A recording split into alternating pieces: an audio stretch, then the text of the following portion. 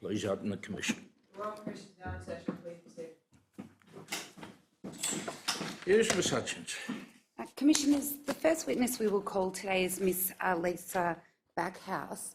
I note during the course of her evidence there will be a number of photographs shown which showed graphic content may be disturbing to some people. Further, a number of the photographs are subject to a non-publication direction. The photographs that will be made available to the media will be moved into the relevant space in the usual way.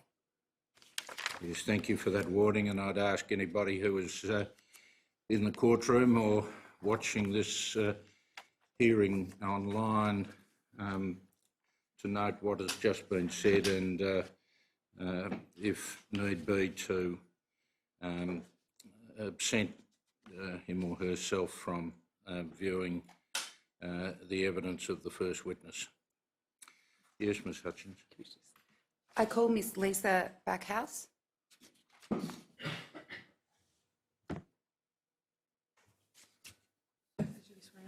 Yes, that's correct.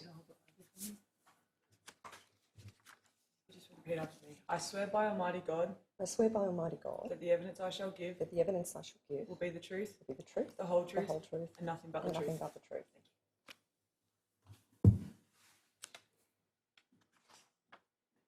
Miss Backhouse, you've prepared a statement for the Commission. Yes, I did. Operator, please bring up WIT.0221.001.001. Ms Backhouse, is this a copy of your statement? Yes, it is. And please call me Lisa. And Lisa, is it true and correct to the best of your knowledge and belief? Yes, it is. I tender that statement. Yes, the witness statement of Lisa Marie Backhouse dated the 3rd of July 2019 will be Exhibit 6-20. Operator, please bring up General Tender Bundle tab 20.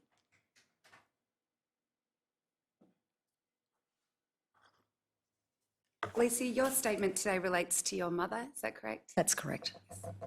And what is your personal and professional background? I have a background in media. I spent 20 years as a journalist working for the ABC, Channel 9 and Channel 10. I then moved into the corporate sector where I manage corporate affairs and reputation for organisations. Thank you. And I understand today you would like to read from your statement. In your own time, could you please commence from paragraph 8? Yes, thank you.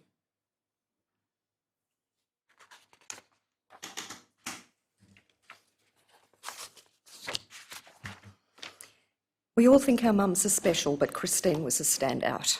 Kind, funny and completely dedicated to her beloved girls. She never once raised her hand or voice. Instead, she made up stories and songs and created a wonderland of dolls, books, baking and road trips just for ice cream. She nurtured, guided and protected, committing herself to us absolutely. I apologise. Ms. Lisa, if you need to take a break at any time, please just let us know. Thank you.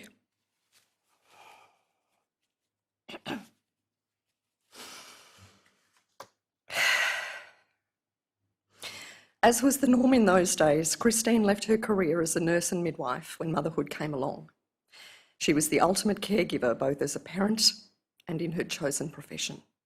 Such is life's cruel irony that years later, this strong, capable and fiercely independent woman would be relying on so many others to provide for her most basic needs. In her mid-50s, Christine suffered the first of what would be many strokes, small vascular episodes that would see her capacity slowly and painfully diminish, along with her mobility and cognition. It began what would become a long grieving process as the woman I knew so intimately, excruciatingly ebbed mentally, physically and emotionally away. In her 70s, she was officially diagnosed with vascular dementia and entered a care facility in Brisbane. Over the decade that Mum has spent in aged care, I have experienced the good, the bad and the downright unacceptable. I have tried to work in partnership with facility managers have been through periods where we have fought openly over my mother's care and have been reduced to tears by the compassion and benevolence shown by countless carers, nurses and nurse managers. On the afternoon of 20 November 2018, I was in a work meeting when I received a telephone call from the nursing home. Phone calls were not uncommon. Mum had a long history of falls, including a previous broken leg, numerous hospital visits for suspected concussion, and countless incidents where she'd been found on the floor after sliding off her chair. This day, I was told that an ambulance had been called and Mum was on her way to hospital, having been found alone on the floor with a suspected broken leg. The fall had been unwitnessed. Due to Mum's past issues with falls, a sensor mat was located next to her bed. A sensor beam was located next to her chair on the other side of the room. However, it does not appear to have been switched on. I don't know how long Mum was lying on the ground in agony after the fall, and whether she crawled across the room with her broken leg to trigger the sensor mat before being found. I try to block that from my mind.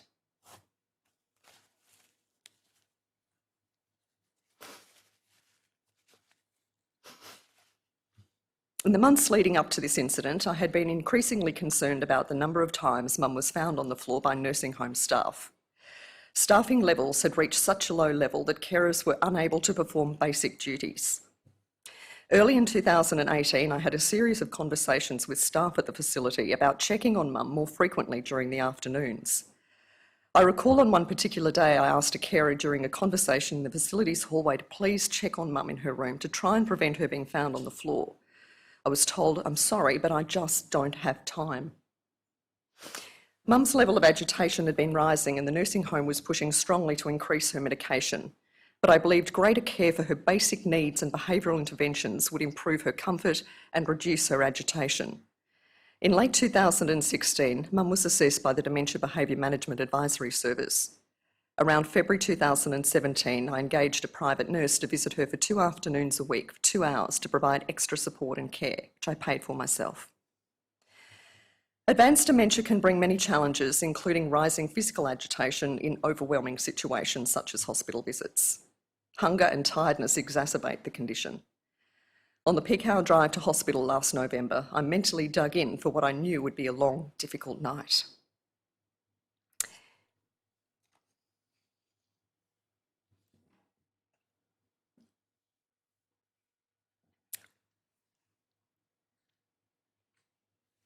Sorry.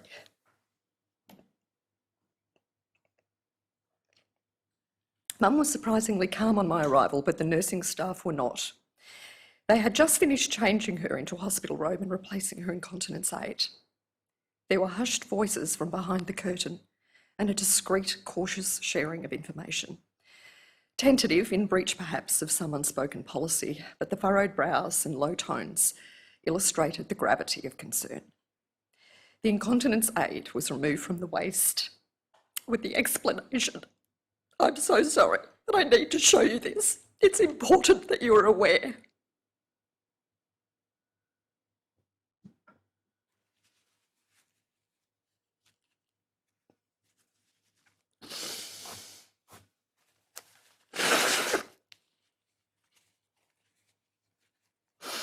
I stood for a moment, gaping at the item, which clearly had been in use for an unacceptably extended period of time. An item that in its current condition breached all levels of basic hygiene and human standards. The ambulance officers had noted the strong odour on entry to Mum's room in their paperwork. I was able to view this paperwork following a Freedom of Information search. Approximately 2 weeks earlier, I had complained to the centre manager about Mum's incontinence care. The manager had provided assurances that better processes were in place and had left a voicemail message for me by way of a follow-up on the morning of Mum's fall. A subsequent investigation by the Aged Care Quality and Safety Commission found that no tangible action had been taken by the facility to address the serious issues regarding Mum's incontinency care between the time I contacted the facility manager and the day of Mum's fall. I believe that Mum's fall was directly attributable to the state of her incontinency care as she was trying to mobilise due to discomfort. The Commission also found the centre did not appropriately implement fall prevention strategies, with a further 3 unwitnessed falls in the month of November alone. X-rays taken in hospital revealed Mum's left leg was smashed in 2 places. I use the word smashed because the lower break, near the ankle, was a smattering of small bones floating like pieces of a jigsaw puzzle. The upper bone, just under the knee, resembled a snapped tree branch. I can only imagine the pain this must have caused. Add the fear and uncertainty that comes with dementia, and the all-night stay in the emergency department was bound to end badly. Ambulance officers were forced to restrain Mum for the return trip to the nursing home as the sun rose. Despite relaying the doctor's concerns regarding the severity of the broken leg, her care at the nursing home was dreadfully deficient over the following days. Around 23 November 2018, finding her in pain, agitated, lying half out of bed and soaking in urine, I confronted staff who were gathered chatting in the nursing office. I asked when she last received pain relief and was told she was given Panadol at 8 a.m, some 3 hours earlier. Panadol for a freshly smashed leg, which was yet to be set in a substantive cast. There was a container of water sealed tightly and well out of reach. Her sheets were wet through and she was visibly distressed. The weeks that followed during November and December 2018 and January through February 2019 were a blur of hospital reviews, x-rays, pressure sore management, care meetings, hunting for a new nursing home and paperwork. Given the immediate challenges and long-term uncertainty, I resigned from my job to give Mum my full focus. I discovered how difficult it is to secure a place in a nursing home, especially if your relative is at the higher end of care and will, by necessity, take resources away from others. After many calls, tears and what felt like downright begging, a kind-hearted soul in a nearby centre took pity and Mum was offered a bed. We moved the week before Christmas, a huge ordeal for a dementia patient for whom routine and familiarity is so crucial. The full leg cast would now mean she was completely immobile, forcing further change. It would turn our lives upside down, but I was so grateful for a fresh start. I believe Mum was too.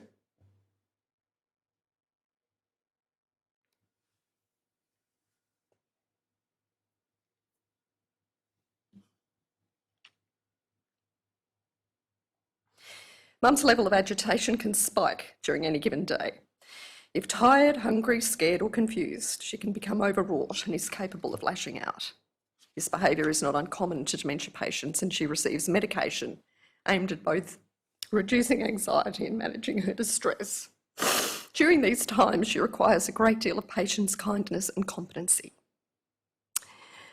After just 3 months in the new facility, I received a call from the centre manager noting an unfortunate incident that she must bring to my attention and a difficult call to have to make. Mum had been hit by one of the carers. It had been reported by a witness. The staff member stood down and a full investigation was underway.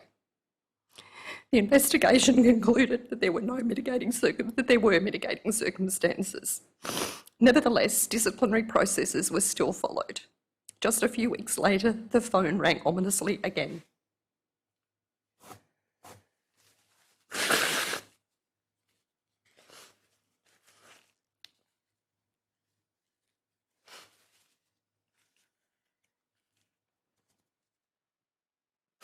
The manager of the new centre is professional, thoughtful and empathetic, and this was clearly a tough conversation. I'm so sorry to have to call you about another incident. I'm afraid your mum has been hit again. The words ran off me like water on an oily surface. It was a different carer than previously. It had taken the second carer who witnessed the incident a full day to report it. She had been in tears when she did so. I was told the carer would be stood down, the matter reported to police. I was told Mum had been hit with intent and force twice on her upper leg. I simply cannot describe the feeling of devastation and powerless that this has delivered. I had moved her to guarantee her safety and instead delivered her further into harm's way.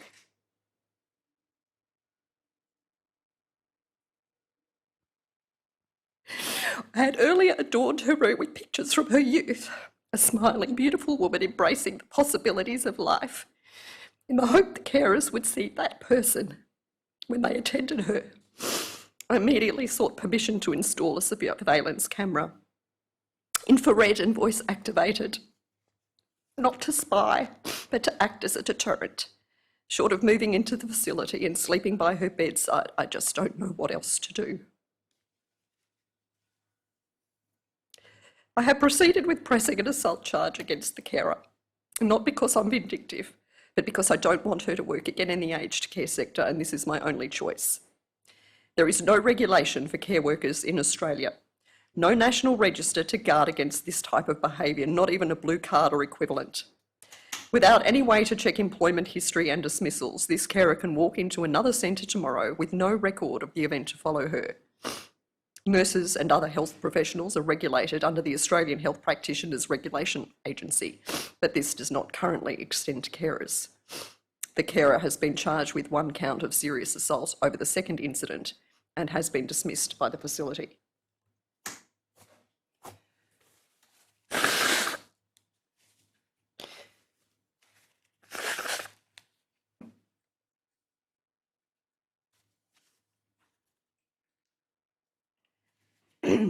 On the 17th of May 2019, despite increased awareness and attentiveness by the aged care facility following recent events and the presence of a surveillance camera in her room, Mum was left unattended on the floor for a period of 43 minutes at 14:44 hours following an alert from a sensor in her room.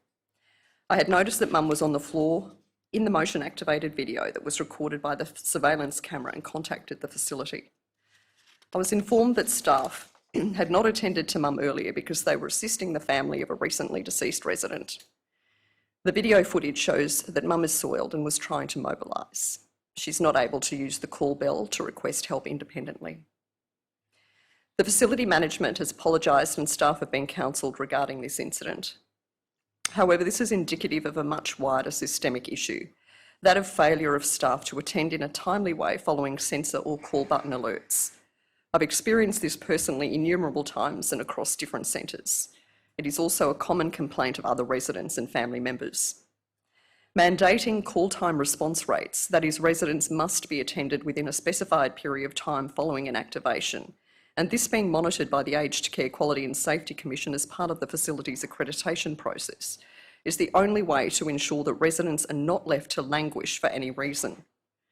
Adequate staffing levels should be provided to allow for a contingency, including the management of priority situations, without the safety and well-being of other residents being compromised. This issue goes directly to the need to mandate staff to resident ratios to ensure adequate numbers of staff are available at all times.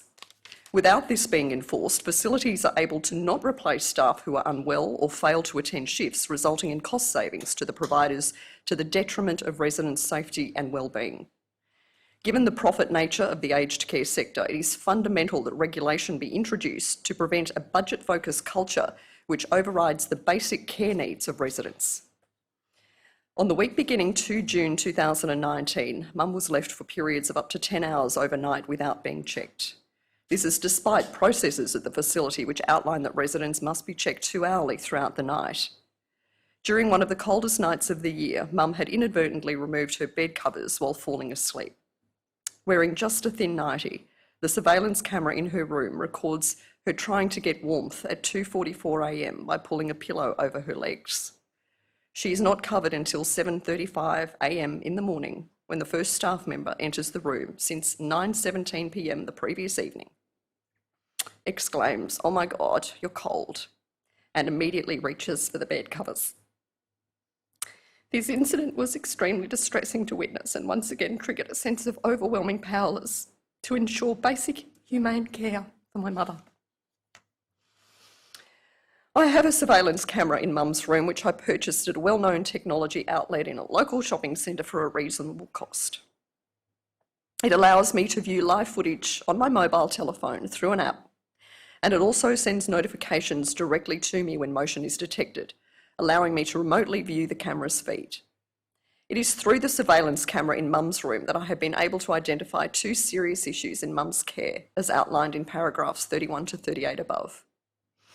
These issues presented in less than a month of having the camera installed and activated. While I'm permitted by the facility to do this, the installation of the camera in Mum's room at the aged care facility has been contentious.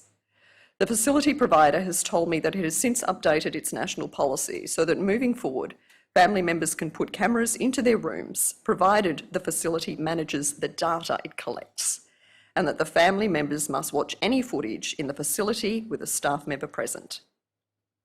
This nervousness about the ownership and storage of the data and its use is extremely disappointing. Technology has now advanced to a point where relatives can connect with their loved ones 24 hours a day from any location. This should be encouraged as it provides peace of mind and comfort to both residents and their families. The technology can be used to assist with the care of residents, particularly regarding issues such as fall management. I believe passionately that if you have a vulnerable loved one in an aged care facility in this country today, you should immediately install a surveillance camera. In my experience, the more a facility tries to hide, the more they have to hide. You will very likely be shocked by what you see. I certainly have been. The Royal Commission should consider recommendations aimed at preventing aged care providers from banning or restricting the use of surveillance cameras in residents' rooms if the resident and or their family, if they're cognitively impaired, believe it is in their best interests. Further, providers should not be allowed to insist that they hold the data with the footage only able to be viewed with a staff member or at the facility. Providers should welcome the transparency that the technology is able to deliver and work in partnership with relatives in the best interests of residents.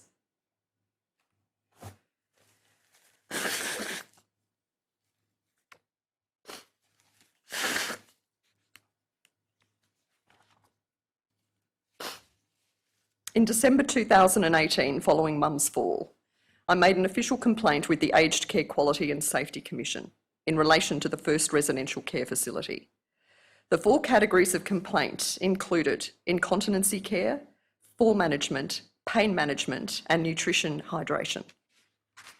Just months earlier, in 2018, I had sat with an official from the Commission during that same centre's accreditation process. I had laid out a raft of concerns, including incontinency care, understaffing and poor processes leading to worrying outcomes for residents. I was told that the Commission would work with the facility to remedy the identified issues, including understaffing. However, once the accreditation process was complete, standards quickly deteriorated, resulting in the situation Mum faced in November. The Commission's 6-month-long investigation following the fall identified failings in all 4 areas of complaint. Even so, I understand there is no direct consequence for the facility provider. This is despite Mum suffering pain, indignity, loss of mobility, and probably a significant reduction in lifespan as a result of this incident. The Commission's response to the complaints outline a raft of remedies, such as the provision of further training and check sheets for staff to follow. I have no doubt that remedies such as those offered by the provider and accepted by the Commission will quickly disappear in the task-focused flurry of an overstretched sector where the chasing of profits consistently overrides care needs. It is beyond belief that further training should need to be provided to registered nurses on basic issues, such as appropriate medication for severe pain. The failure of qualified staff to provide adequate care is a serious concern and should at the very least be referred to the Australian Health Practitioners Regulation Agency. There are fundamentally inadequate consequences for providers who fail to meet proper standards in their care of residents. The Commission places its emphasis on working with facilities to improve standards. This approach has been a total and absolute failure. Punitive action is required to ensure the sector uniformly meets its obligations to residents. Just as the Banking Royal Commission revealed the failings of ASIC to hold the financial services sector to account, a renewed emphasis must be placed on the culture and resources within the Aged Care Quality and Safety Commission. Stronger powers should be bestowed on the regulator to allow for a broader range of punitive measures, such as financial ramifications, including fines and penalties, for providers who fail to deliver adequate care, especially where it results in harm. We need a policeman on the beat, not a social worker. This is particularly important as legal redress is severely limited, restricting the ability of residents and families to hold providers to account for negligence and non-compliance issues, which cause harm and suffering. Society's ability to lift overall standards in the sector is currently severely compromised. Breaches to workplace health and safety legislation, for example, allow for penalties of up to $3 million for corporations or $600,000 and 5 years imprisonment for officers. Should not the boards of aged care facilities be held personally and criminally liable where harm is caused to those under their care? The aged care sector has undergone a monumental shift over the past decade, but reform has not kept pace. When Mum entered the system, the majority of residents were low care. The facility was essentially a supported living arrangement where meals, laundry, cleaning and medical services were provided, but normal life continued to a substantive degree.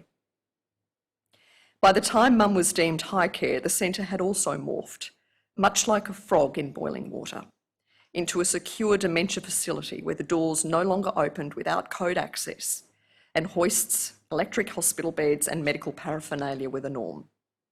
The situation had effectively reversed, with the majority of residents high care patients and around half suffering some form of dementia. Their needs are greater than ever before and the work of the carer so much more important.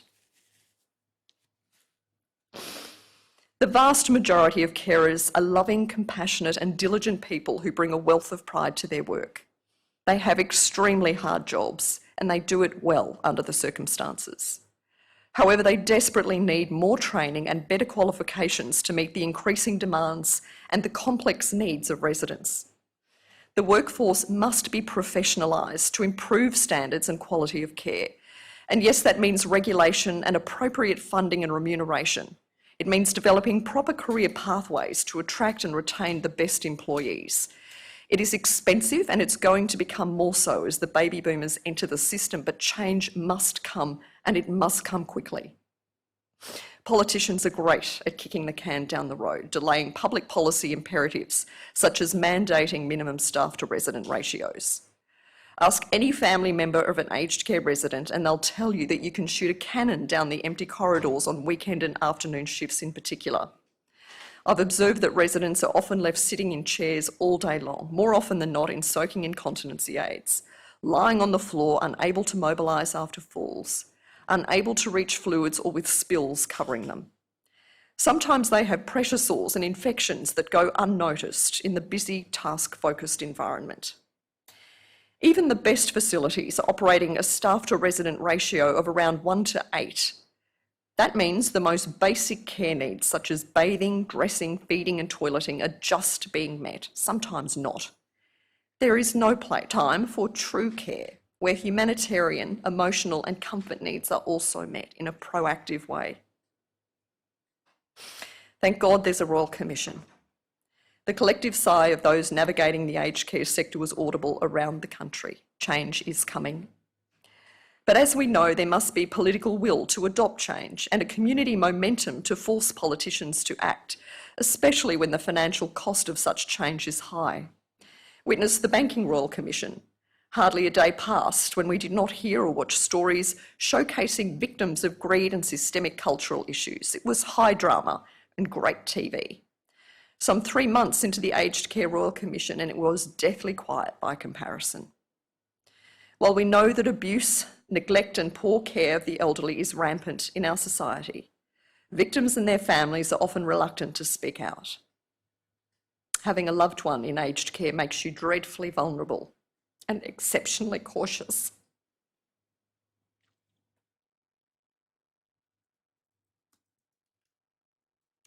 Your actions could impact your mum or dad. There could be repercussions and they may suffer quietly behind closed doors. Victims of the sector are also generally traumatised. Feelings of betrayal, guilt and lack of control can paralyse absolutely. Some will say, what of the families? Where is their responsibility for the care of their relatives? Please don't judge us without walking a day in our shoes. We are already crippled with self-loathing, in most situations forced into a world we abhor and constantly struggle with.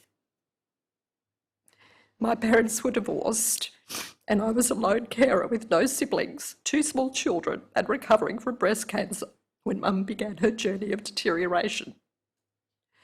Now her high physical around-the-clock needs are simply too great to be managed at home. Older Australians like Mum have given of their bodies, minds and spirits to grow a future for their families and communities, and have laid the foundations of a society we enjoy today. Growing old should be a dignified experience where self-respect can be maintained.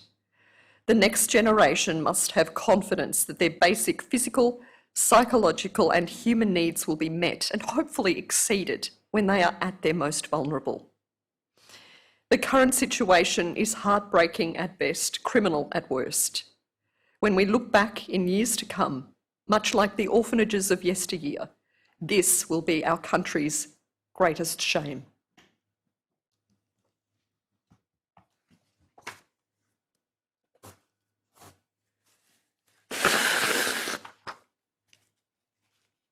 Thank you, Lisa. I'd wish to take you now to a number of photographs that you've provided to the Royal Commission to illustrate the story that you've just now told. Operator, please raise General Tender Bundle, tab 13.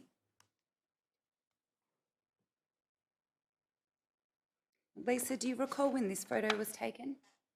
This was taken in the lead up to the fall in November 2018. I can't pinpoint the exact time. There were numerous falls that Mum sustained and injuries that she suffered in the years leading up to the November incident.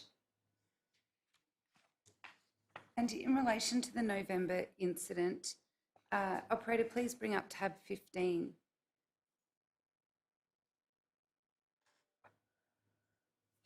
Is this the incontinence pad that you referred to in your description of the event? Yes, it is. And how long had your mother been using continence pads like this? For a period of a couple of years. Her physical health had declined steadily as her disease progressed. She had become gradually incontinent over a number of years and had been using incontinency aids for a period of time. And have you found with the use of the surveillance camera in your mother's room that this is a matter that you're able to keep an eye on? Yes. The surveillance camera, I felt when I originally installed it, would be a deterrent to try to prevent harm, such as further abuse to Mum. What I didn't realise, and has been an enormous advantage, is my ability to become a joint carer for her. I'm able, from any location at any time of day, to check to see whether she's asleep, whether she's up, whether she's being cared for. And quite often I find that I'm bridging the gap at the nursing home in her care. For example, 2 nights ago, she had slept from lunchtime on one day right through until 5 a.m. the next morning. By the time you get to 5 o'clock the next morning in a nursing facility such as the one Mum's in, the communication has broken down to a point where the morning staff coming on at 5 a.m. have no idea that she has been asleep since midday the following day. So I find I'm able to make a call to the nurse and say, Mum's awake, she needs to be up, she needs fluids, she hasn't had anything to drink since lunchtime yesterday and it's now 7 o'clock in the morning. Can you please get her up, feed her, get her some fluids? So I've found that I have been able to assist, whether I should have to or not. It gives me comfort knowing that I can do that and that she's not going to slip through the net and fall through another crack. Operator, please bring up tab 18.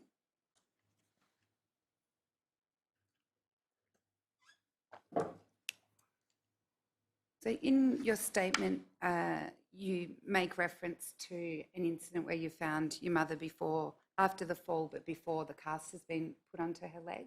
Is that what this is the photograph of? That's correct. Yes. And did you take this photograph? I did. I took it because I was horrified. Yes. And operator, go to tab 16. What does this photograph show?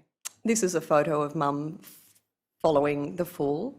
when she had had her leg set in the substantive fibroclast. It shows the extent of the break from the tip of her toe right through to the top of her thigh, and obviously the pain and discomfort that she was having to endure and lack of mobility permanently following the fall. How long was she in the cast for? She was in the cast approximately 8 weeks. Operator, please bring up tab 19.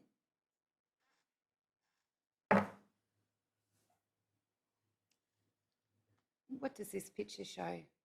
That's a pressure wound that Mum sustained on her heel as a result of the cast that was discovered after 8 weeks when the cast was removed.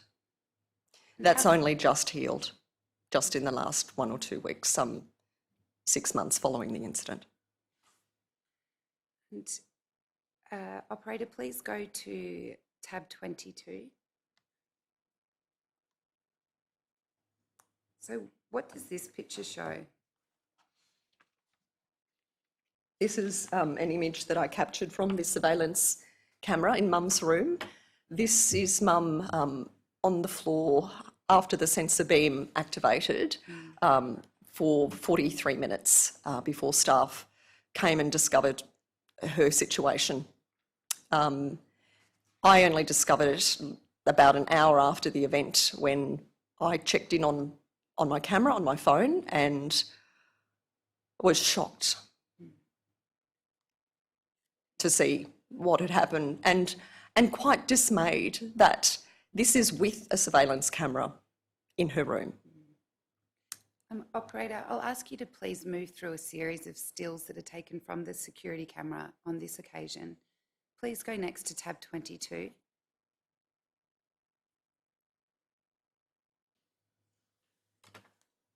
Then to 23.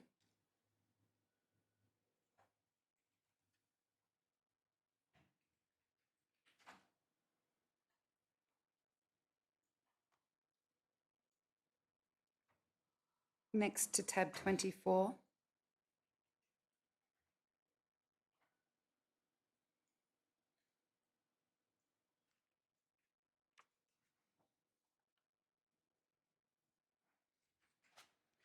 What was the reaction of the facility when you raised this instance with them? The manager was very professional. She responded immediately to my concerns. She checked the sensor activation to see whether in fact it had activated, which it had. She apologised and explained that there were on that day what she believed were extenuating circumstances. There'd been a death of another resident and staff had been attending to that, but even that she didn't feel was acceptable. And clearly it's not acceptable. And operator, please now go to tab 30. These stills, again, were taken on the security camera from your mother's room? That's right. Yes. And these stills relate to the event you described in your evidence just now about the night that was cold and your mother had lost her sheet, is that correct? That's correct. Yes. Operator, I'll ask you to please move through a number of these stills. Next to tab 31.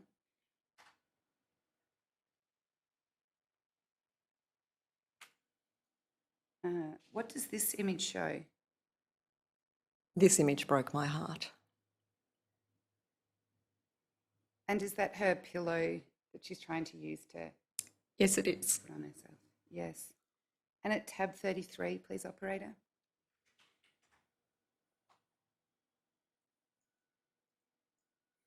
And tab 34, sorry, 34.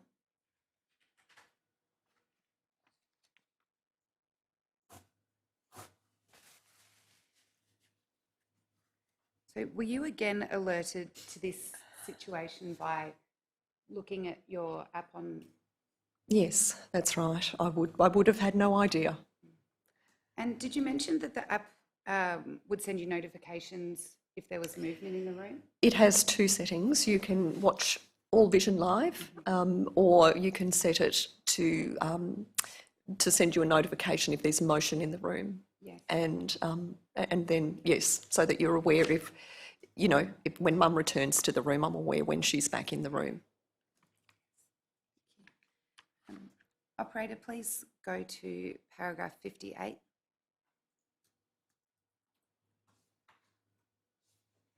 Sorry, to tab 30.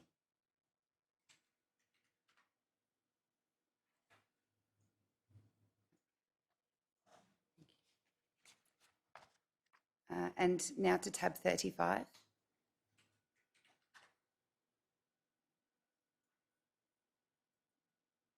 When was this picture taken? This was taken in the last 6 months at the new facility. This is Mum, you know, really very loving, kind, adoring woman who loves babies, loves children, and loved life. Thank you. Commissioners, I have no further questions. Ms. Backhouse, thank you for your deeply moving testimony and also for your very constructive suggestions about what needs to be done to improve the lot of those who patients in the aged care system. We will take on board your suggestions, and I must say, speaking personally, the idea of cameras in rooms with ongoing immediate access to relatives has many attractions. Thank you, Commissioner. Thank you very much. Thank you. Commissioners, may I request that we stand the Commission down for a short 5-minute adjournment? Yes, there'll be a short adjournment. We'll stand. Royal Commission now adjourned.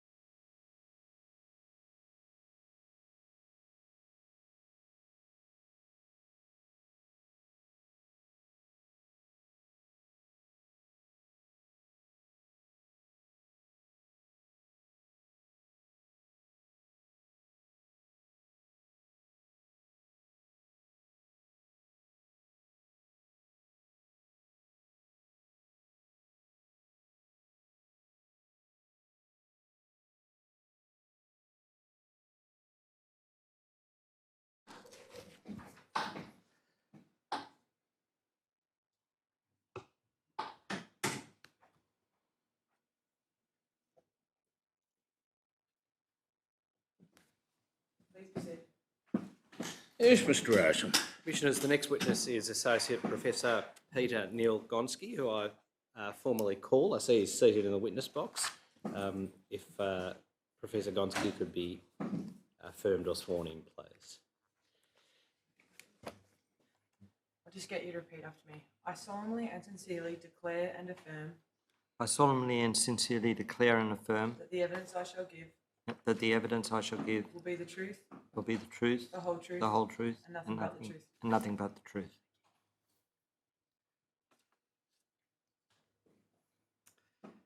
Commissioners, Associate Professor Gonski, can I ask that you state your full name for the transcript, please? Peter Neil Gonski. Thank you. Have you made a statement for the Royal Commission dated the 27th of May 2019? Yes, I have. It's WIT.0197.0001.0001.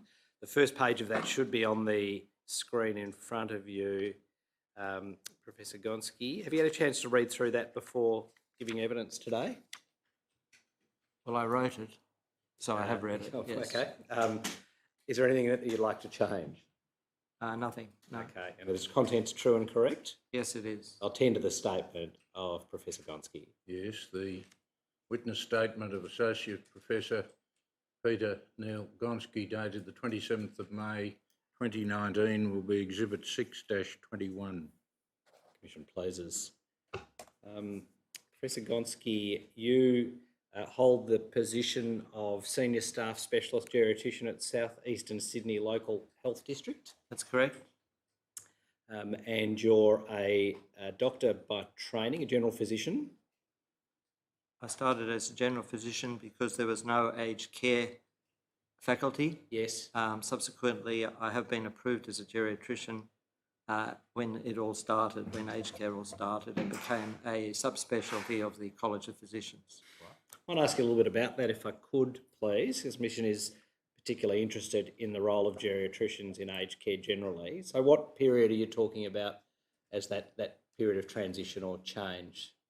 So I became a geriatrician in 1991. Yes. I trained previously as a general physician, which is basically a whole lot of subspecialties in one, so looking after the whole patient and person. And subsequently, it was evident that aged care was going to be the future of medicine, and a number of us decided that it was time to make it into a subspecialty, which we did. And so I became a geriatrician in 1991 on those grounds. Yes. And subsequently, we have been able to put together a training scheme so that there is a proper subspecialty in aged care and geriatrics, which are really the same things, but people call them different things, but it's geriatrics really. We have now got more trainees than any other subspecialty across Australia. And when you talk about subspecialties, another subspecialty might be paediatrics, for example. Is that what we're talking about? People train as a basic trainee in being a physician. Yes. And then they subspecialise into things like cardiology, respiratory, gastroenterology, and aged care, neurology, etc.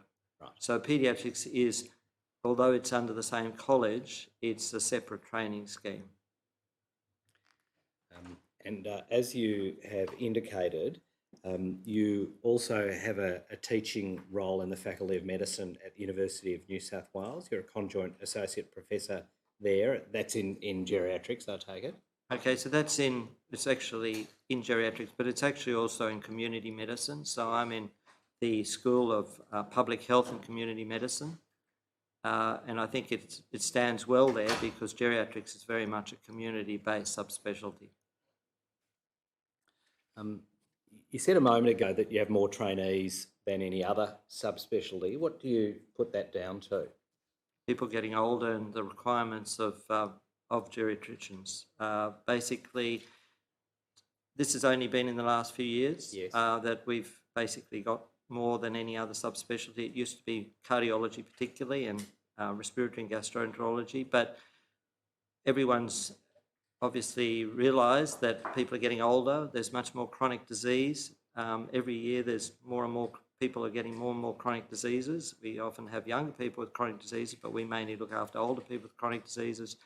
And it was obvious that even in every subspecialty, that geriatrics has to be a part of it, because older people are the people who get ill. Is there a growing awareness, do you think, in the medical profession about these matters and about the need for there to be more geriatricians? Yes, if I go back to when I started, I was very unaccepted. Cardiologists were very accepted, gastroenterologists were accepted amongst our peers, but no one really knew what geriatrics was on about, what we were trying to do. They treated us as such. But we held our heads up and said that this is going to be the future, and now they totally rely on us. And if you look at emergency departments, we have the biggest number of admissions through emergency departments for medical problems. And if the subspecialists are only grateful that we are there and we are there ready to take patients who previously would have been under their care. We'll come to a number of examples of that presently, I think. I'd like to ask you some questions about the geriatric flying squad model, of which you've been an integral part in establishing in Sydney. We've had some evidence in the Commission about this before.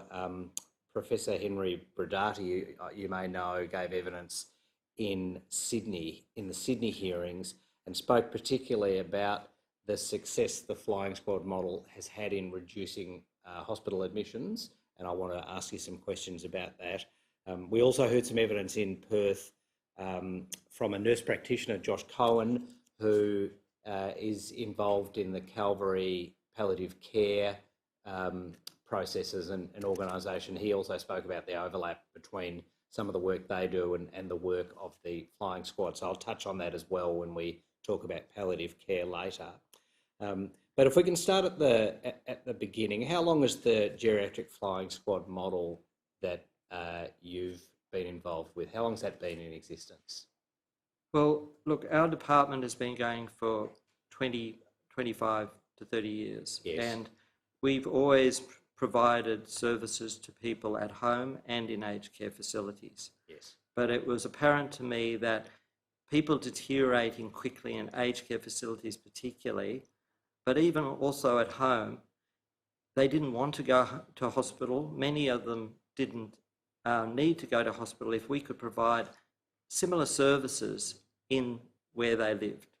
So we took the model that if someone deteriorated acutely in an aged care facility, unless they really, really required hospitalisation, like they broke their hip and they obviously were going to need an operation, or they hit their head and they obviously were going to need a CT brain scan, then maybe we could provide our service to them. So about 9 years ago, I was able to get funding to put together a half-time geriatrician and nurse practitioner to do this work on an 8 to 5 basis, Monday to Friday.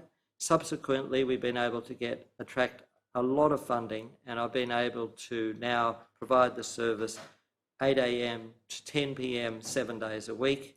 And we've also been able to get through that same funding, been able to start this very similar flying squads in other parts of our district. So we now run 3 flying squads. Now, flying squads, in the way the words are, they mean a lot of different things to a lot of different people. What we're providing is a very rapid assessment of acutely deteriorating people in aged care facilities. And we also do it in a different team to people who are actually deteriorating at home. Obviously, it's difficult, more difficult in the home, because you don't have all the infrastructure like nursing staff as you do in aged care facilities. So it really, really works well in the aged care facilities, a little bit more difficult in the community, but it can work. And as we progress over the next few years, I would hope that it's also going to be as good as and as important to people as the ones that we provide in the aged care facilities. I want to stop you there for a moment, if I could, and if I could direct your attention to page 6 of your statement, please. If that could be brought up on the screen, the middle paragraph, the number 1, residents having chronic medical problems, geriatrician registrar consultation. If I can just deal with this topic first before moving to the flying squads, because if I'm understanding correctly, what you're describing in this paragraph is different from the flying squad notion. Am I correctly understanding that? This is where residents in a residential aged care facility have a chronic medical problem rather than an acutely deteriorating resident. Yes, Is so that right? you do have to see the older person in that they have problems on chronic problems, they have subacute problems, which Yes. are in between the acute and the chronic. So you do have to see it, and you have to provide services where they are and at those different time frames. Yes. So we feel that we provide a holistic approach to all older people in all settings at all times. So acute, subacute and chronic, to people who live in homes, community, aged care facilities, or who are in hospital. You said a moment ago, if we can turn then to the operation of the flying squads, you said that the rationale, if I understand you correctly, it's the central rationale, isn't it? It's to provide medical care, clinical care at the most appropriate location. Is that sort of the central idea? At an appropriate level. For older people, one has to provide the right care at the right time in the right place. Yes. And everyone's different. Every individual is absolutely different. So basically, you do have to provide it to them. The best place is in their own home, and that home may be an aged care facility. Yes. But people do much better in their own homes. I'm not saying that people shouldn't go to hospital, and we should not deny the fact that we do need acute hospitals. We really do. But there are a lot of people who don't need the services of acute medical treatment, and if they do, we can provide a lot of that treatment in their homes and in their aged care facilities. Then they can stay in their own room, in their own bed, their families can visit. It is much better for them. And there's a good study which is always talked about, and that was the one of Professor Gideon Kaplan, who's one of my colleagues, Yes. who showed that if you treat people in their own homes, you have less chance of acute confusion, that is delirium, less chance of problems like constipation, less problems with medications, less problems with falls. So primarily this is a benefit to the person and their families. The hospitals see it as reducing the number of people coming to emergency and into their hospital beds, which I'm very happy we've been able to do significantly. But that's the secondary benefit. The primary benefit is to treat these people in their own place of residence. Yep. As you've said, it's to an extent it's horses for courses. You wouldn't be treating a broken hip, for example, in a residential aged care facility. No. You recognise that there are obviously some conditions that need treatment in a hospital setting, but the point, as I understand it, is that it's to reduce the number of unnecessary hospital transfers. Correct. Yeah. For the benefit of the resident. Yeah, yeah. And you identified a number of those benefits at the bottom of page 6 of this statement. If I could just take you through those. So this is under the heading 2, acutely deteriorating resident geriatric flying squads, if that could be brought up, please. That final paragraph on that page there. You say, prior to the advent of our geriatric squads, residents who acutely deteriorated in aged care facilities were sent to acute emergency departments if GPs could not attend rapidly, which is and was often the case. If I could just pause there for a moment. The Commission's heard a lot of evidence about GPs not attending at residential aged care facilities, or not as frequently as a number of witnesses have said is desirable. You're nodding your head. Is that something that is part of your experience in this field?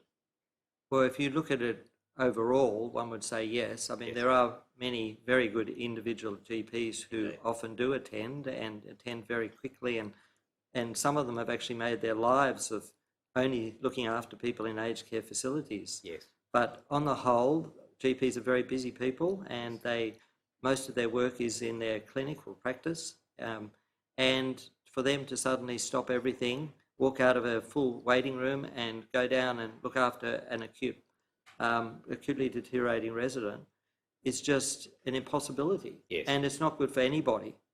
But we have a team who can do that work and who do that work and do it very well. So why not call them? I'll come to that in a moment. Going back to your statement, you say referral emergency departments requires ambulance transport, a lengthy stay in emergency department for assessment, and often subsequent acute hospital inpatient admission for 4 or 5 days.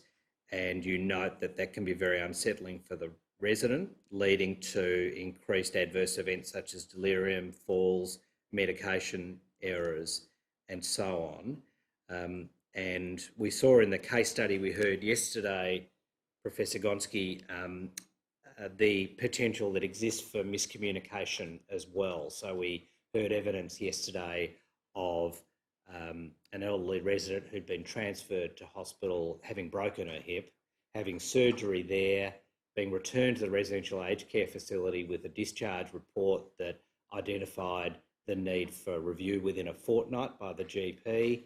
The evidence the Commission heard is the GP was unaware of that discharge report. It hadn't been provided to him. Ultimately, the staples weren't removed from the wound until an infection had set in, and in the end, the staples had to be removed back at the hospital, so another transfer. I take it that's exactly the scenario that the model is designed to avoid. Which that would be one of the scenarios, yes. That would be a fairly unusual case, but yes, that's definitely something that we could deal with very easily. Yep. When you say it's an unusual case, in the sense that the GP wasn't informed of the discharge information, is that the unusual feature of it? Well, I think that's very variable across districts. I mean, I think some districts do that extremely well and others don't do it well at all. But I think more importantly, I mean, there's a whole lot of things about that case, not that I actually know the case, but really you would have expected that someone in the aged care facility, a nurse or someone, they often help with showering, dressing. Someone would have twigged that if there was a dressing there, that it should be removed at some stage. Yes. That if there were staples there, they should have been removed. So that's why it's a very unusual case. But certainly, if the GP wasn't told about it, well, that's another communication error. So that's just sort of a lot of times where one could have overcome such a problem. Yes. We call them lots of sort of misses, Yes. which in this case, I believe, caused the person to deteriorate significantly. Yes, yes. All right, thank you. I might come back and ask you a couple more questions about that case study presently. But if I could just go back to what you said about the funding, because I think it's important for the Commission to understand this. The flying squad is part of a local area health district. Is that right? Yeah. So we have in our district, which covers basically the eastern and southern side of Sydney. Yes. We have a number of 3 major acute hospitals. Yes. And 2 rehab palliative care hospitals. In the 3 acute ones, each of them have their departments, and each of their departments have relationships with community. In our department, we run community and hospital together. So there's complete interaction and integration, which I feel is extremely important.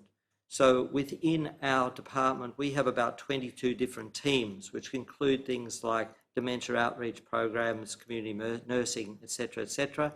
But one of those teams is the geriatric flying squad, and that is the one that provides services to the aged care facility. So it's only one out of a whole big department, but it is one of our stars because of what we've been able to do, and people have realised the benefits of it. So it's basically, if you go right down to, it's one team in a department of many teams, which is part of a hospital community, which is part of a district. Yeah. 3 acute hospitals. How many residential aged care facilities are there in the district? Well, we covered 60. We actually go beyond one of our districts because one of our districts was unable to provide a team to their aged care facilities, so we now provide that. But it's a geographically limited service that's provided to a particular geographical area only, is that? So is that right? each of our 3 flying squads covers about 20 to 30 aged care facilities. Right.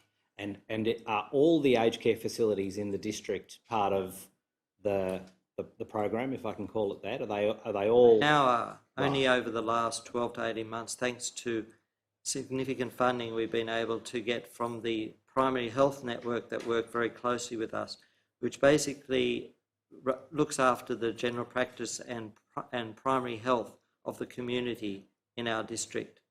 So they realised that they could not provide after-hours services through their GPs to aged care facilities. Yes.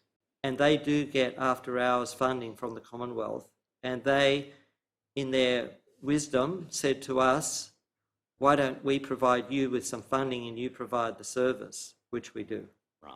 Now, we don't provide the service for simple problems, like we're not taking over after-hours GPs at all. Yes. We're only looking at the ones that potentially would be deteriorating and going into an acute facility.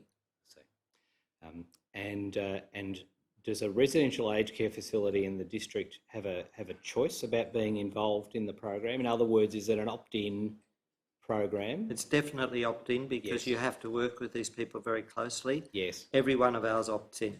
Okay.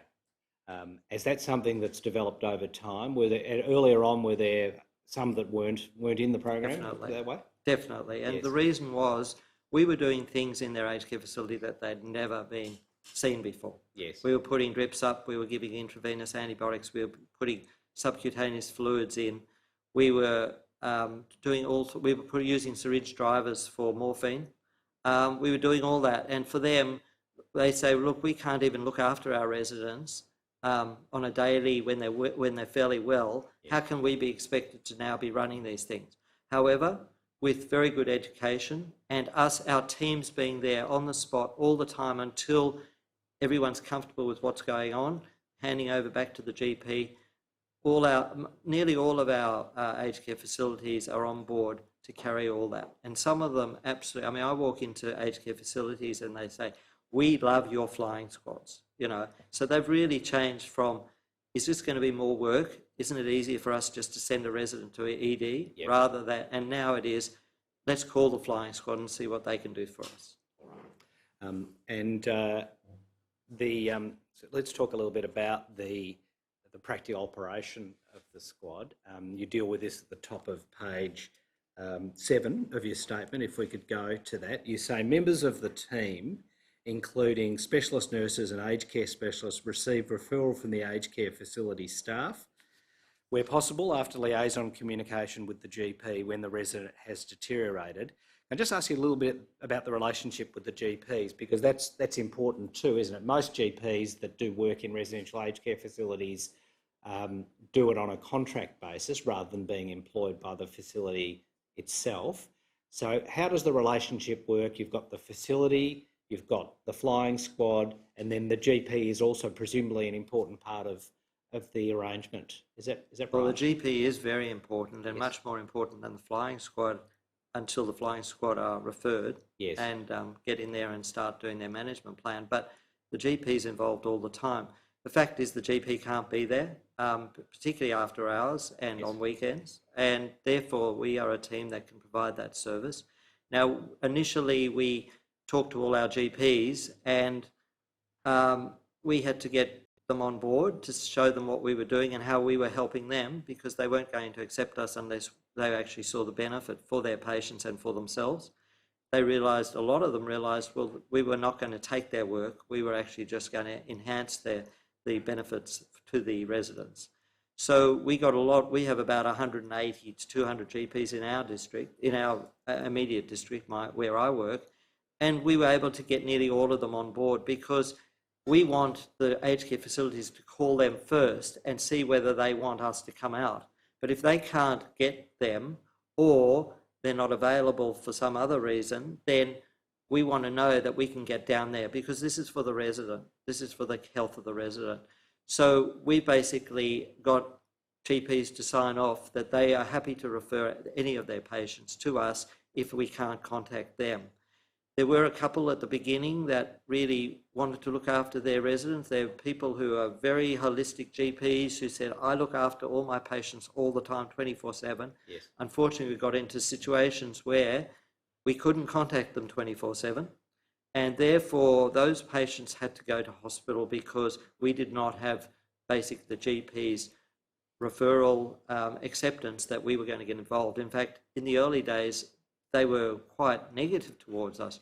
Now, I think a couple of those have really improved their thoughts and now are happy for us to get involved because they realise that they can't be available 24/7 and they don't know when their particular patients are going to deteriorate.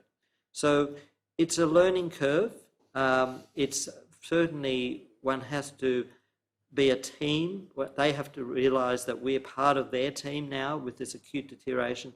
Otherwise, the patient, their resident, wouldn't even be in the aged care facility. It would be in the hospital. So we see it as a big team. Yes. The most important part are the staff and the families in the aged care facilities. That's number one. Number two is the GP.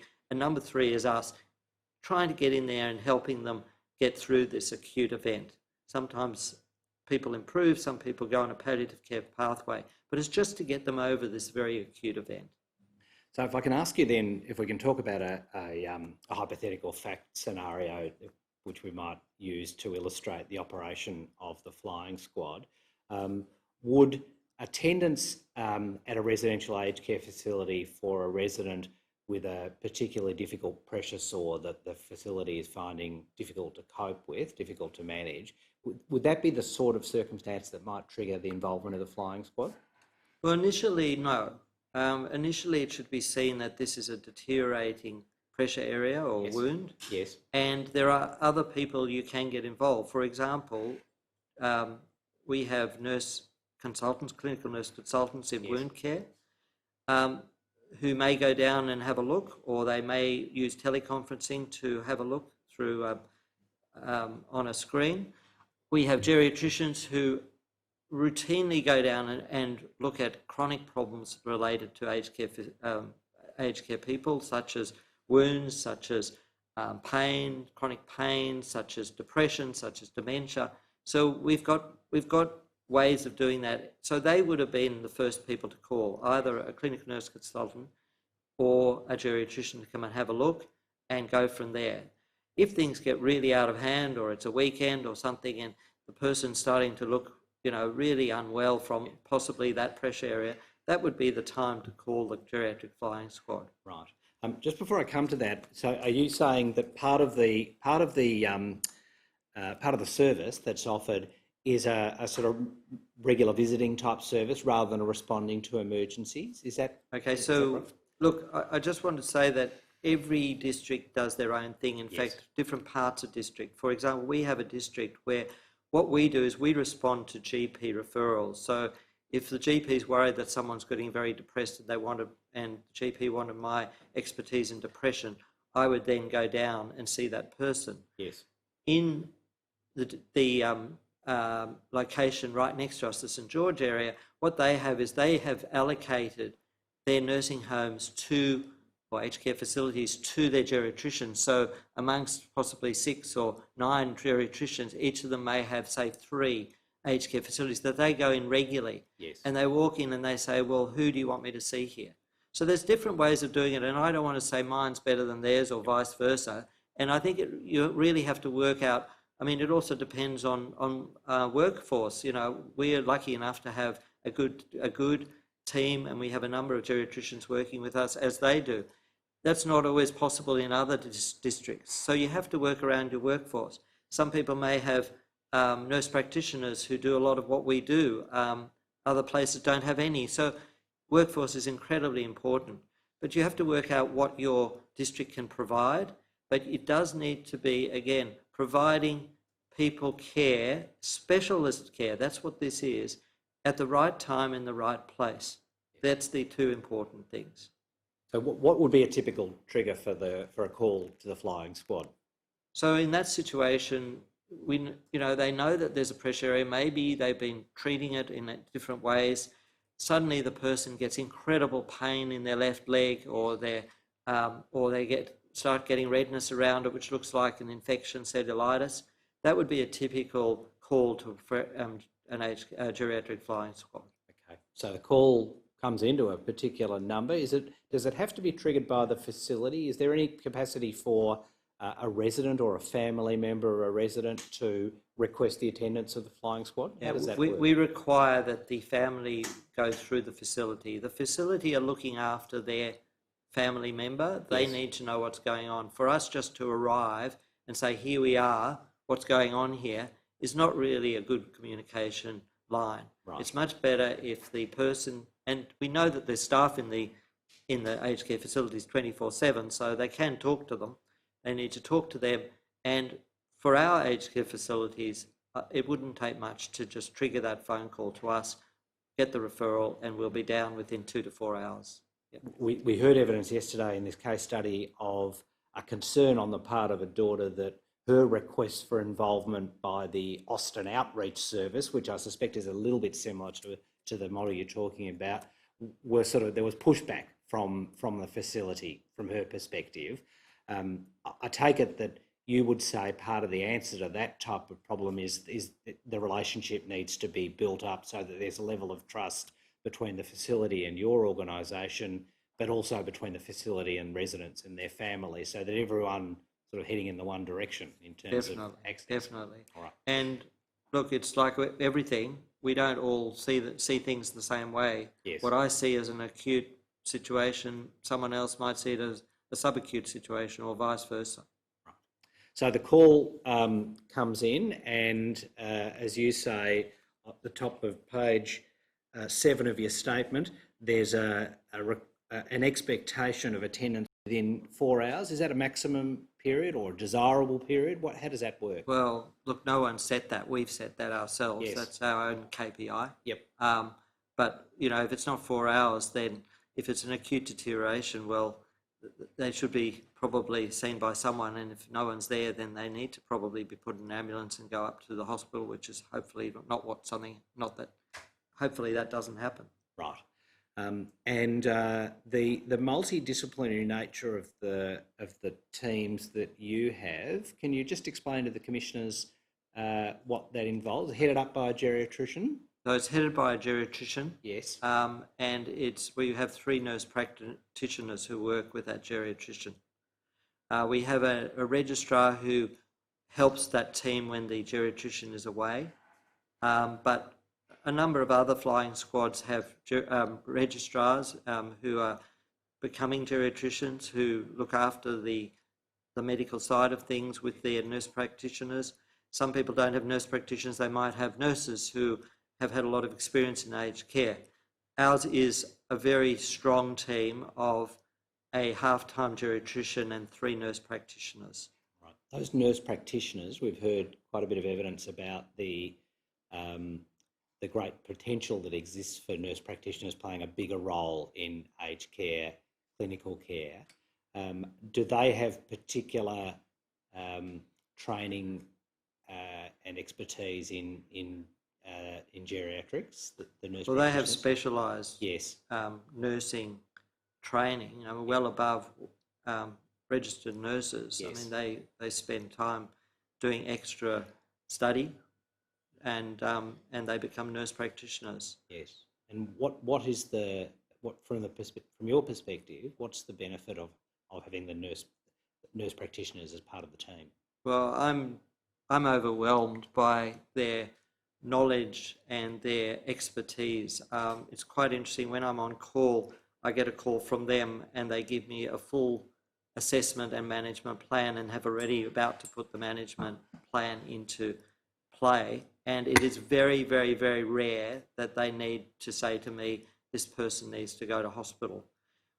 I can put the phone down and 5 minutes later get a similar situation where the phone call comes from the emergency department, where someone got through the system and got into the emergency department, a very similar scenario of the problem, possibly not even as good assessment, and they're up there in the emergency department not as good management plan in many circumstances.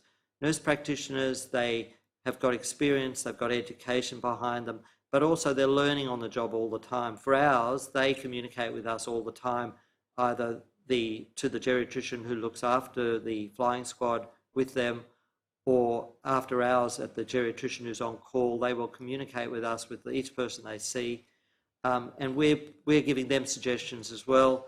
And so they're learning on the spot all the time. So my nurse practitioners who work with me, they have got an incredible experience. And for me, they just, as far as their acute assessments are concerned, they're probably as equal to if my geriatricians went down there. You're a fan of the nurse practitioner? Look, it's a personal thing, because obviously we're lucky enough to have 3 excellent nurse practitioners who work in an excellent team. You know, you don't always get that. I mean, people are people, and sometimes you don't get good nurse practitioners, you don't get good geriatricians, you don't get good of anything. But we're very, very lucky to have a very great team. Yeah. And when there is a visit out to a facility to deal with this stubborn pressure sore that we've been talking about, what equipment would the nurse practitioner have with them when they go to the facility? So they obviously have phone, they have an allocated car, so they can get there. Some of us believe that one day we'll need a helicopter, not a car, and that makes us the flying squad.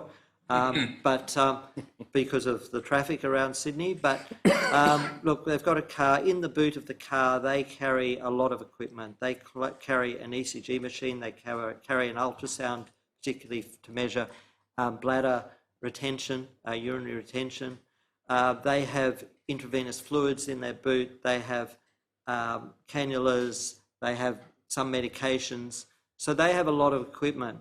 They also have pathology equipment that they can actually do point pathology tests. So basically they can get the kidney function, the white cell count, all that sort of thing right there and then. So they don't have to call a pathology in. They can't do x-rays at this point, but we can sometimes call x-ray. There are x-ray people who do come in and do mobile x-rays in the facility. But to have all that equipment there, and then they can tell us, you know, if someone's short of breath, what their ECG shows, whether they're having a heart attack. They can tell us if their kidney function has deteriorated and what they're going to do about it. They can tell us that this person's starting to get a bad infection because their white cell count has gone up. It's just all there. It's just a great service.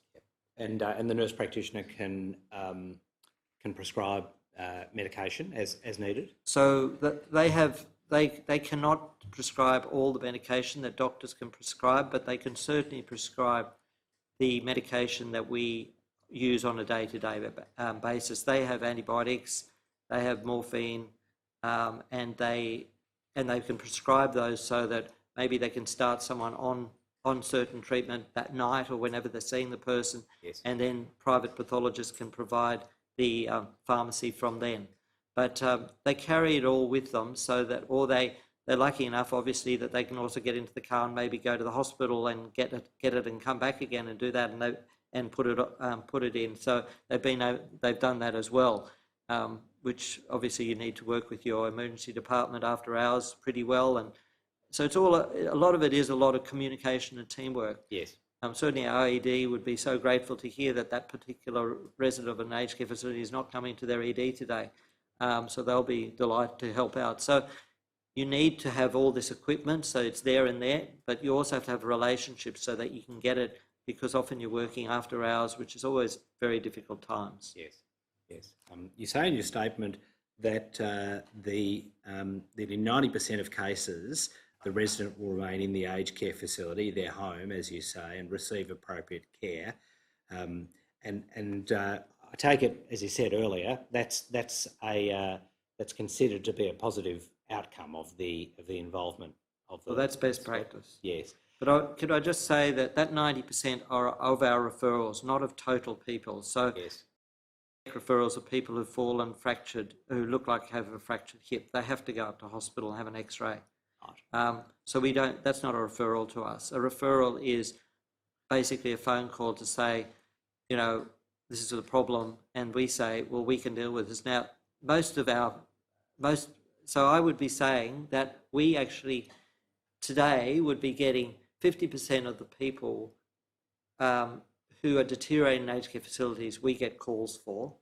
Of those, we can keep 90% in their facility.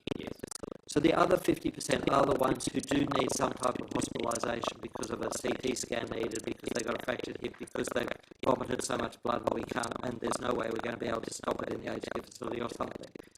So there's also, of the 50% that do go, we could probably prevent 50% of those. So what I'm saying is that we can still do better, I think. They're the 50% who get through the system. It could be because the flying squad's so busy, and in my whole life I've only heard that once, and that was about two nights ago, where we got a call from the flying squad to say they are so busy they cannot take another referral tonight.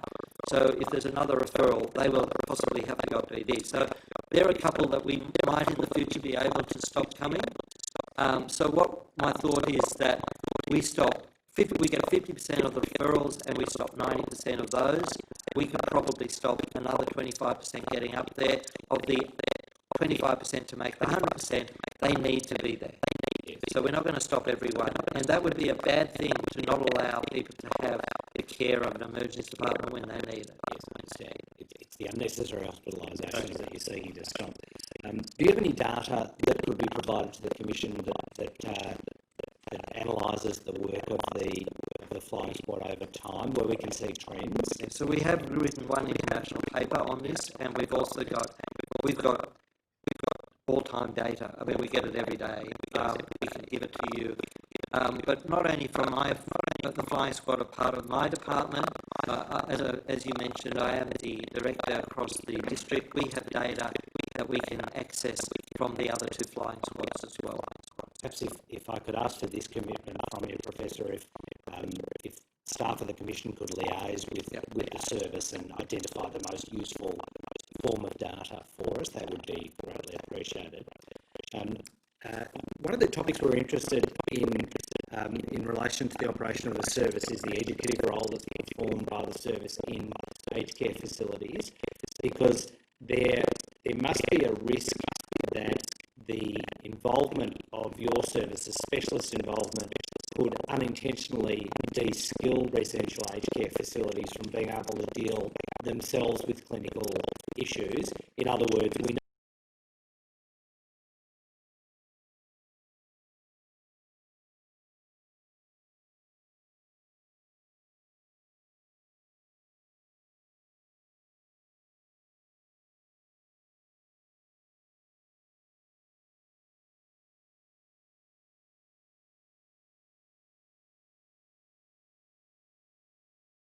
our staff who go down there to actually skill them up, and that's what's happened. And over our period of working in these teams, the skill has increased tremendously, to the extent that there's no question that we're going to look after these people in their aged care facility, because the staff are actually quite excited and interested that they can do it. Yes.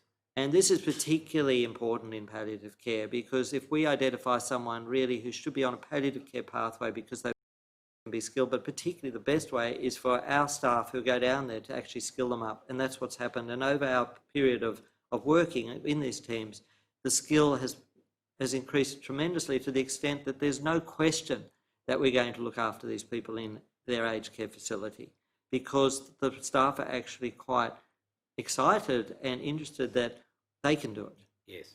And this is particularly important in palliative care, because if we identify someone really who should be on a palliative care pathway because they've acutely deteriorated, but they've also been deteriorating over 3 months, 6 months, to a time where really they don't have a quality of life, and suddenly they deteriorate, then we instigate, and we do in 25% of our referrals, yes, instigate a pathway for end of life. And it's really important that the staff get involved in that, and I think they really appreciate it now, that they can actually allow the resident, because they're often attached to these residents in many cases. It's part of they're living there. So, you know, the residents are living there, and the staff are very attached to these people. To see them actually dying in the facility is really dying in their home, which is what a lot of people want. So you know, it's a positive aspect, and I don't think we should be seeing it as negative. Oh, well, we don't want to know about you. It can't work like that. It has to be a team effort. Yes. We've had cases here, very sad ones, Professor, where we had one yesterday, where residents, family members have desperately tried to get their elderly relatives out of aged care facilities and into dedicated hospices and palliative care providers for the purposes of the provision of palliative care. If I'm understanding you correctly, the model that you're involved in and advocating is to upskill workers in residential aged care facilities to be better positioned to provide palliative care then and there for the residents in what is their home. Is that right? Yeah, look, I think it's also important to understand that there aren't the facilities in hospices to look after these people as well. I mean, a lot of people live and die in aged care facilities, and hospices cannot provide that service, and I don't believe that they should be providing the service, because we should be allowing these people to die in their aged care facility. Yes. And bringing the palliative care services or the geriatric services, whichever provides those facilities, whichever group does it, or both together as a team, whatever it is, and that's specific to the district or the place where people work, it should be provided in the facility. So my attitude with that would be, we need to get palliative care into that facility, whether it's through any of those ways. And it's unfortunate where it gets to the situation where a family member has to say, I want my mother to die in a hospice, because they're not getting good palliative care in their home, which is the aged care facility. I think that's very sad. Obviously, some places do not have services, and then it's possibly they may have to die in hospital, they may have to die in a hospice, but if the services can be set up, then that's the best way to provide that care. Two more topics I'd like to ask you about. The first is the use of technology and teleconferencing in particular. You refer to this at the top of page 8 of your statement. If that could perhaps be brought up on the screen. There's a paragraph, it's number 6, video and teleconferencing. You refer to a trial of using video conferencing instead of direct attendance at facilities. When did the trial take place? About 2 to 3 years ago. Right. And how did it go? What were the results? I think our nurse practitioners particularly established that it was better just to get in the car and go, particularly if it was after hours, they could get there pretty quickly. Yes. We do look after a New South Wales state aged care facility called Garrawarra, which is about probably about 30 minutes away. So in that situation, they did set up a teleconferencing facility. That went quite well. They still do go out there, and we probably go out there more than we use teleconferencing now. But that's much better set up, because it's really set up as a sort of a part hospital, part aged care facility.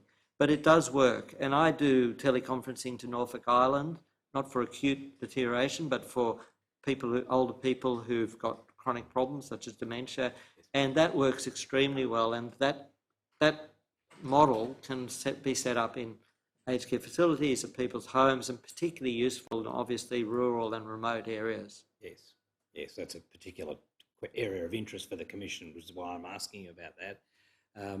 And the last matter I wanted to ask you about is topic 11 on that same page, down towards the bottom.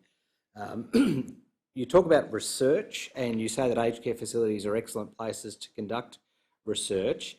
Can you tell us a little bit more about the formal research relationships that you've described there between the University of New South Wales and Montefiore Aged Care? How's that work? Yeah, I will indicate that I am on the board of Montefiore Aged Care, so I do know about it, and I do actually see residents in that facility in Randwick. Yes. But and you would have heard from Professor Henry Brodati, who set this up and really was a pioneer in this. But in an aged care facility, you often have different types of levels of care. So you may have independent units, you may have lower care people, although we don't refer them to that like that anymore. We used to have low level and high level, but now it's a mix. But people are obviously lower care, requiring less services and higher care in aged care facilities. But there are often a lot of people, residents, and they're old and they've got a lot of problems, and it's an ideal place to be doing clinical research. So Professor Bradati came to Montefiore and said, we would like to run trials, clinical trials, looking at different things such as reducing medications in your residence, using your residence.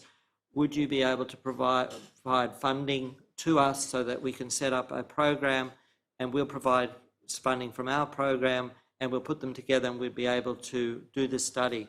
Now, for a aged care facility such as Montefiore, we've got the residents. They often want to be involved. I mean, a lot of them have got a lot of time. They're happy to talk to people. The families are quite interested that they're being involved in research. And so it's a really, really good fit. And obviously, because we have the residents at Montefiore, we are providing the clinical data for the research. Now, not only do we benefit from that point of view, but our residents are benefiting from being in the research trial, because the research trial suggested that, you know, we can possibly reduce our medications such as psychotics and things like that, yes. And that benefits people. And if that research can be done with our residents, well, our residents are benefiting, and also obviously research is benefiting, and obviously then the community benefits throughout, even internationally, to say, oh, well, we reduced all these medications, the people did very well, how about we now do the same thing in another aged care facility? Yes. So, and this is not a unique situation. It's not common, but it's not a unique situation. And there are other groups, and I've been asked to be involved with other aged care providers, to be involved in research, and we've been able to do that. So it's a great team effort. We work very well together. I think, again, just like the flying squads, everyone's a winner. So it's a great model. We'll be hearing next week, thank you, we'll be hearing next week from Dr. Frances Batchelor from the National Ageing Research Institute. I don't know if you know Dr. Batchelor. She does a lot of research in the area of falls and falls prevention. One of the issues that she will refer to in the evidence that she's going to give is one of the challenges of doing research in residential aged care facilities, particularly where you've got high numbers of residents with dementia, and that is the question of consent and obtaining consent.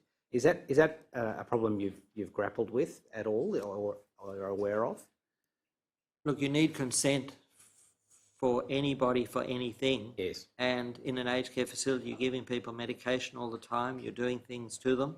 You need consent, and you get consent. That person has to have a person who's going to give consent for treatment. Yes. For day-to-day care, for going out on home visit, for going on day trips. Yes. So I don't really see it as a big problem. Thank you. Commissioners, these are the questions that I've got for Professor Gonski. Stage. Professor, thank you for your evidence. I'm particularly interested in the issue of change and change management, and we heard your words about how you worked with the GPs in the district to try and get them over the line. Have you got any guiding principles for how to play with change management for doctors and for nurses and personal care workers in residential care facilities? Well, I think firstly, the resident has to be number one and in the centre of care. Mm-hmm. And what we should be providing is the best practice care for them. And that could be at different levels.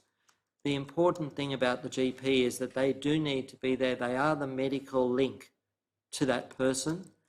And you do have to have them working with you, whatever you're doing. So the aged care facility has to have a very good relationship with them. We have to have a very good relationship with them, which I'm happy to say we do.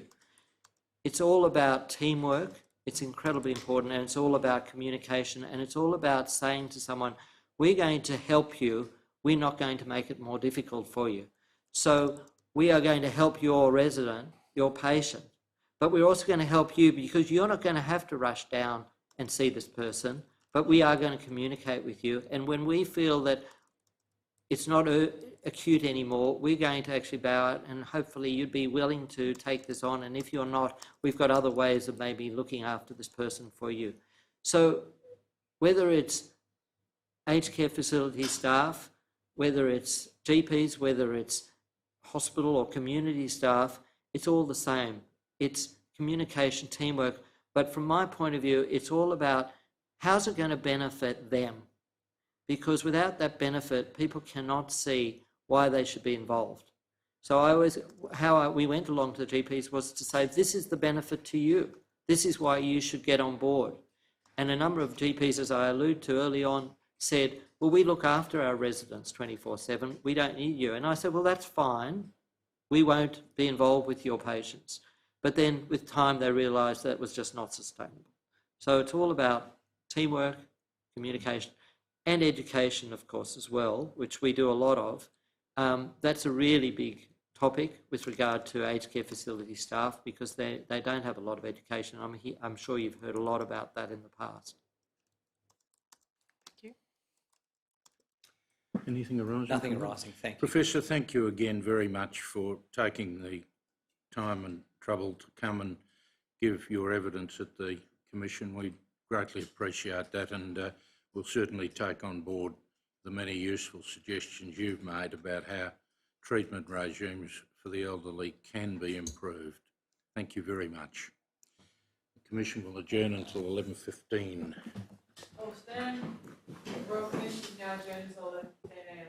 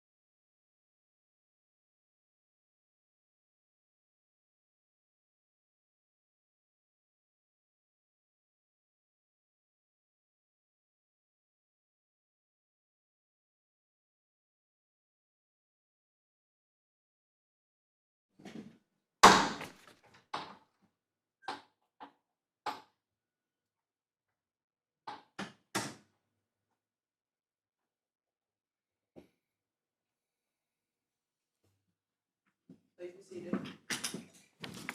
Yes, Mr Gray. Thank you, Commissioner. Our next witness is an important witness in a number of respects. If I may, I'll make some brief introductory remarks before having Professor Westbrook sworn in.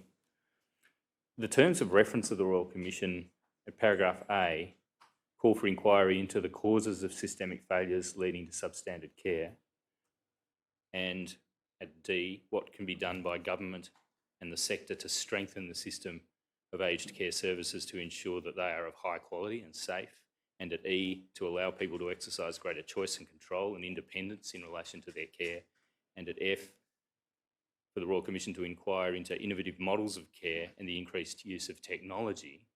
Professor Westbrook will give important evidence in all of these respects. I call Professor Joanna Westbrook. Professor Westbrook is already seated in the witness box. Repeat after me. I solemnly and sincerely declare and affirm I solemnly and sincerely declare and affirm that the evidence I shall give that the evidence I shall give will be the truth, will be the truth, the whole truth, the whole truth, and nothing but the truth. and nothing but the truth. Thank you. Professor Westbrook, what is your full name? Joanna Irene Mary Westbrook. Thank you. Professor Westbrook, you have made two witness statements for the Royal Commission, one dated 3rd June 2019 and the other today, 11th July 2019, is that right? That's correct. I'll ask for them to be brought up on the screen in front of you in succession. Firstly, the 3rd June 2019 statement, which I'll be referring to as your first statement, WIT 0196 stop 0001 stop 0001. Is that on the screen a true copy of your statement, your first statement, the one dated 3 June 2019? It is. And to the best of your knowledge and belief, are its contents, insofar as they relate to facts, true and correct? They are. And are the opinions stated in the statement opinions which you do hold? Yes. I tender the statement. Is the witness statement of Joanna Irene Mary Westbrook dated the 3rd of June 2019 will be Exhibit 6-22. Thank you. And I'll now ask the operator to bring up your second statement, the one dated 11 July 2019, WIT 0196 stop 0002 stop 0001. Professor Westbrook, do you recognise that document currently on the screen as a true copy of your second statement titled Supplementary Statement? Yes. And insofar as it contains facts, to the best of your knowledge and belief, are its contents true and correct? They are. And to the extent that it sets out opinions, are those opinions which truly are held by you? Yes. I tender the statement. Is the second witness statement of Joanna Irene Mary Westbrook dated the 11th of July 2019 will be Exhibit 6-23. Thank you. I'll ask the operator to bring up your first statement again at page 0001 with reference to paragraph 4. Professor Westbrook, your qualifications include bachelor's and master's level degrees respectively in applied science, medical record administration and health administration, is that right? Yes. Followed by a doctorate, a DPhil, in epidemiology. It's a PhD. Yep. PhD. Mm-hmm. And you have fellowships at the Australasian College of Health Informatics and its American and international equivalent organisations, I do. as well as in the Australian Academy of Technology and Engineering. Is that so? That's correct. Your full-time position is at the, and this is with reference to paragraph 3 of your statement, is as Professor of Health Informatics and Patient Safety and as Director of the Centre for Health Systems and Safety Research, which is a research centre within the Australian Institute of Health Innovation at Macquarie University, is that right? That's correct. Professor, in your statement on page 0002 at paragraph 6, you refer to the 6 different research streams within the centre. Yes. Could you just outline those for the commissioners, please? Yes, so we have research streams in diagnostic informatics, medication safety, human factors and electronic decision support, data analytics, work and communication patterns in the healthcare system, and particularly, obviously of relevance here, is the aged and community care research that we undertake. Thank you. And in addition to the aged and community care research stream, are you also drawing on your knowledge and the research done by your collaborators in the centre on data analytics and medication safety and other matters? Absolutely. So I would like to mention the work of some key colleagues who have really, I'll be referencing their work today, Doctors Michaela Jorgensen, Kim Lin. Could I ask that paragraph 85 on page 0025 be shown? Sorry. Yes. Please do. There they are. Please do acknowledge. So, yes, so Professor Andrew Giorgio, Kim Lin, Joyce Siet, Michaela Jorgensen, Amy Nguyen, Magda Raban and Amina Tarek have all contributed to various research, which I'll be referring to today. Thank you. Can I just briefly ask about relevant advisory positions? You mentioned these again on page 0001 of your statement at paragraph 3. You're on the World Health Organization Third Global Safety Challenge in what capacity? So I provide advice to that group, the current global challenge in terms of trying to improve medication safety around the world, and I provide advice to the evaluation working party for that. Thank you. And this is a recently concluded stint on an advisory board, but there's a reference in paragraph 3 also to the Digital Health Quality and Safety Governance Committee of the Australian Digital Health Agency. In brief compass, what was the scope of that advisory work? So that was in my capacity as being a board member of the Australian Digital Health Agency, and I chaired the committee which really was looking at potential clinical safety issues relating to the use of digital technology, but particularly my health record at that time. Later in your evidence, I'll be returning to the topic of my health record and asking you some questions about that program. Before asking you to delve into the detail of your statements and the studies referred to in them, I want to ask you about some of the overarching themes that are discernible from your evidence as a whole. Firstly, on page 0002 at paragraph 7 of your statement, you refer to an overarching theme of your career. Could you please outline that for the commissioners? So really my research has been in undertaking and designing large-scale multi-method evaluations in the healthcare system to look at how we can improve service delivery, how we can improve patient safety, and I've got a particular interest and expertise in looking at the use of information and communication technologies, where it can be helpful to leverage information and improve safety, and also where it can actually create other problems as well. Okay, thank you. You refer elsewhere in your evidence to a central principle in data analytics, and you refer in this respect to collecting data once for its potential use in multiple applications and for multiple purposes. Yes. Would you please expand on that? Yes, I think this is something that we don't do particularly well, and certainly we don't do it well in the aged and community care sector. So we tend to collect the same information in multiple different places, in different data sets, and this really limits our ability to use that data or improve the quality of that data. So the idea is really we should be looking at what are the core pieces of information that we need to deliver good client care, to be able to monitor the quality of care across the sector, to be able to evaluate whether what the services we're providing are beneficial, to be able to evaluate policy reforms. So we should work out what information we need and have that entered once, and then have that information available to be analysed and manipulated so we can answer a range of different questions from that information.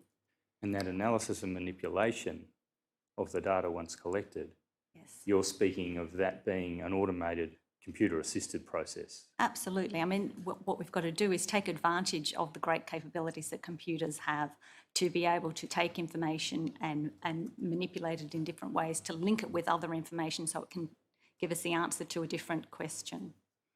Thank you. You've referred in various places in your evidence to the state of progress of that endeavour in the health sector, and you've drawn a comparison between the state of progress in the health sector and the state of progress in the aged care sector. What are your thoughts on that? So a lot of our research is in the acute care sector. I've spent a lot of time looking at medication safety and electronic health record systems in hospital systems. And then in contrast, when we moved into looking at the aged care sector, I think we realised that there was just so much more additional work that needs to be done, that the sector really isn't using the great potential of information technology, and also that it potentially therefore has the ability to really make a significant improvement in quality and safety. Thank you. I'll ask the operator to now bring up page 0003, and on that page, in a passage in paragraphs 10, 11 and 12, you refer to the focus of attention within the centre on the aged care sector and a grant that was received from the Australian Research Council. Yes. In combination with a particular provider, a large provider. Yes. Would you please, by way of overview, tell the Commissioners a little bit about that development in the centre's work? Okay, so what became very clear to us when we did research in the aged care sector is there is enormous amounts of information that are collected in all sorts of different places. And what we wanted to do was undertake research with a large provider to demonstrate to them how they could better use that information by using information technology, by linking their data sets, by analysing that data and then feeding it back, particularly with the aim of being able to target areas where you might want to focus quality and safety initiatives, to show the staff how they could better use data in their day-to-day care of clients, as well as for the organisation to have a much better idea of actually what is going on and are their services making a difference, actually trying to link information about what's being provided with particular outcomes. And this led to a number of studies being performed by researchers within your team in the centre? Yes. And you refer in detail to a number of those studies that are of relevance to questions that the Royal Commission has posed to you. Is that right? Yes, that's correct. So we'll come to those in detail in just a minute. Before we delve into the detail of those, you alluded to this in your last answer, but at paragraph 13, you say very pithily that the aged care sector is data rich, but information poor. Could you just explain that distinction you're making between data and information? Yes, so data is, numbers and, it's got lots, we do lots of collection of items of information, but really it doesn't become meaningful information until you start bringing it together in some sort of holistic way. And at the moment we've got lots of different data collections going on, but as a sector we really aren't able to use that data, so it's not providing us with any real information about what is going on. And I think it's come up time and time again that we really don't have good indicators about what is the current quality and safety in the sector. And yet that data in itself is sitting in these data silos available, ready to be used, but it's just not being used and brought together in that way. So this is squarely in the territory of data analytics, I take it? Yes, absolutely, of data linkage and data analytics, yeah. When you were referring a little earlier to one of your overarching themes, which is about collecting data once to use it multiple times, do you have to have in mind the uses that you're going to put the data to in order to collect it right? Well, certainly you do need to have that initially, but you also should be designing it so that it will be able to answer future questions, because we don't know what those may be. But if you design a system well and you're able to connect pieces of information together, then you can often answer a whole range of questions that perhaps you hadn't anticipated that you would want to answer down the track. I just want to ask you about the starting position that we find ourselves in the aged care sector. If we go over the page, please, operator, to page 0004 at paragraphs 14 and 15. Perhaps, operator, if you could please put up the photograph on the other side of the screen at page 0005 in the middle of the page.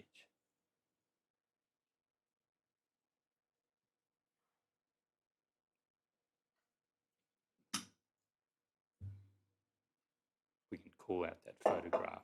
Could you please explain to the commissioners what your team has found in relation to the current state of the collection of data and the mode of collection of data, or modes thereof, in aged care? So I think there are two issues here.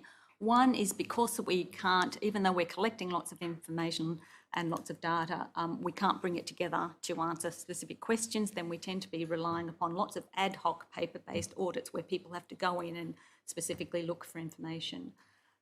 But also, in order to communicate information to the various people that need it in the sector, that we're relying upon things like faxing. And this is really quite shocking, really. I think sometimes it's stated that the aged care sector is keeping the fax business going.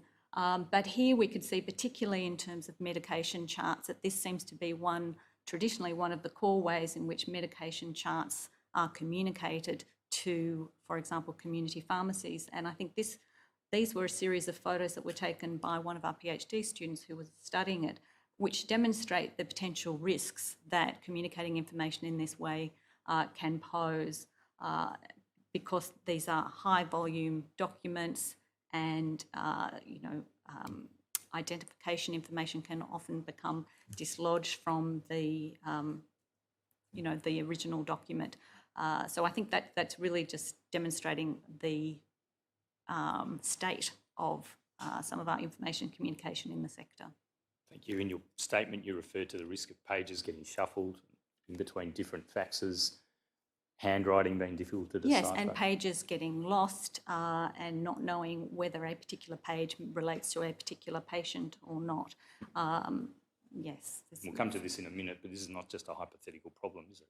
No, this is a real and common issue.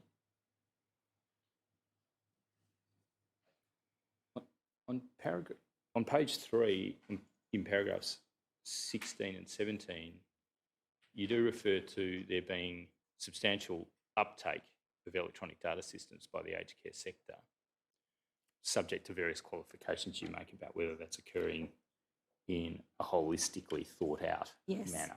Yes.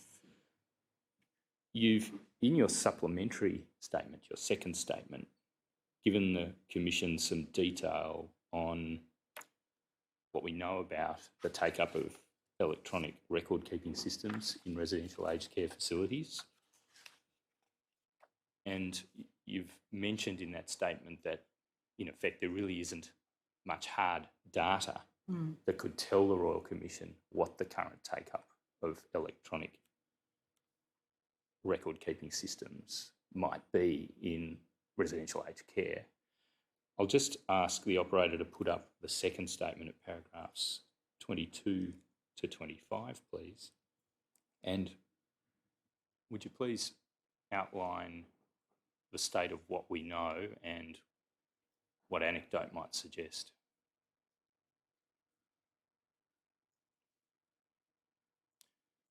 That's a different... No, this is, I beg your pardon.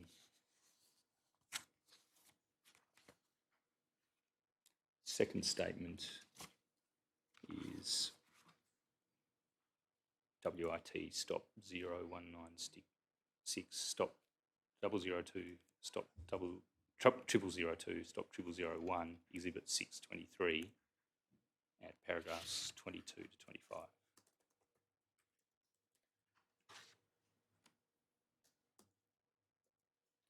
Yes. Thank you. I beg your pardon.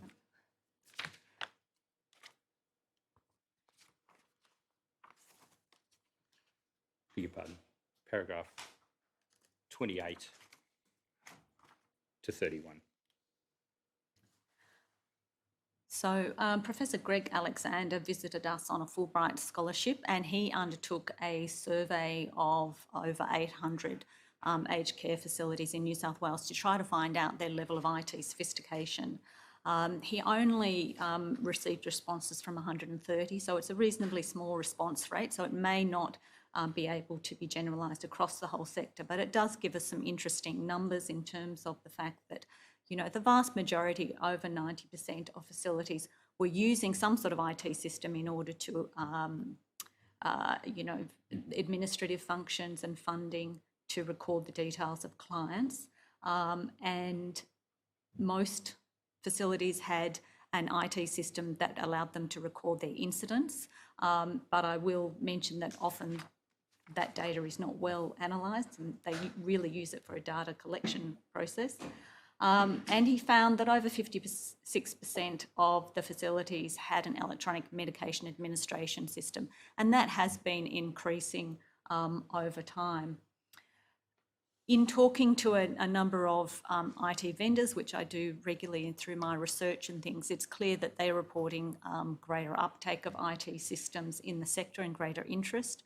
And in those discussions, trying to get an estimate of actually how many facilities have more clinical information systems, I think we've got enough evidence to suggest that probably in the area of medication systems, we've got maybe 40 to 50% of aged care beds probably are covered by some sort of medication administration system, certainly not the prescribing function at the moment. But we clearly need some more better information about the actual uptake, but I think we've got enough evidence, and my experience has been that facilities are gradually increasing their IT system use. Thank you. I'll just ask you to comment on a document called a technology roadmap for the Australian aged care sector, dated June 2017. Operator, please bring up that document at tab 135 of the general tender bundle. And if we go to page 0009, we see something about the object of this roadmap with respect to data analytics in the second last box in the middle of that table under the heading Action. Mm-hmm. And there's more detail on this matter at original paginated pages 22 and 23, but there's a reference to the setting up of a national data exchange and reporting hub. To the best of your knowledge, what's the progress in that respect? Has there been an exchange and reporting hub established yet? Yeah, I don't think there has been really any real progress here. I think this, you could call that an aspirational sentence. Thank you. The roadmap is broadly consistent at a level of principle with a lot of the things that you're saying in your statement, isn't it? Yes, absolutely. There don't seem to be measurements about the level of take-up or detailed milestones for progression of take-up of the technologies that you're speaking of. Do we need to move to a position where we have measurable milestones and outcomes, in your view? Well, my view is that we really need to be starting to put these systems in place, and therefore we need some information about where we currently are so we know where we're trying to get to and how we can support the sector to get there. Thank you. Operator, we can take that document down from the screen. Thank you. I want to ask you about the specific evidence you give relating to medication management and the use of electronic medication administration records, EMARs. Mm-hmm. This is a topic that you allude to early in your statement, at page 2, paragraph 8, where you say that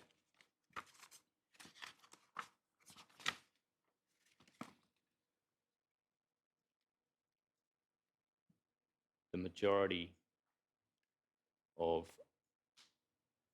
beg your pardon, medication errors are the greatest source of harm to patients in the acute setting. Yes. And you give some figures as to the estimated cost of medication errors in the acute setting. Is that right? That's correct. Well, that also relates to medication errors which occur in the community, which result then in people being admitted to hospital as well. Thank you. And you refer to your research on the use of electronic medication management systems in hospitals demonstrating huge improvements in what can be achieved. Yes. Could you just outline that for the commissioners? So this was part of a controlled before and after trials that we undertook at 2 of our major teaching hospitals. They were the first Sydney teaching hospitals to actually implement electronic prescribing systems with administration systems. We measured the error rates prior to the introduction of the system, and then we measured them afterwards, and we compared the intervention wards with the control wards, and we found that on every ward there was at least a 50% reduction in prescribing errors, and we also found that there was a 44% reduction in the most severe errors as well. So it's pretty compelling evidence internationally that these systems make a significant impact in terms of reducing medication error. And later in your statement, this is jumping forward to page 000.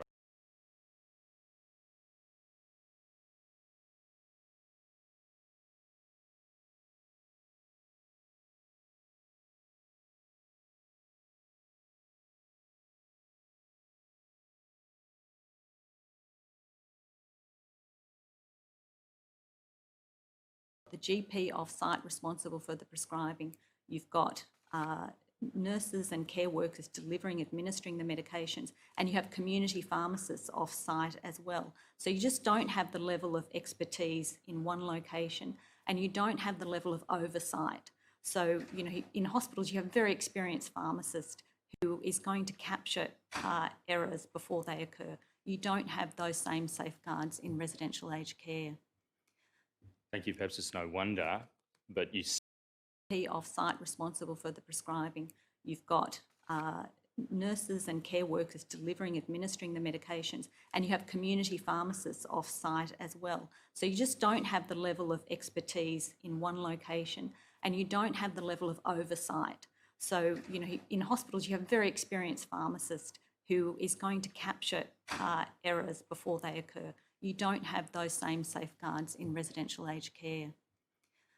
Thank you. Perhaps it's no wonder, but you start your discussion of this topic, the transference of knowledge from the acute sector to the aged care setting, with a reference to the most recent report of the Aged Care Complaints Commissioner. And you say that problems and errors associated with medication management are the most common complaint arising from residential aged care facilities. Correct. That's correct. But as you say, we don't know the true extent of medication errors, because why is that? Well, because only things we know about are those where it's actually become apparent and there has been a complaint. There are lots of errors which occur that no one ever knows about. I mean, we know that is the case in hospitals. From our reviews of records, we identify lots of errors in that study which had never been identified, and I'm sure the situation is the same in residential aged care. And the gist of your evidence and the recommendations you lead to would change that, I take it? Yes, so certainly the greater use of information technology in terms of the medication management process could bring lots of benefits, I believe.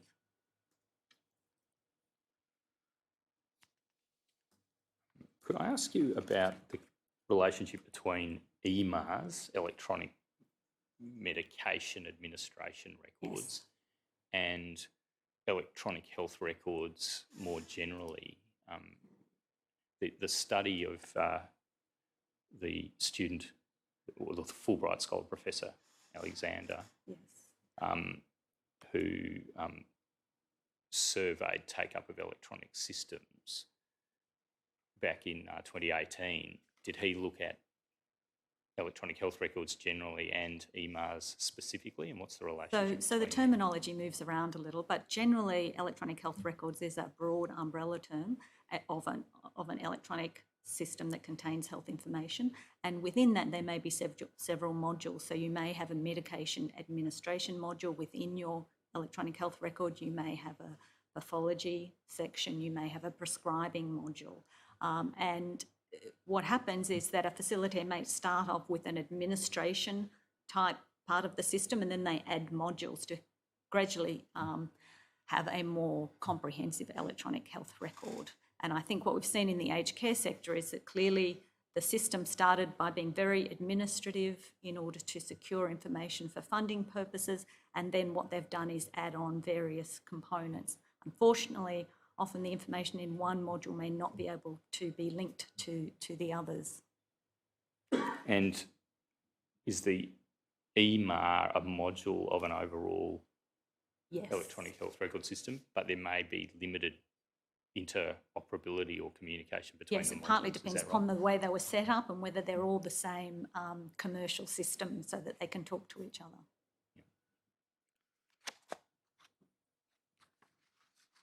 You say in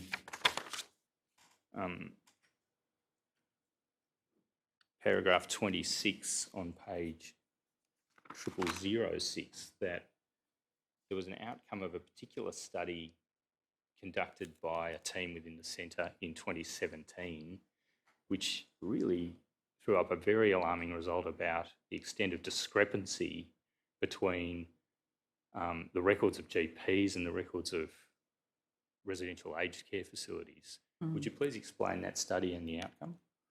Absolutely. So as I mentioned before, general practitioners who are external to the facilities come in and prescribe medications. They will often take note of changes that they make to the resident's medication chart, and then they will go back to their practices and enter that information because the systems in the general practice don't communicate with those in the aged care facility. And we were interested, therefore, to know about how the degree to which the client's record in the residential aged care facility actually matched the record in the general practice. And what we found was a really high level of discrepancy. So on average, residents had nearly 10 discrepancies between their record in the general practice and their record at the aged care facility. In general, the greatest proportion of those discrepancies were related to omissions in the general practice record, so that changes and medications which appeared in the aged care facility record did not appear in the general practice record. But even that discrepancy could have, in a given set of circumstances, a serious consequence, I take it. Potentially it could. So if you take the example of a facility which may ring a general practice and indicate that a resident might need a certain type of medication order, the general practitioner would probably bring up their record of what medications the client is on, and so therefore they may not have a complete picture of the medications. And obviously that is mainly a problem when, for example, two drugs might interact with each other, and so you wouldn't want to prescribe them, for example. Yes, indeed. And just to be clear, are you saying, Professor, that the study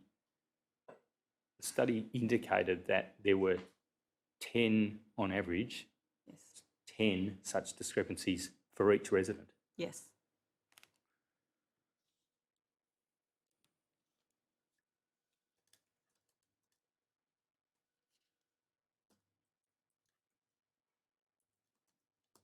Professor Alexander's work indicated a point-in-time estimate based on a sample, and there wasn't a great response rate, as he said.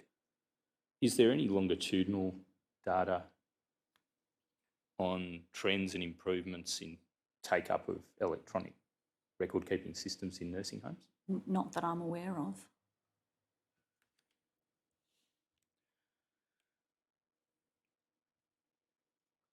And with respect to EMARS in particular, is that the same point? We don't have the data on what the trend Not might really. be. I know that maybe a decade or so ago, there was a survey undertaken, and I can't recall exactly who did it, but I remember seeing it in a report where they indicated maybe 10% of facilities at that time. It was well over a decade ago. So the most recent data we really have is from Professor Alexander's survey and from talking to some of the vendors who can provide.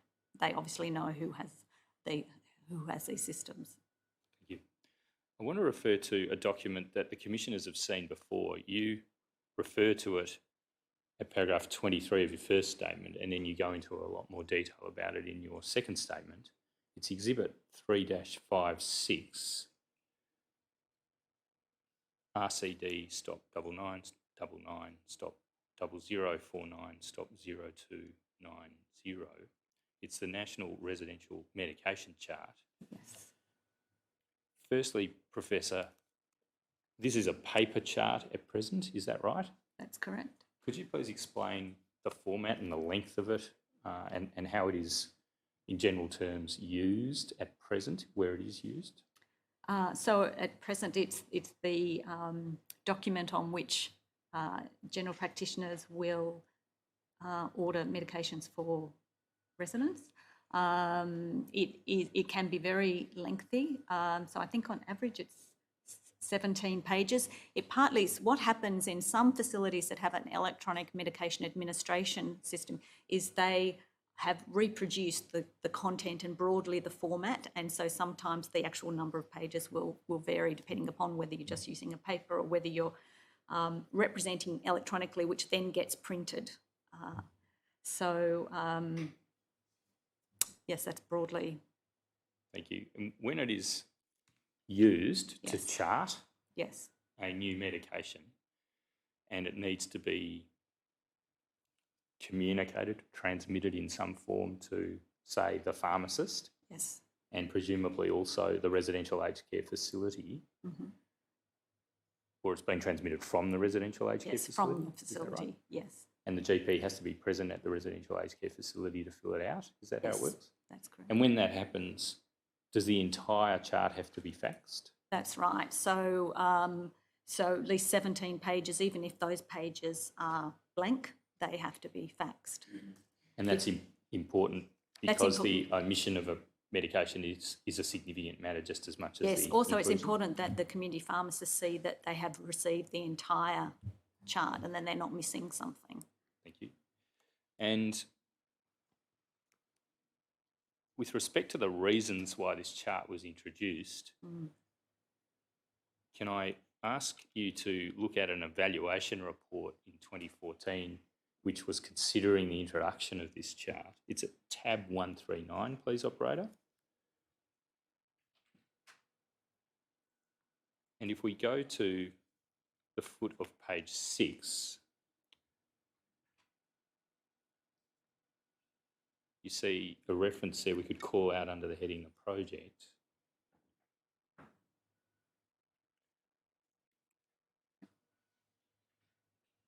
Is that your understanding of the reason for the main reason for the introduction of the chart? To be the main communication tool for medications information between prescribers, dispensers, administrators and reconcilers?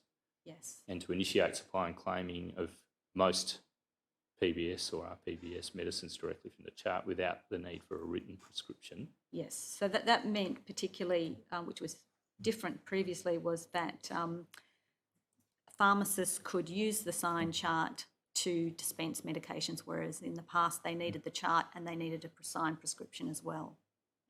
So this was an important reform. We've heard some evidence that the take-up is not necessarily consistent. Do you have any knowledge about the degree of take-up of this chart for prescribing in residential aged care settings? I don't have any information about that. My understanding is that it's reasonably good, but I haven't investigated it. Thank you. Could we just go to some further pages which refer to the option that this chart be implemented in electronic form and what came of that? If we ask the operator to go to page 10,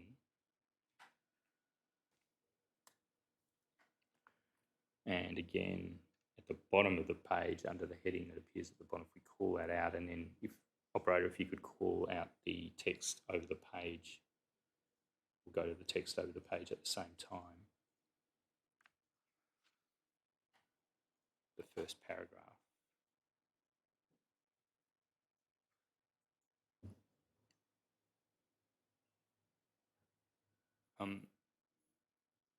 What seems to be recorded here, Professor, correct me if I'm wrong, is in effect an aspiration that it would have been good if the National Residential Medication Chart could have been an electronic form to begin with, but it just wasn't practical given the state of take-up of electronic systems at the time. Is that right? Yes, that's correct.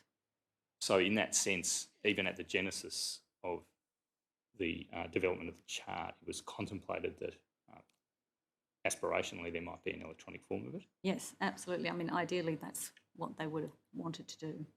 And in your statement, thank you, operator, we can put those documents away. In your statement, Professor, in particular, your second statement, you refer to some current activity in that space around the possibility of an electronic version of the Yes. National Residential Medication Chart. Could you please tell the commissioners about that? Yes, so the Commonwealth Department is currently running a trial in 12 residential aged care facilities where they have implemented an electronic version of the National Resident Medication Chart. And importantly, what they've done in that trial is to combine an electronic prescribing function. Want me to go into any more detail? Well, perhaps in a minute. I'll just ask you, back at paragraph 23 of your original statement, in particular on page 0006 at the top of the page, you do refer to the process involving the National Residential Medication Chart as containing two specific risks. Would you tell the commissioners about those risks, please? This is the paper version of the National Residential Medication Chart. And this really is, regardless of whether it's the National Medication Paper Chart or any paper chart, the risks are that when a general practitioner comes in and is prescribing using a paper chart, they do not have access to any electronic decision support, which they would be very standard in their practice, and they're very used to receiving that decision support. And then we've talked about the second risk is that they then try to take that information and enter it into their general practice records, and they're often missing information. You also refer to decision support. Yes.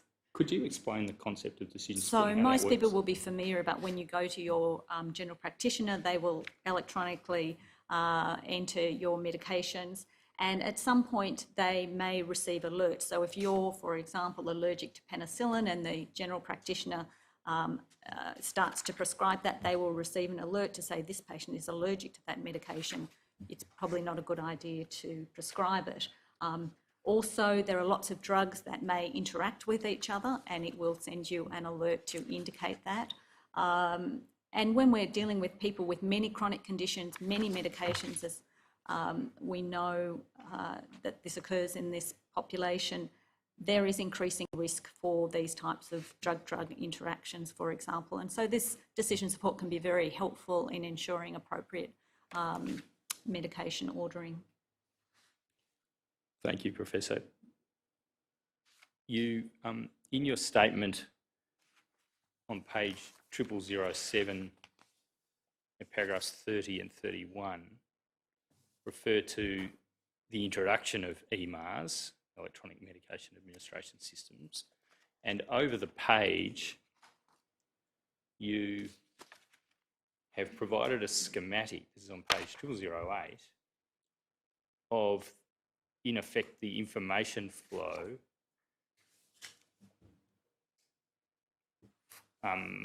involving a medical practitioner's decision to just prescribe, and then all of the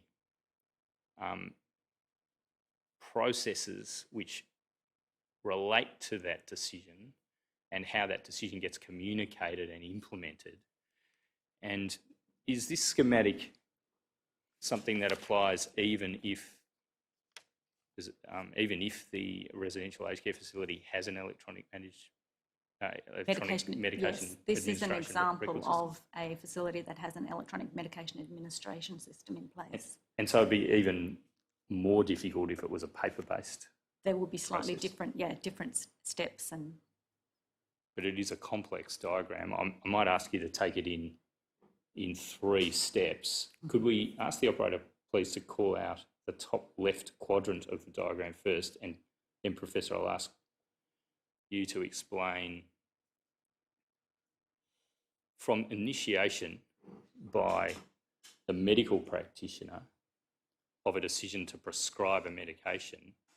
Do we then, so we're starting in the very top left corner, I take it? Do we then Yes. go downwards? And if you could just take That's the right. commissioners through what So if you imagine that a general practitioner arrives and wants to chart the medications for a new resident, they will do this on paper, and then they will give those paper orders to a registered nurse.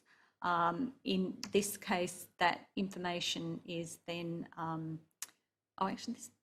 this information is entered in. If they have a medication administration system, they enter that information into the clinical information system. So there's an electronic version of those orders. But here what we've got is that it's a paper chart, and they fax those paper charts to the pharmacy, and they will send them, they might send them a message, an email to say, we're about to fax you the charts. So this is actually, sorry, with a facility that doesn't have an. Thank you. Yep. And there seems to be then a step further down at the pharmacy. I'll just ask the operator to call out the bottom left quadrant of the diagram.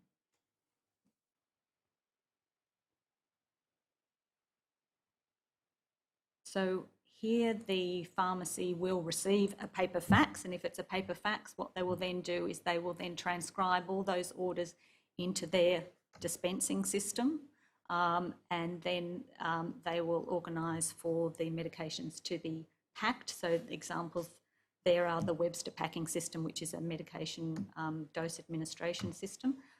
If it is an electronic, they've seen an electronic version which is scanned to them, they still have to transcribe all that information into their dispensing system before they can actually then pack those medications and send them off to the aged care facility.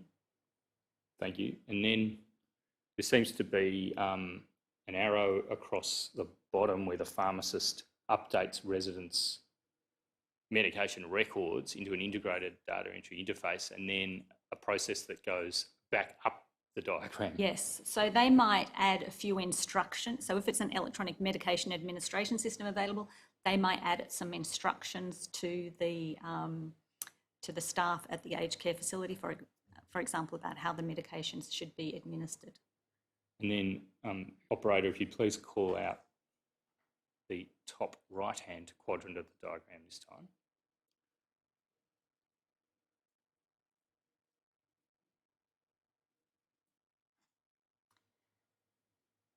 These are then consequential steps that Yes. occur at the facility.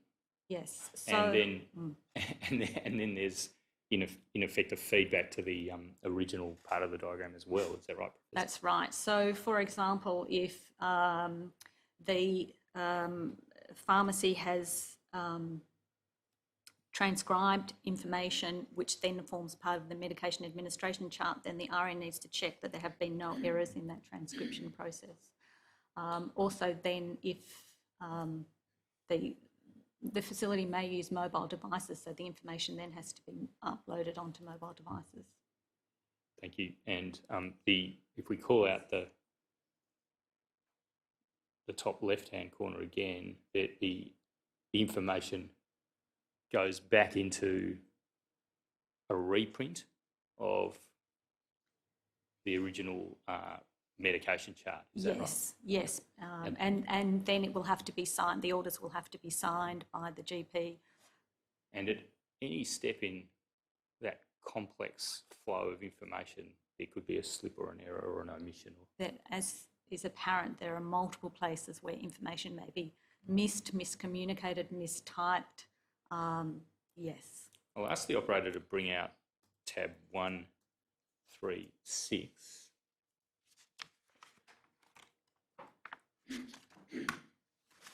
Now, Professor, thank you very much for preparing this document. This is, in effect, a textual description of much of the schematic that you gave us earlier. Yes, and this is sort of the most recent, because there've been some, broad improvements, but here this outlines what happens when you have a medication administration system in place, goes through that process and captures a few extra steps. Do you want me to briefly outline that? Or? Yes, please do.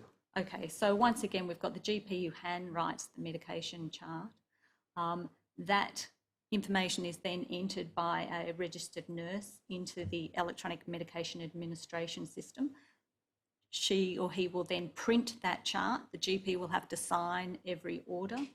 That chart, a minimum of 17 pages, will be then scanned or faxed to the community pharmacy.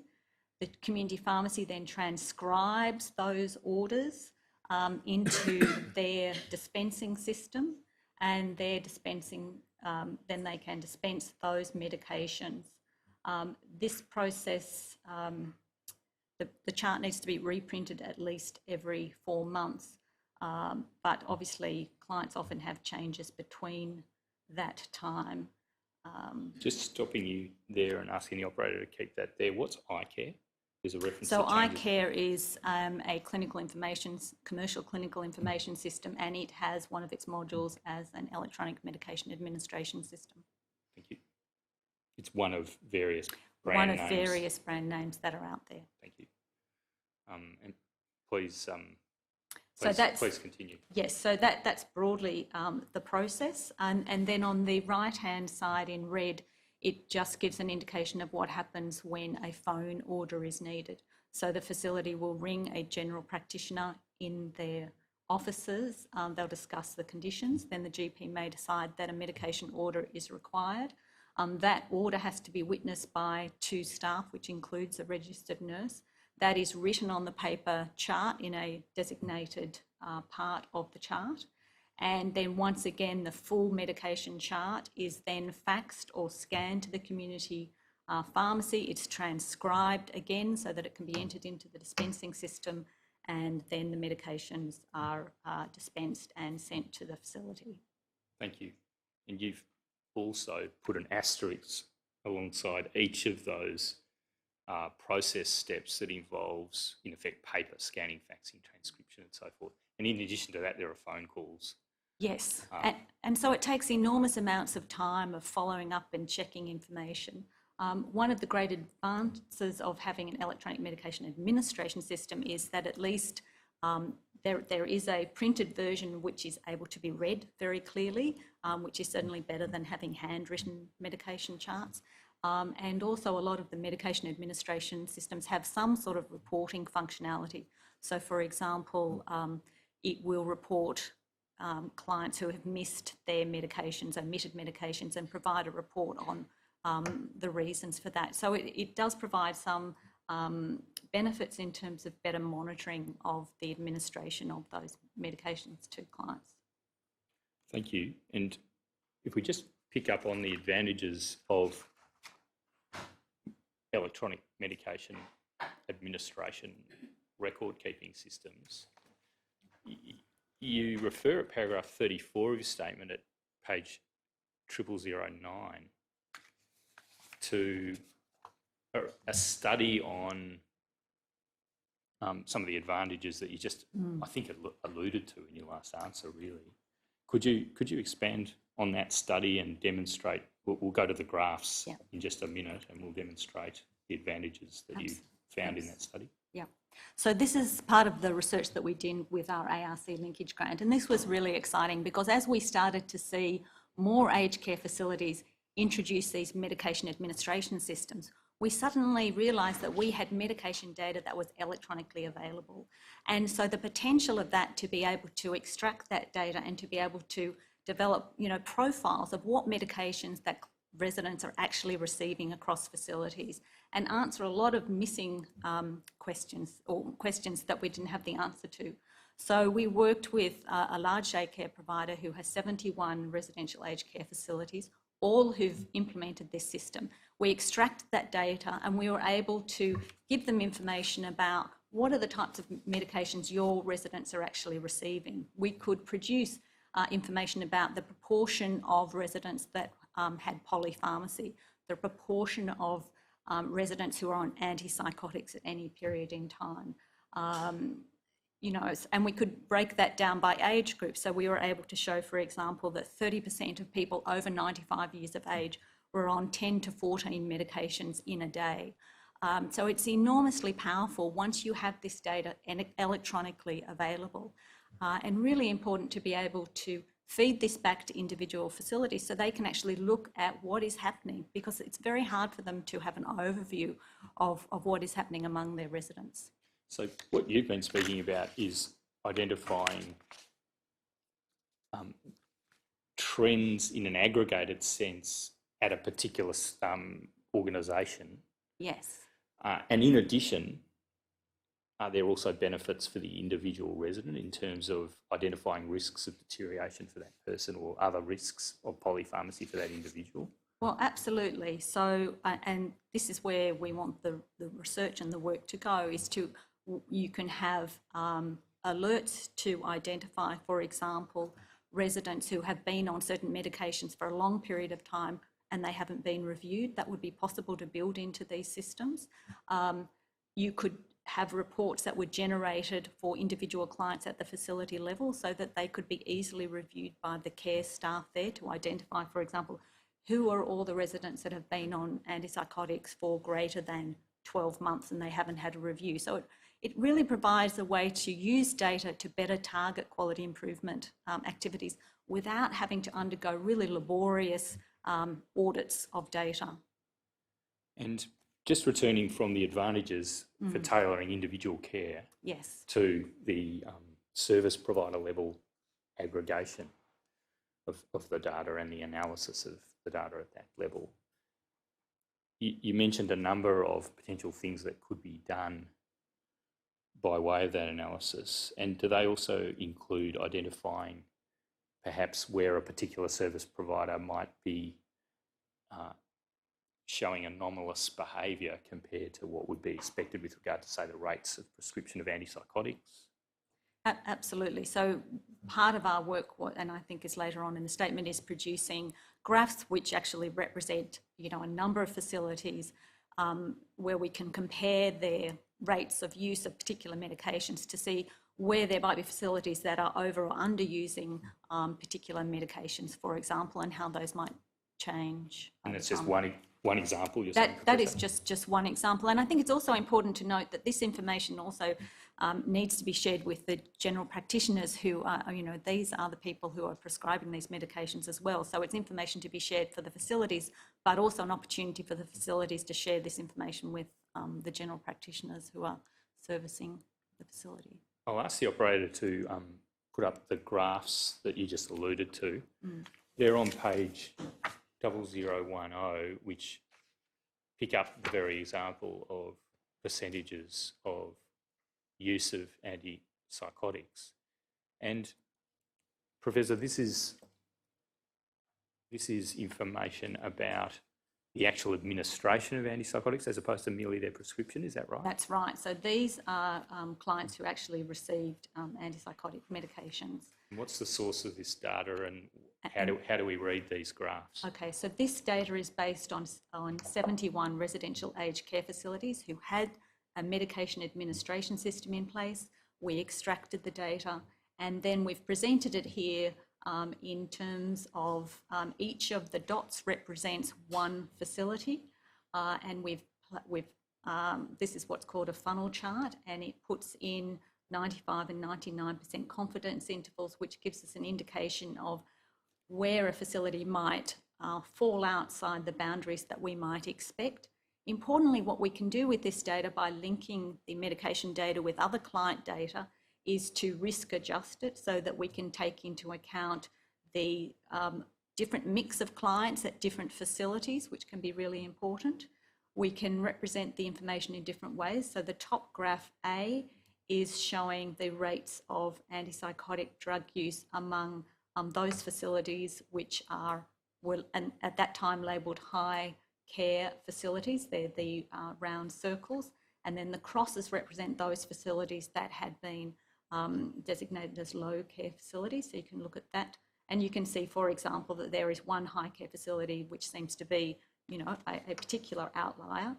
And then the second graph is the same data but presented in a different way. So here we were looking at, you know, is there a difference between those facilities in major cities versus regional areas in terms of their use of antipsychotic medications? And there are many other permutations that you could prepare with this data, and it can be really powerful in terms of saying, well, where should we be focusing our limited resources in terms of potentially targeting interventions? And because this information is always there, it means that if you introduce an intervention, you can then go back and look and see whether it was effective in creating change. Thank you very much. Can I now just take you back to the National Residential Medication Chart and ask you again about this activity around converting it possibly to an electronic form? Firstly, I'll ask you a question in a general way, and then I'll ask you to go to the project that's currently underway.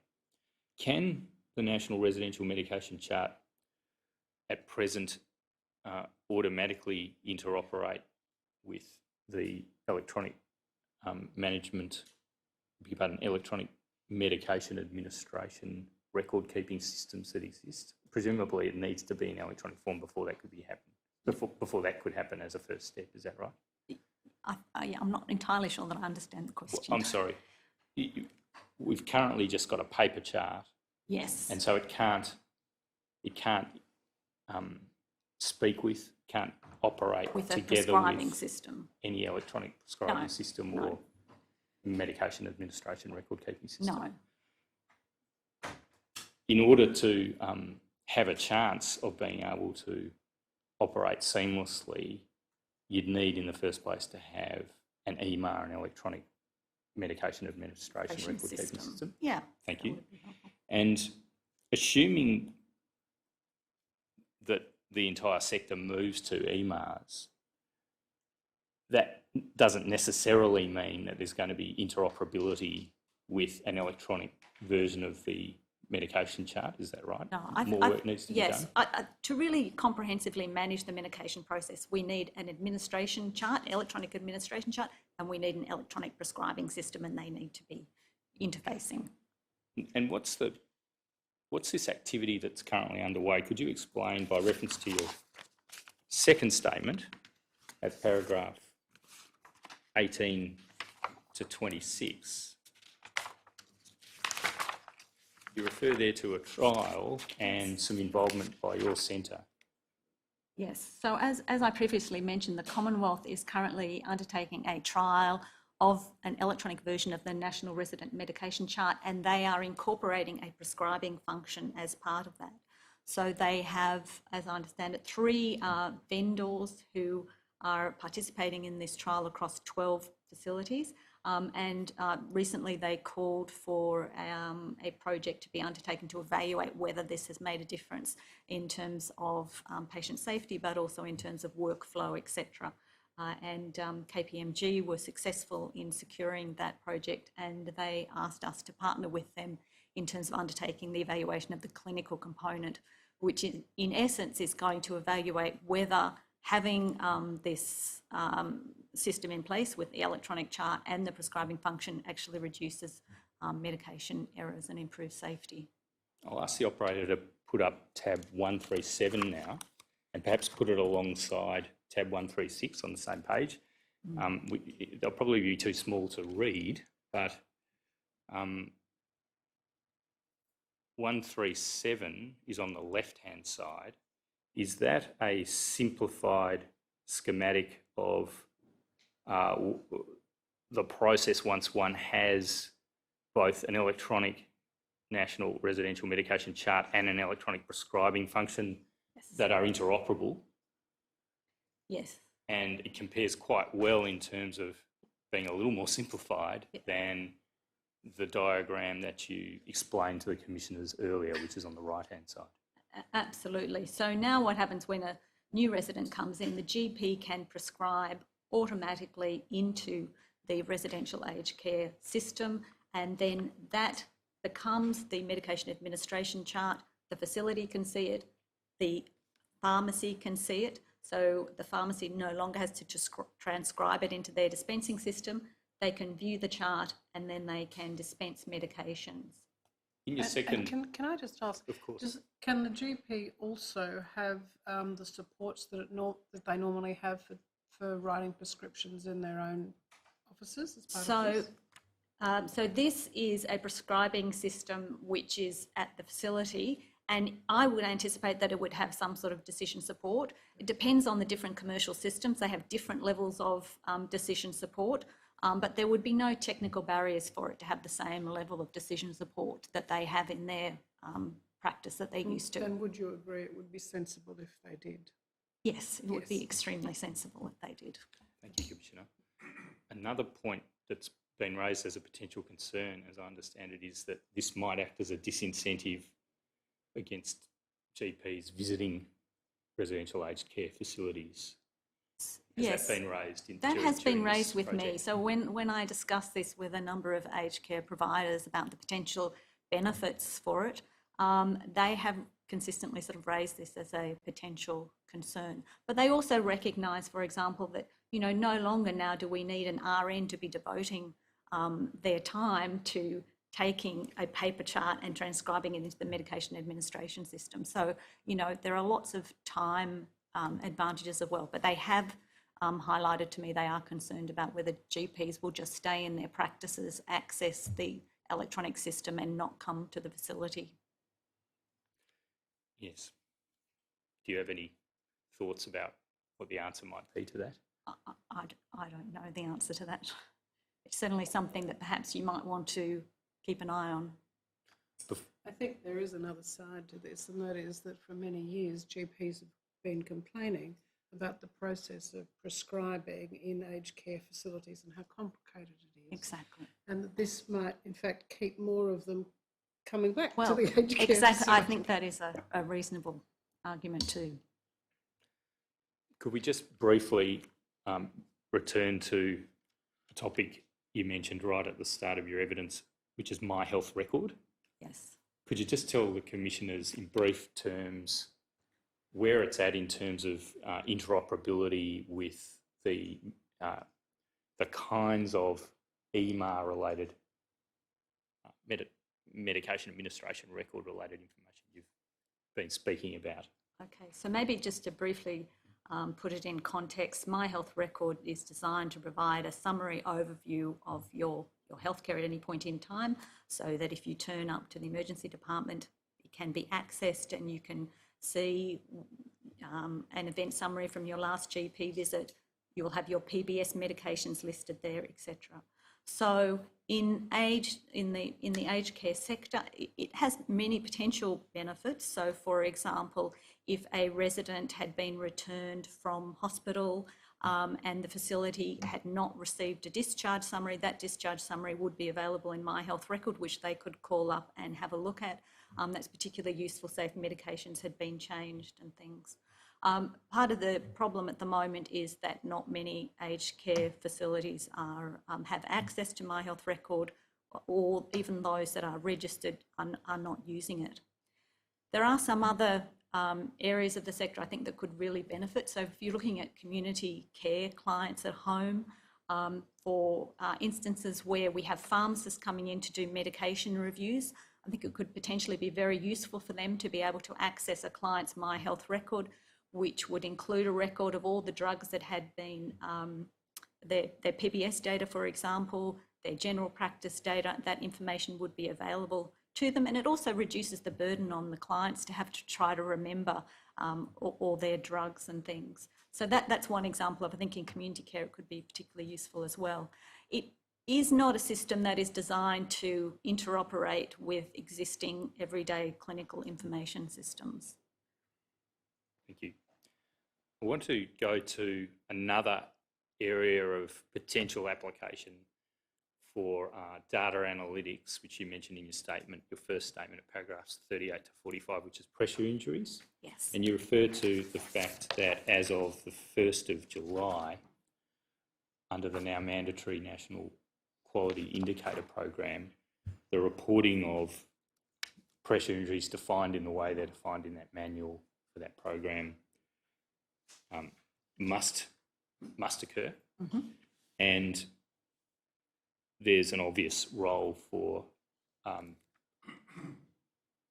electronic record keeping and reporting in this respect. Would you please outline to the Commissioners your evidence on that point?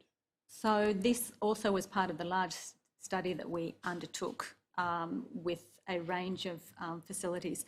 So with pressure injuries, care workers are documenting every day if they identify a pressure injury, how those are treated, and they document that within the electronic system. So once again, we thought, well, that information is sitting there. Let's see if we can devise a model for extracting it and to be able to calculate rates of pressure injuries.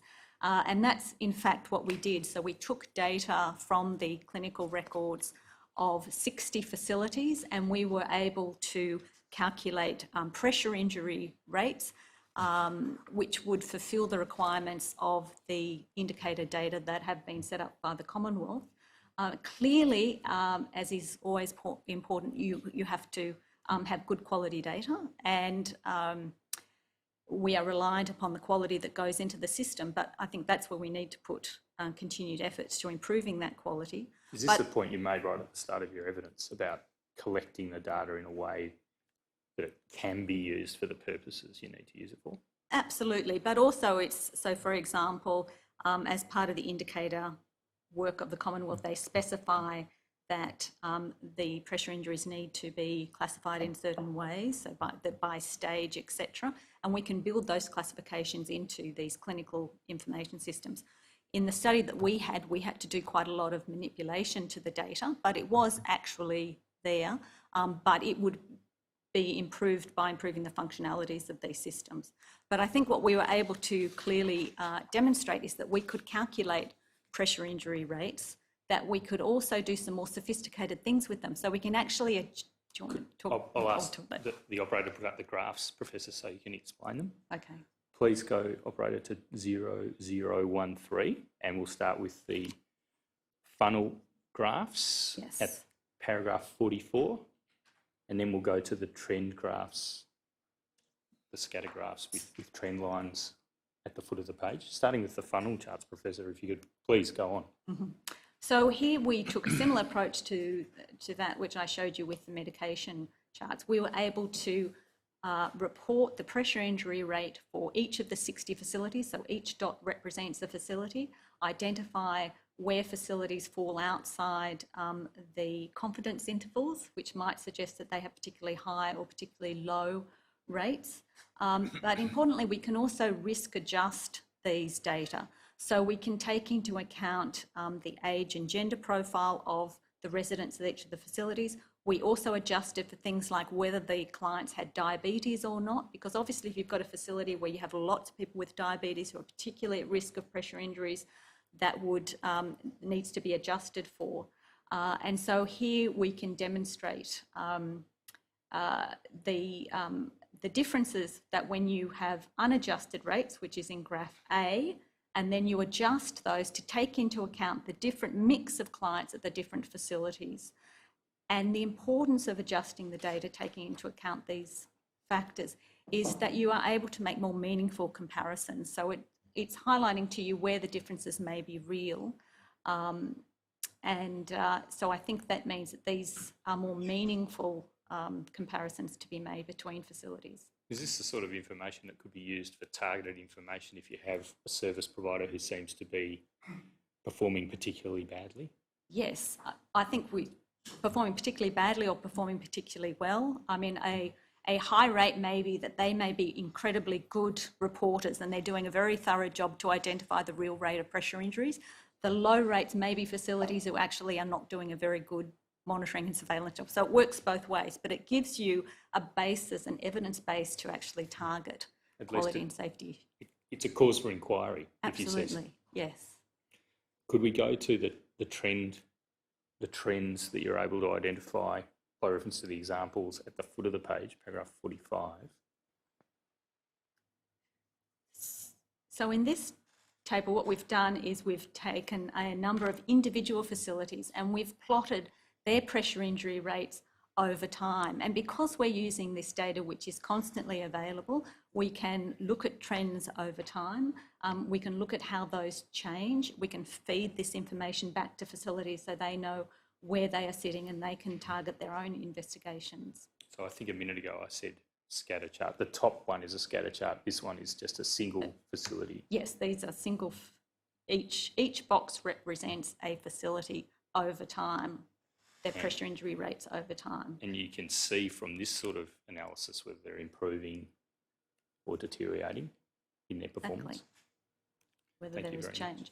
And it also means for the facilities, if they get this data, they implement some sort of program, they can then use the same data to say, yes, it's making a difference or it's not. And one of the challenges for these facilities is they get no feedback about whether they're making a difference or not. And so this can be really important information for them. Thank you. Could I ask now about the work that the centre's done in community aged care and in particular around quality of life?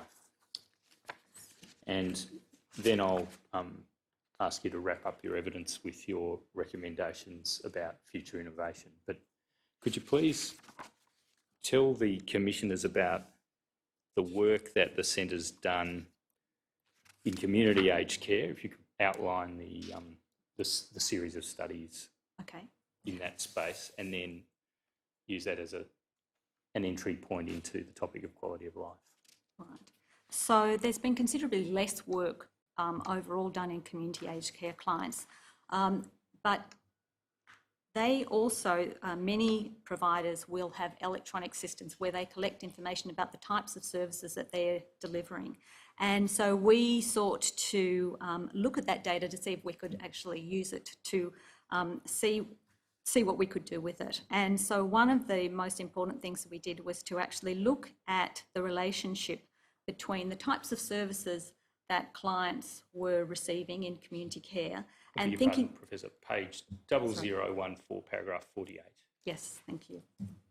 And looking at what are some of the important outcome indicators for community care, and really they're designed to try to support people stay in their own homes. So what we're interested to see is, was there a relationship between the type and volume of community care services that clients received and whether it actually delayed entry to a residential aged care facility.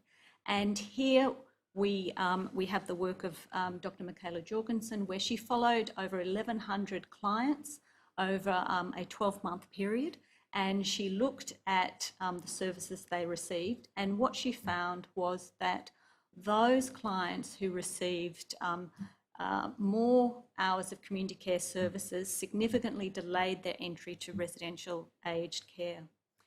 Also, we were able to look at the types of services they received, and those who delayed entry to residential aged care services were more likely to also receive social support services, which is very interesting. So that's one of the few studies that actually demonstrate that these 0015, please, operator. These services are actually delivering on the outcomes that we hoped these services would. And I think it does have implications when we know that there are over 130,000 people waiting for home care support. Potentially, we could be missing the opportunity to keep them well for longer in their own homes by providing these services to them. This leads to the topic of, I'm going to skip over the next heading, and I'm going to ask you to comment on quality of life, because I know that in the community care setting, there's been research in the centre on quality of life. Yes. Could you outline that for us, and then perhaps pick up that economic point that you made about the value of investing in community care in terms of saving money by avoiding people having to enter permanent residential aged care? Okay.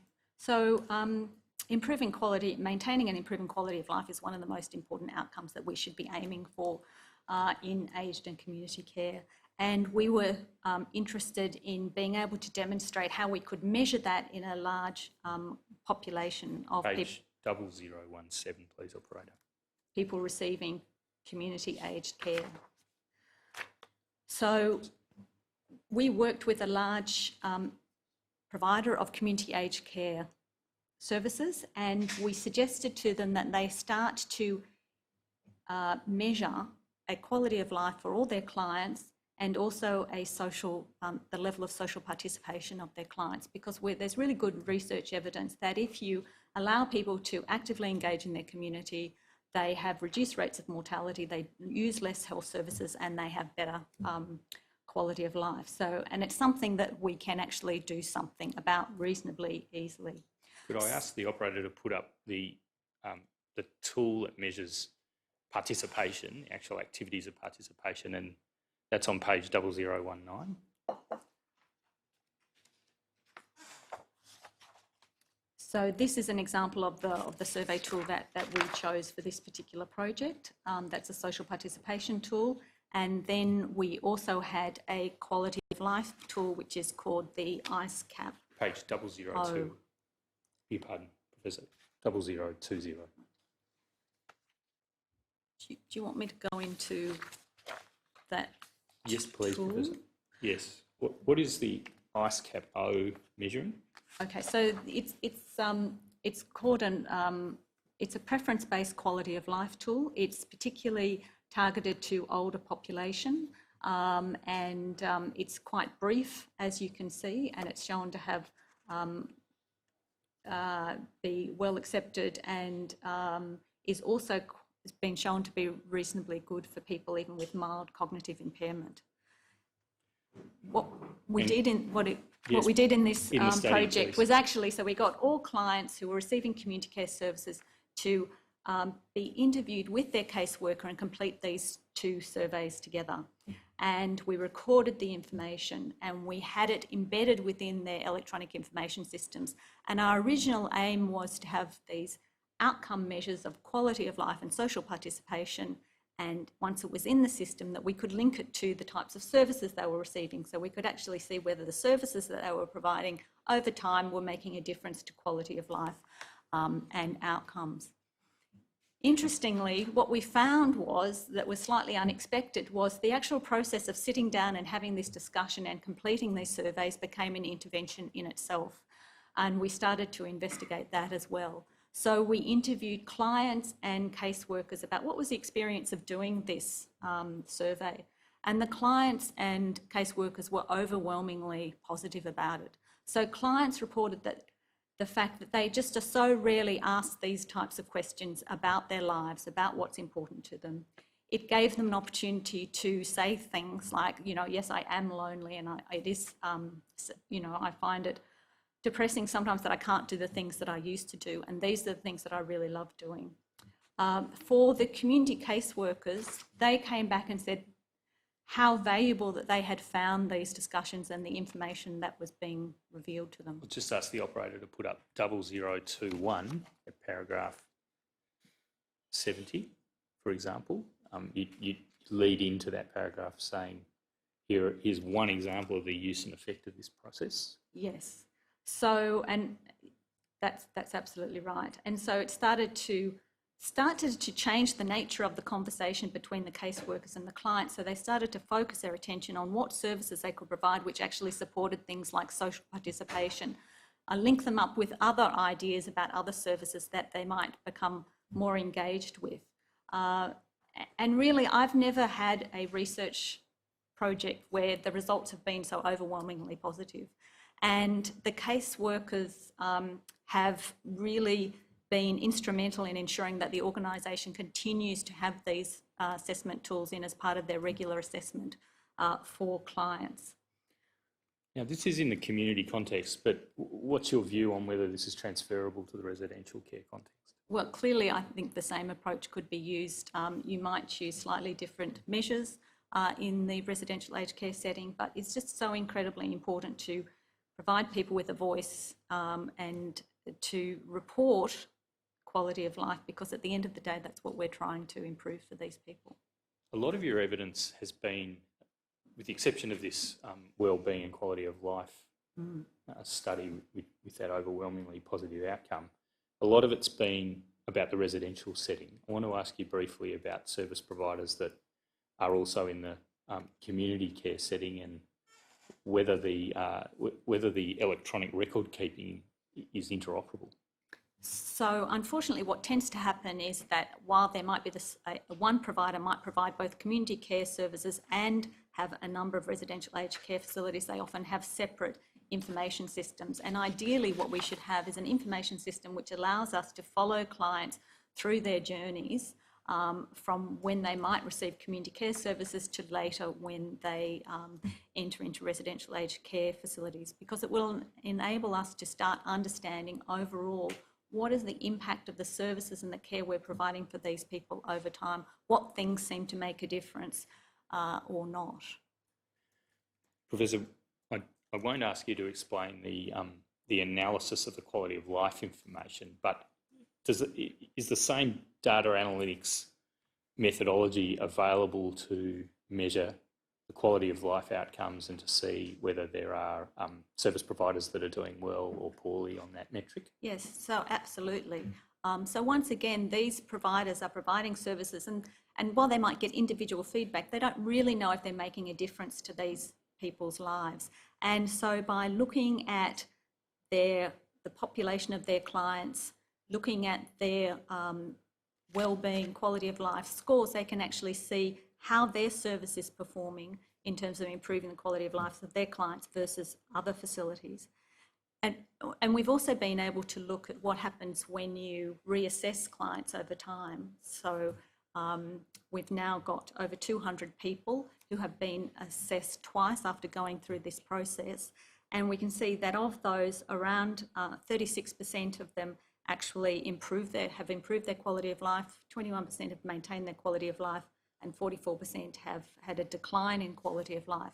But interestingly, what we've seen, even though these are preliminary results, is that those who improved and maintained their quality of life were more likely to have a greater number of hours of community care services. So once again, we're starting to generate evidence which suggests the value of providing these types of services to people in their clients in terms of making a difference to their quality of life. And in respect to the 44%, we're of course talking about a cohort who are in their older years. Yes. So do you need to do more research into what the control group might be without those quality of life interventions in order to really draw conclusions about the significance of that 44%? Exactly. But once we have these outcome indicators there in the system, and then we can link them to all sorts of other data sets, we can answer those questions and we can see which services might make it more of a difference than others for particular populations, for example. Sure. Earlier in your evidence, quite a long time ago now, you mentioned the fact that a lot of the data is collected for funding purposes. Yes. Does the funding model, in particular ACFI in the residential context, provide any incentive for the collection of quality of life information presently? Not that I'm aware of, no. Now, just Commissioners, I see the time, but if I could have another 5 minutes, I think. Yes, of course. Thank you. In your statement, first one at paragraph 75, and then in your second statement at paragraphs 4 to 7, you refer to the work done in particular by Professor Julie Ratcliffe of Flinders University about incorporating quality of life assessments into an overall economic evaluation. Now, just pausing there are a lot of economic evaluations that can be done, cost-benefit analyses of various interventions in health or aged care. You alluded to one earlier in your evidence about the cost savings of intervening by investing more in community care so as to delay entry into permanent residential care, for example. Yes, though there's been no formal cost effectiveness study done on that. We've just shown that it is likely. You've provided an input into what might be an overall cost benefit analysis. Could you please outline, perhaps, thank you very much, operator. The operator's put up some of the relevant text of your second statement and the gateway to this issue in your first statement. Would you outline Professor Ratcliffe's work and its potential significance? So Professor Ratcliffe is a health economist and has done some really valuable work in this area of quality of life scores, which can be used in terms of economic evaluations in the aged care sector. Overall, there haven't been very many such studies undertaken in terms of looking at whether different programs might be more cost effective than others. In order to do those types of studies well, we really need to be using preference-based quality of life tools, which is exactly what the ICE-CAP-O is, because what happens with those tools is that the scoring algorithms used are based on research which has set out to ask older people, how do you value different health states and things? And then the scoring algorithms are applied to the quality of life score. So it's based on research evidence about what older people have said is important to them. The preference-based quality of life tools, such as the ICE-CAP-O, can be used to calculate what are called quality adjusted life years in economic studies. And so what that allows is that if everybody uses a tool that allows qualities to be calculated, then we can compare various types of economic evaluation studies of different types of interventions. Thank you very much. Just while we have the second statement open at this point, I'll just ask the operator to show paragraph 8 and the text that follows there. You refer in more detail here to that dividend that arose from the quality of life study about engaging with the older person. Is the gist of your experience from that quality of life study that the very fact of asking the question, in effect giving a voice to the person who's receiving care, is a significant intervention in itself? Look, absolutely, and I must say it probably was, it shouldn't have been a surprise, but it really was quite a surprise to us, the very strong reaction we had when we interviewed clients. And I think under point 13 there, we talk about some of the direct quotes about things that clients said about completing the surveys and what they thought about them. So this is going through, operator, to the other page, so we can show both pages at the same time. Thank you. Pages 0002 and 0003.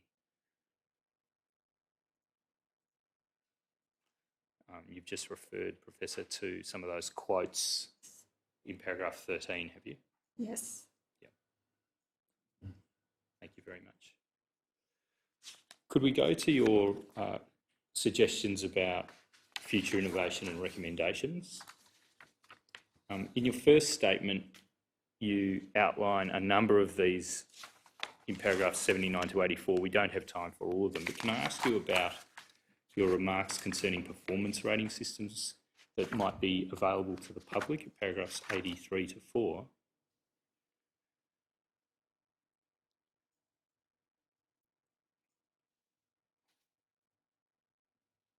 And what are your thoughts on the potential use of data analytics to provide greater information so that people receiving care or their families can make informed decisions?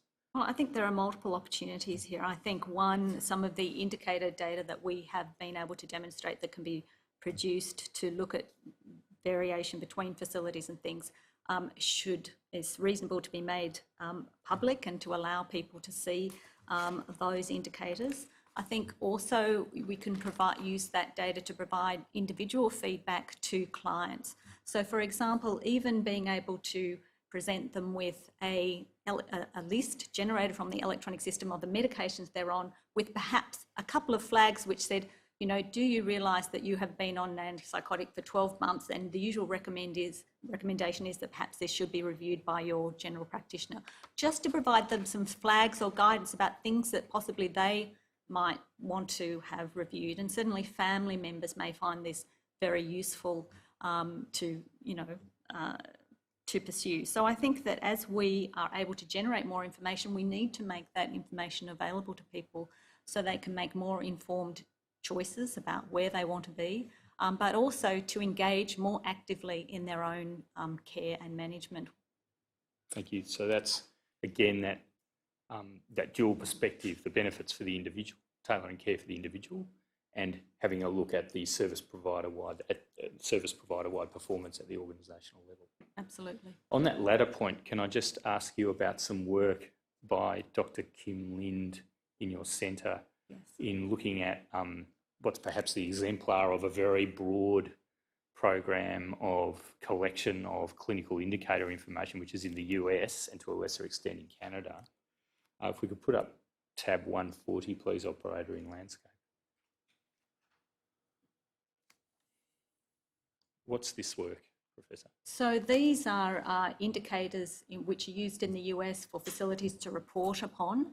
And what we have done, and what Kim's done here, is that she's gone through and had a look at the data that we've been able to look at in some of these clinical information systems that we've been analysing to try and determine how many of them could we actually calculate from the data that's currently collected in these systems. So if we just pausing there, if we had some sort of obligation to report the same indicators that, that a residential aged care facility reports in the US, could it be done with information that is just collected administratively anyway by an Australian RACF? Is that the question? Yes. So in terms of, we have data from from over 70 aged care facilities that are using a particular clinical information system, and having gone through that, we could calculate many of these indicators from the data that is currently collected. And in unqualified terms, it's the case that Dr. Lind concluded that 11 out of 17 of the indicators could be met with existing information. Is that right? Yes, that's correct. 4 of the others, the information is available in paper or spreadsheet form. Yes, or may require linkages. So, for example, to look at hospitalisations or outpatient emergency department, we would have to have a linkage of data between emergency departments and hospitals with the residential aged care facility data, which is technically possible. Look, Professor, finally, I don't think we've got time to go through these very important points, but if we bring up your second statement at paragraphs 6 and 7, I'll just ask you to speak briefly to the headings. There are 4 key points that are overall key messages that you're conveying to the commissioners. Perhaps we've already covered number 1, implementing electronic information systems, and you've explained the reasons for that. Yep. We probably covered number 2 as well, I suspect. Yes, I think the point there I would make is that while we have some clinical information systems that are commercially available, we really need to improve the functionality of those systems. 6 and 7 of Professor Westbrook's supplementary statement. Thank you. Pages 6 and 7. Then that's all right. Then going to the third point, it's really about, we need a sort of national standard data set. So this idea of working out what information that we need for a range of functions. So whether it is the day-to-day care of clients, whether it's about working out a funding formula, monitoring quality or safety, etc. We need to just collect that information once in one system rather than having parallel systems, which is the way we currently have. And the last point is really about how, there's enormous potential for using the data that we have in much more effective ways. While there may be concerns about, well, what is the quality of the data in our existing systems, I think the main point I'd like to emphasise here is that rather than spending a lot of time improving the quality of data in standalone audits, that we need to invest that effort into improving the quality of data in the clinical record systems, which should be used every day to support the care of clients. So it needs to be of high quality. And then when it's of high quality, it not only serves that purpose, but it allows us to calculate indicator data, to look at the effectiveness of services, to look at whether our outcomes are improving in the way that we would hope they would. Thank you very much, Professor. Those are my questions for Professor Westbrook. Thank you, Professor Westbrook. I certainly found your written submission very interesting, and your presentation today even more so. So thank you. I'll take away your supplementary statement of today and read it as well. there was an action plan which was alluded to earlier without terribly much progress in this area, and having had a bit of a background in electronic health systems, after 10 years I virtually gave up. So my question here is, if there were to be a concerted amount of effort to introduce effective, interlinked electronic systems in this sector, what time frame and what level of effort would we need to make that happen nationwide? And I want to include in the first instance residential care, and in the second community care, or if it's the same time span, that's fine too. What do we need? That's a very difficult question to answer. So I think if you say, you know, what's the technical capability of being able to do that? We have the technical expertise. We know we have examples in other sectors that we can draw upon. So I think that is there. I think that there are many challenges. There are the challenges to getting the IT vendors to improve the design and the functionality of these systems. They've been very much designed as sort of supporting administrative functions, financial reporting and those sorts of things. They really have never viewed these systems as a clinical system, as has been the case for those systems designed for hospitals. But, you know, I think it depends on the range of incentive programs that might be available. That could, you know, if it's a strong incentive program, I imagine the IT vendors who have commercial interests would come along for the ride. I think there are many challenges in terms of upscoping the workforce within residential aged care facilities. So we would need to, one, you know, have some expertise in the staff mix that would be able to support any clinical information system, to be able to start making, you know, demands and requirements to the IT people that are designing these systems. Because at the moment, I think residential aged care facilities have not really been asking a lot of their IT system providers because they're just not the expertise there. I think for care workers, they are a very different type of workforce to hospital workers. They have different skill base. And so I think in the design of these systems, we have to look at different types of design features which really support those workers.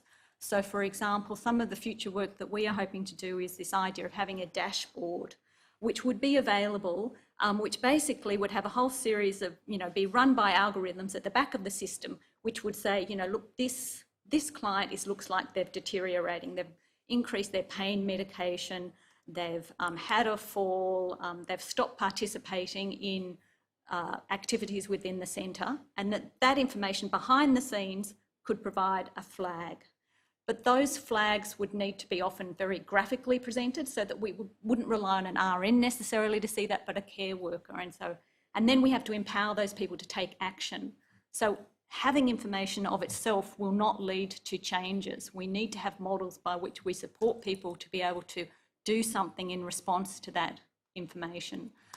So clearly one element of that is decision support. So having, you know, what happens when you get this type of alert? What actions should you take? And what actions should you take if you are a care worker, an RN, etc.? So I think those things can be built into information systems which can support the process. I suppose that's not really answering the questions in how much effort would it take. But I mean, I think there are many people, if you brought them together, have a good idea about what needs to happen. We know that there would need to be investment and incentives to drive behaviours in a certain ways. And there are schemes in other sectors that have been used to create incentives for the uptake of information technology. And so we could draw on those.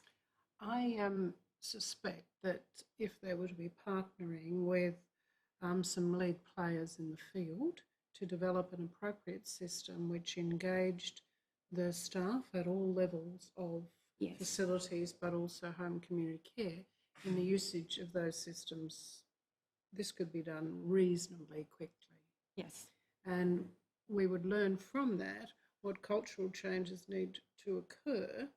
But I must say I concur with your view that you need a particular format for personal care workers.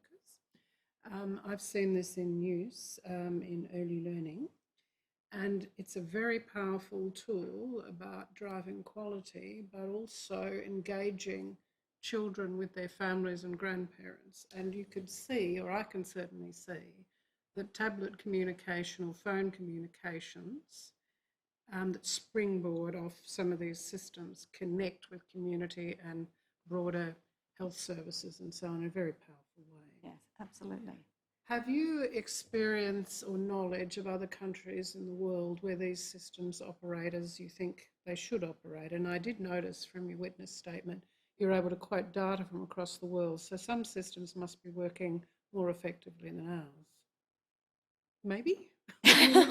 So I mean, I think that's probably the case that you will find. I think there are some large US providers. So I know of some, for example, in the States where for community care clients, they have very strong electronic record systems where they're able to, and they run algorithms to identify clients who may be at risk, and then they target their visits according to the risk profile of those clients. So I think there are pockets of it. I don't know that there is sort of a national system. Are these largely managed care providers through the health system? I'd have to go back and have a look. All right. Well, let me say thank you. I found this an incredibly helpful session. Thank you. Commissioners, may I ask that in view of the time we need to get through the program this afternoon, we start at 1:30. I'm sorry, that's a very short break. Very conscious of that, Mr Gray. Yes, we will.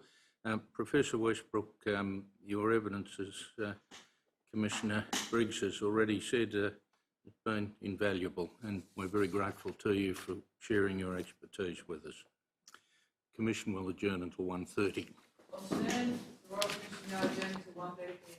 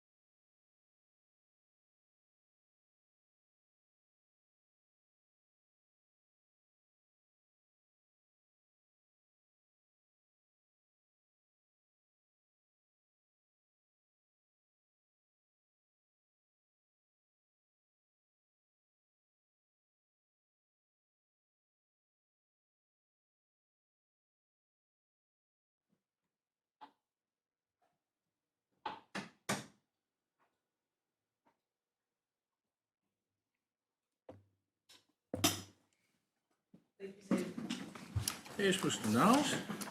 Thank you, Commissioners.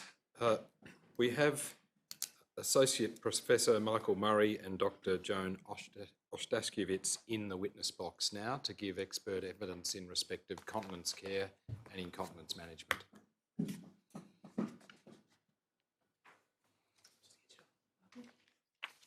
Repeat after me. I swear by Almighty God I swear by Almighty God that the evidence I shall give that the evidence I shall give will be the truth, will be the truth, the whole truth, the whole truth, and nothing but the truth. and nothing but the truth. Repeat after me. I swear by Almighty God I swear by Almighty God that the evidence I shall give that the evidence I shall give will be the truth, will be the truth, the whole truth, the whole truth, and nothing but the truth. and nothing but the truth.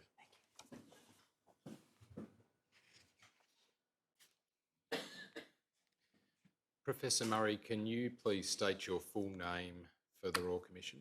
Michael John Murray.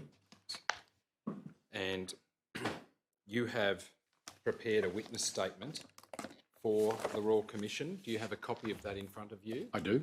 Yes, and that's your witness statement dated the 1st of July 2019? Yes. Yes. And that's the witness statement, Commissioners, numbered WIT.0273.0001.0001. Have you read your statement recently, Professor Murray? I have. Yes. And are there any changes that you'd wish to make to your statement? There's one change. Yes. It's page 4 of 27, D, and it's line 4. I've quoted the Australian Institute of Health and Welfare. It's 2012, not 2017. My apologies.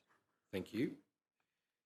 Subject to that change, are the contents of your statement true and correct to the best of your knowledge and belief? They are. Yes.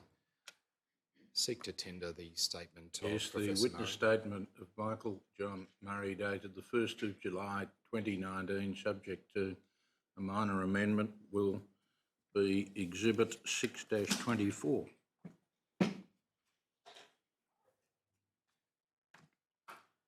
Dr. Ostashkiewicz, can you please state for the Royal Commission your full name?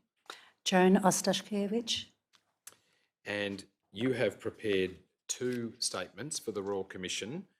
Can I take you through them one by one? The first of those is dated the 5th of June 2019. Yes. Yes. And that's the document number WIT.0222.0001.0001.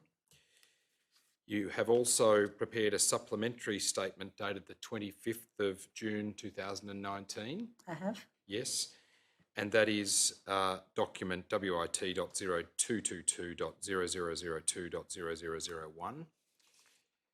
And finally, Dr. Ostashkiewicz, you have prepared a corrigendum of today's date. Yes.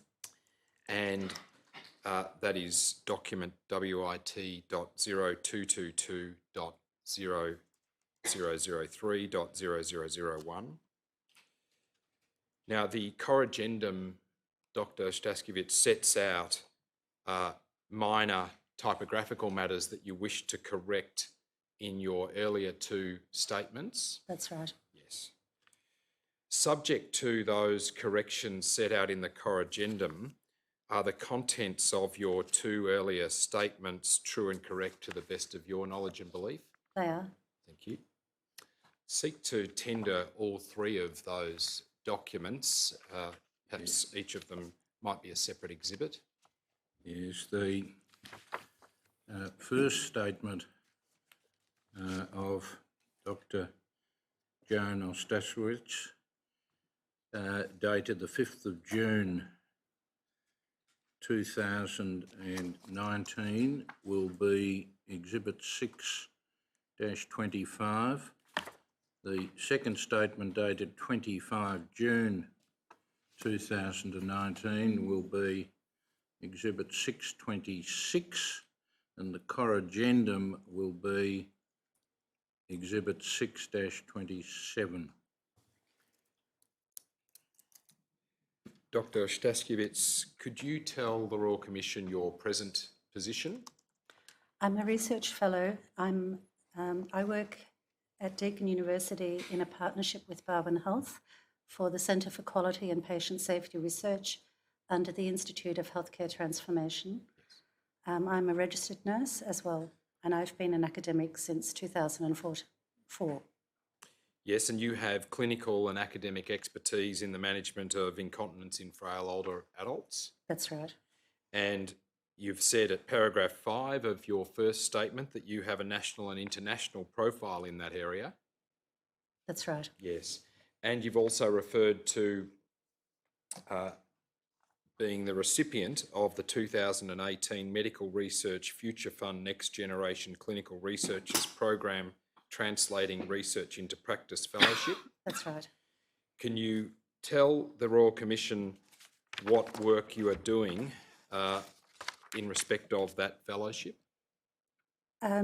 Because the fellowship involves translating research into practice, I'm using it to implement a project that I'm calling Translating Principles of Dignity into Aged Care.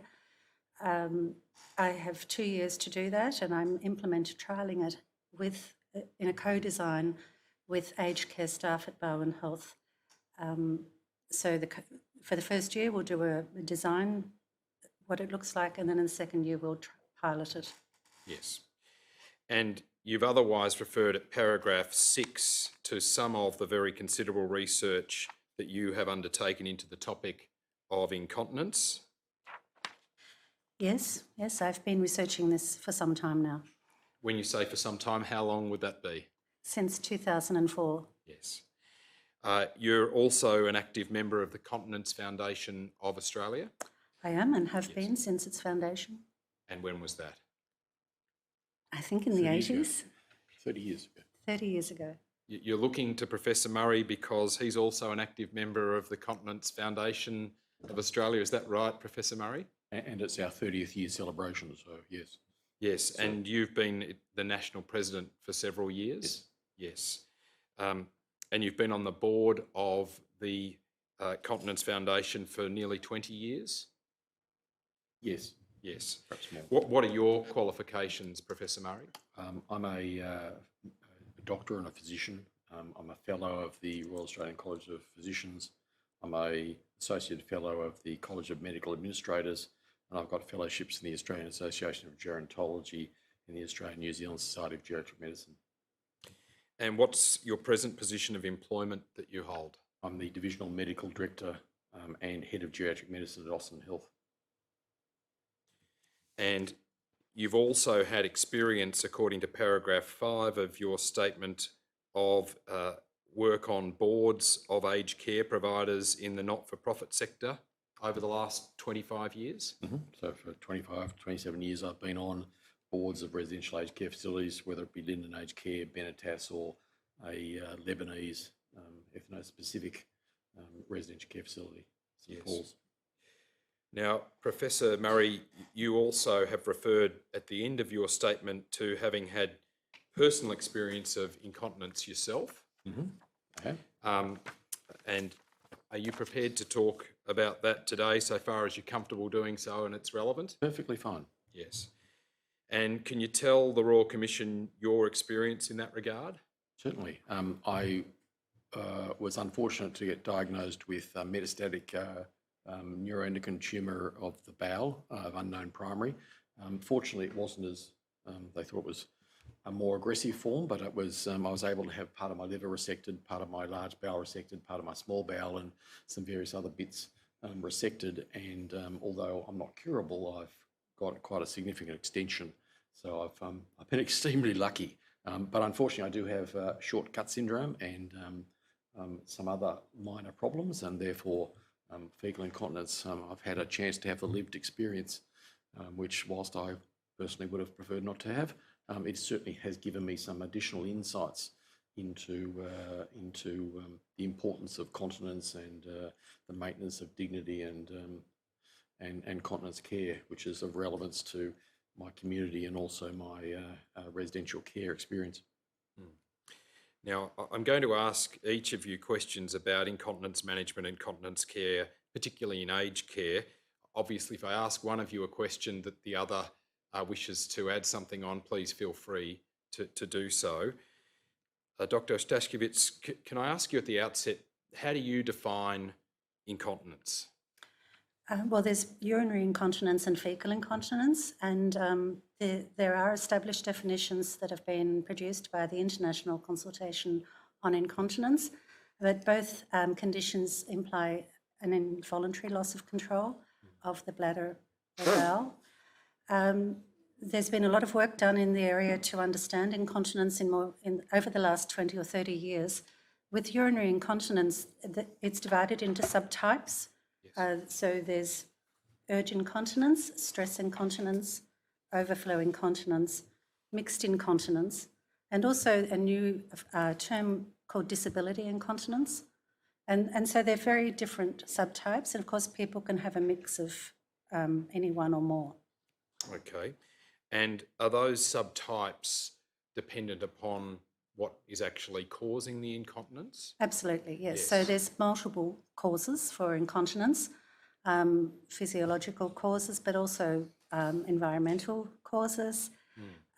So as with any other medical condition, it's a matter of identifying a comprehensive assessment undertaken by a multidisciplinary team to identify potential causes. And once you've identified the cause, then you're in a better position to implement targeted treatment, because the treatments vary depending on the type. Well, can you provide some examples of how treatments might vary depending upon the type of incontinence that a person might experience? I think, Michael, you might be better to answer this. Yes, well, Professor Sure. Murray, would you like to answer that? I'd be delighted. Depending on the treatment type, depends not only on the modality of treatment that's been most effective, but also perhaps looks at other contributing and factors such as medication management. If you've got an urge or urgency type continence-related problem, then gastrointestinal things, drugs or things that affect the gastrointestinal system, even just simply constipation in the case of residential care, can have a significant impact on people's continence. Certainly that's been my own personal experience, but it's certainly well established in the literature. Similarly, drugs that are diuretics that promote urine excretion or increasing concentration of sugar in the urine in the case of diabetes medications can have an effect on the need to void overnight and the urgency at which that needs to be done. In theory, all of us could be incontinent if we've got to go 5 miles to an appropriate facility. It's really how quickly you can get access to a facility. Sometimes it's literally seconds and it's too late. In other people, they can defer a bit longer, and therefore having an assessment and understanding of that is very important, whether you live in residential care or whether you're in the community.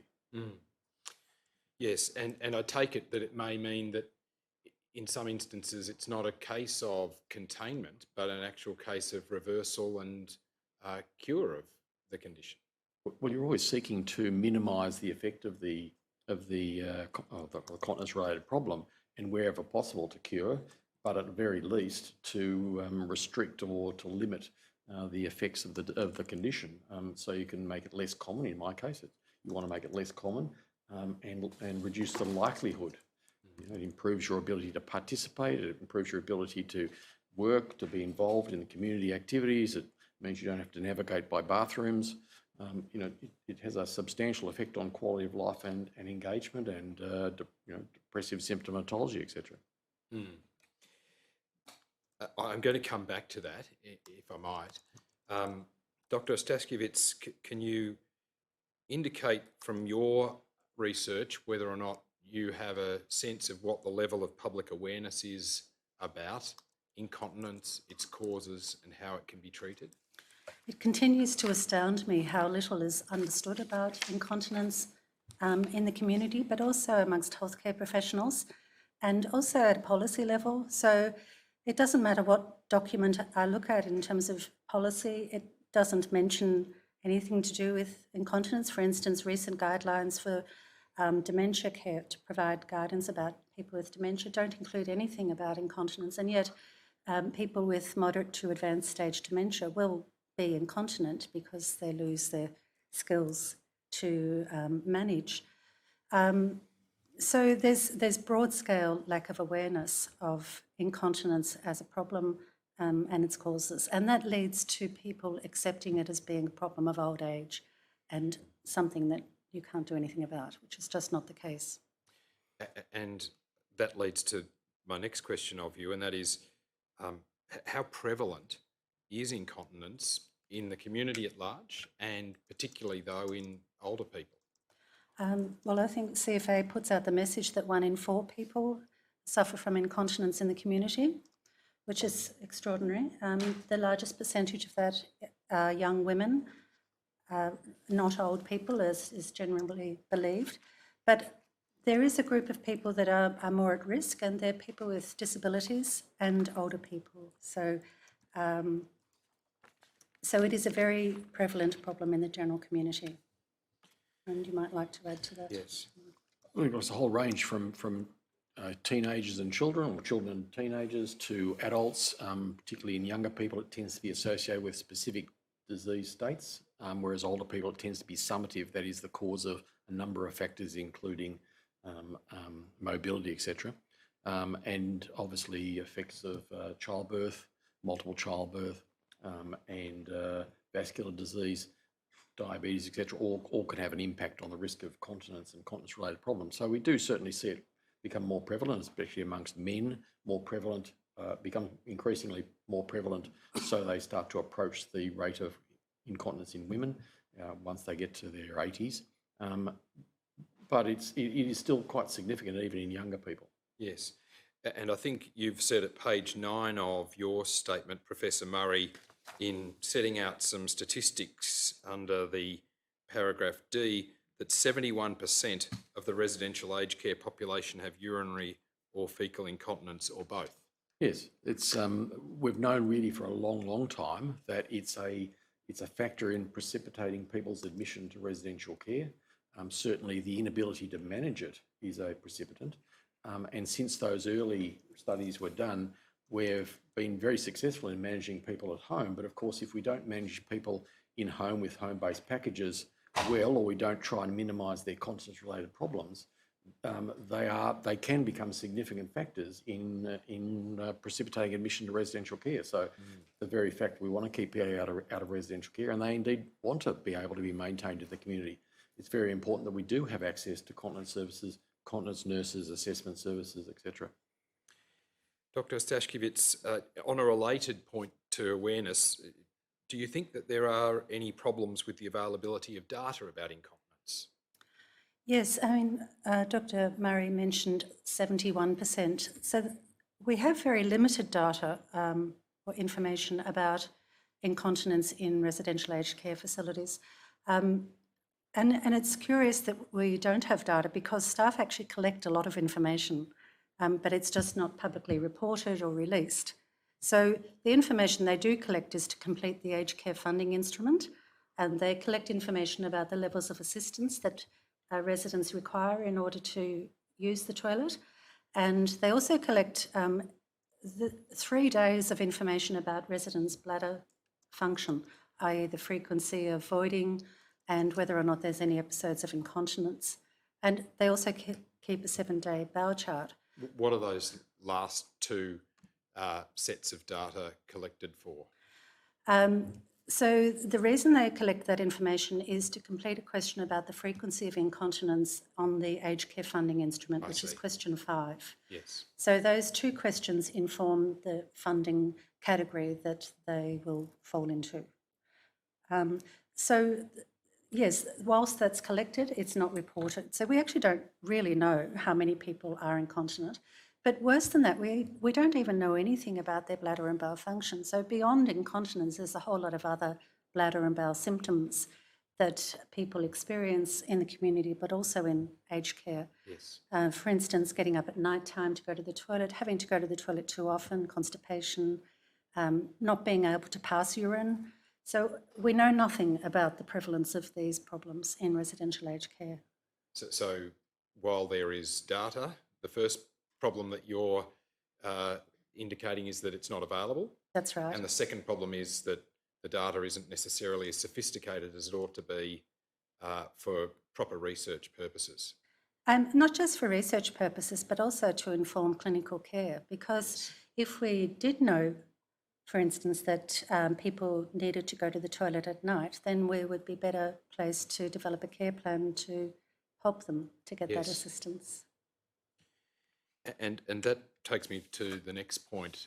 Professor Murray, you refer to person-centred care. Dr. Ostaskiewicz, you refer to the contrast between task-oriented and relation-oriented care.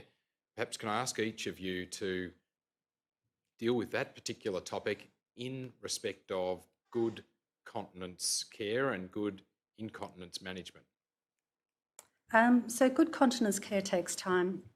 In order to help people to maintain optimal bladder and bowel control, they need high levels of assistance. Most residents of aged care facilities need assistance to reach and use the toilet, and they might need assistance with tasks, what we call toileting hygiene tasks.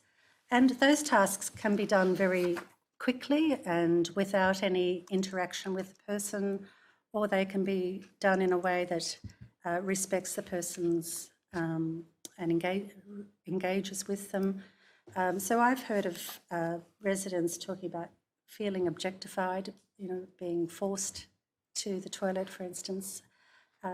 So there are ways to engage with residents that might help to make them more receptive and more responsive, and to feel safe, for instance, to ask for help and to access help. I think that one of the really great things about the new standards that have just come in and are really only about 11 days old is the attempts to focus more on consumer dignity, on engagement with the consumer, and have them as active participants in the development of care plans and care. Standard ones around consumer dignity and choice. And there is no doubt that in my mind, continence is one of the areas where it really exposes you to the opportunities of great care, or conversely, less than great care, because they're, regardless of older people sometimes telling me, oh, I don't suffer from that indignity anymore. When challenged, they tell you they're lying.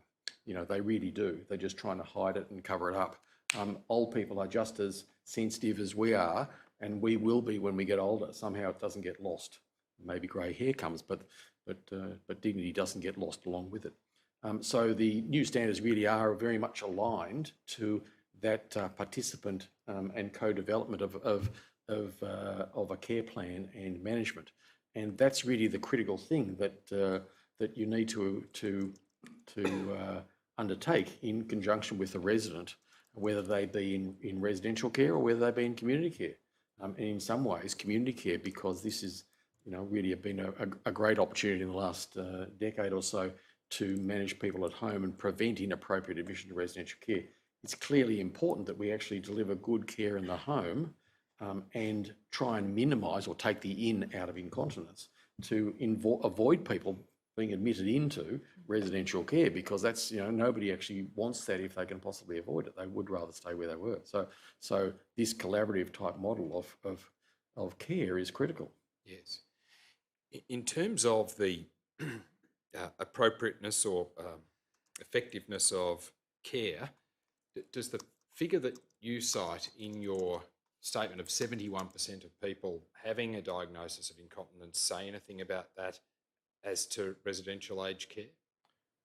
Well, for me, I suppose it tells us that that residential aged care has got a lot of people who've got significant disabilities and significant risk, and it really tells you and I, if you've ever had experience of placing a loved one in residential care and all the trauma for all concerned, it's a place where you go where you absolutely need to go, and if there was alternatives, there wouldn't be. So I think that the fact that there's a high rate of disability is not surprising. What nevertheless we still want to do is to say, well, it may be 71% of people go into residential care who have got continence-related problems, but how many of those can have their continence well managed to minimise? So, I've got continence-related problems, but I'm very rarely incontinent. And on each and every occasion I'm incontinent, it is, for me, a major trauma and a distress. And I suspect it will continue to be so throughout my life. So it's very, why would I want to treat anybody else in any way less than I would want to treat myself? if you can avoid each and every occasion. So, even in public health, I've had in my own division or my own units, my own wards, people saying, don't worry, dear, you can use your pad as that's just an easier way rather than toileting and going to the bathroom. I don't really understand how psychologically difficult that is. If you've ever been to the football and have a pad on and think, I'll just use the pad and I won't go to the bathroom, well, it's almost impossible to do, to really be incontinent when you don't absolutely have to be. So I think that if you appreciate that and you have that lived experience, you would treat other people in exactly the same way with the same amount of respect, that if you can avoid it on each and as many occasions as you possibly can, well, surely you would. Because that's, the fundamental nature of human dignity and the human lived experience, I would have thought. If I could add to that, Yes. there's an international study that says that 61% of people admitted to residential aged care are incontinent of urine on admission. We don't have that data in Australia, but we do have the data that 71% are incontinent. But what we don't know is, of that 71%, how many are incontinent because they have a physiological problem with their bladder, or because they simply can't get to the levels of assistance they need to use the toilet. And there's quite a number of studies now from overseas that suggest that access to toileting assistance is really problematic in residential aged care facilities, meaning that a lot of the incontinence is socially engineered, or it's disability incontinence. Yes. And can I ask you, Dr. Ostaskiewicz, what are some of the clinical consequences of inadequate continence care or incontinence management for those with continence problems? So clinically, incontinence can increase the risk of falls. There's limited data on that, but there's a lot of anecdotal data, and certainly when you talk to staff in aged care, they are well aware of those risks and often put in place strategies to restrict residents' movement so that they don't get up to go to the toilet in order to protect them from falling. So there's the risk of falls. There's also the risk of breakdown of the skin. So there's a condition called incontinence-associated dermatitis, which is from contact with the skin. And I read a paper the other day that damage to the skin can occur within a couple of hours. And it's worse if a person has fecal incontinence. And so when you have incontinence-associated dermatitis, it increases the risk of pressure injury. So that's another main one, clinical one. Another one is depression.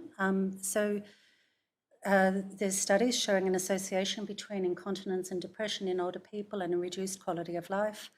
So how that plays out in an aged care facility is usually the resident doesn't want to go out of their room. I've certainly spoken to residents who socially isolate themselves because of the fear of exposure. Yes.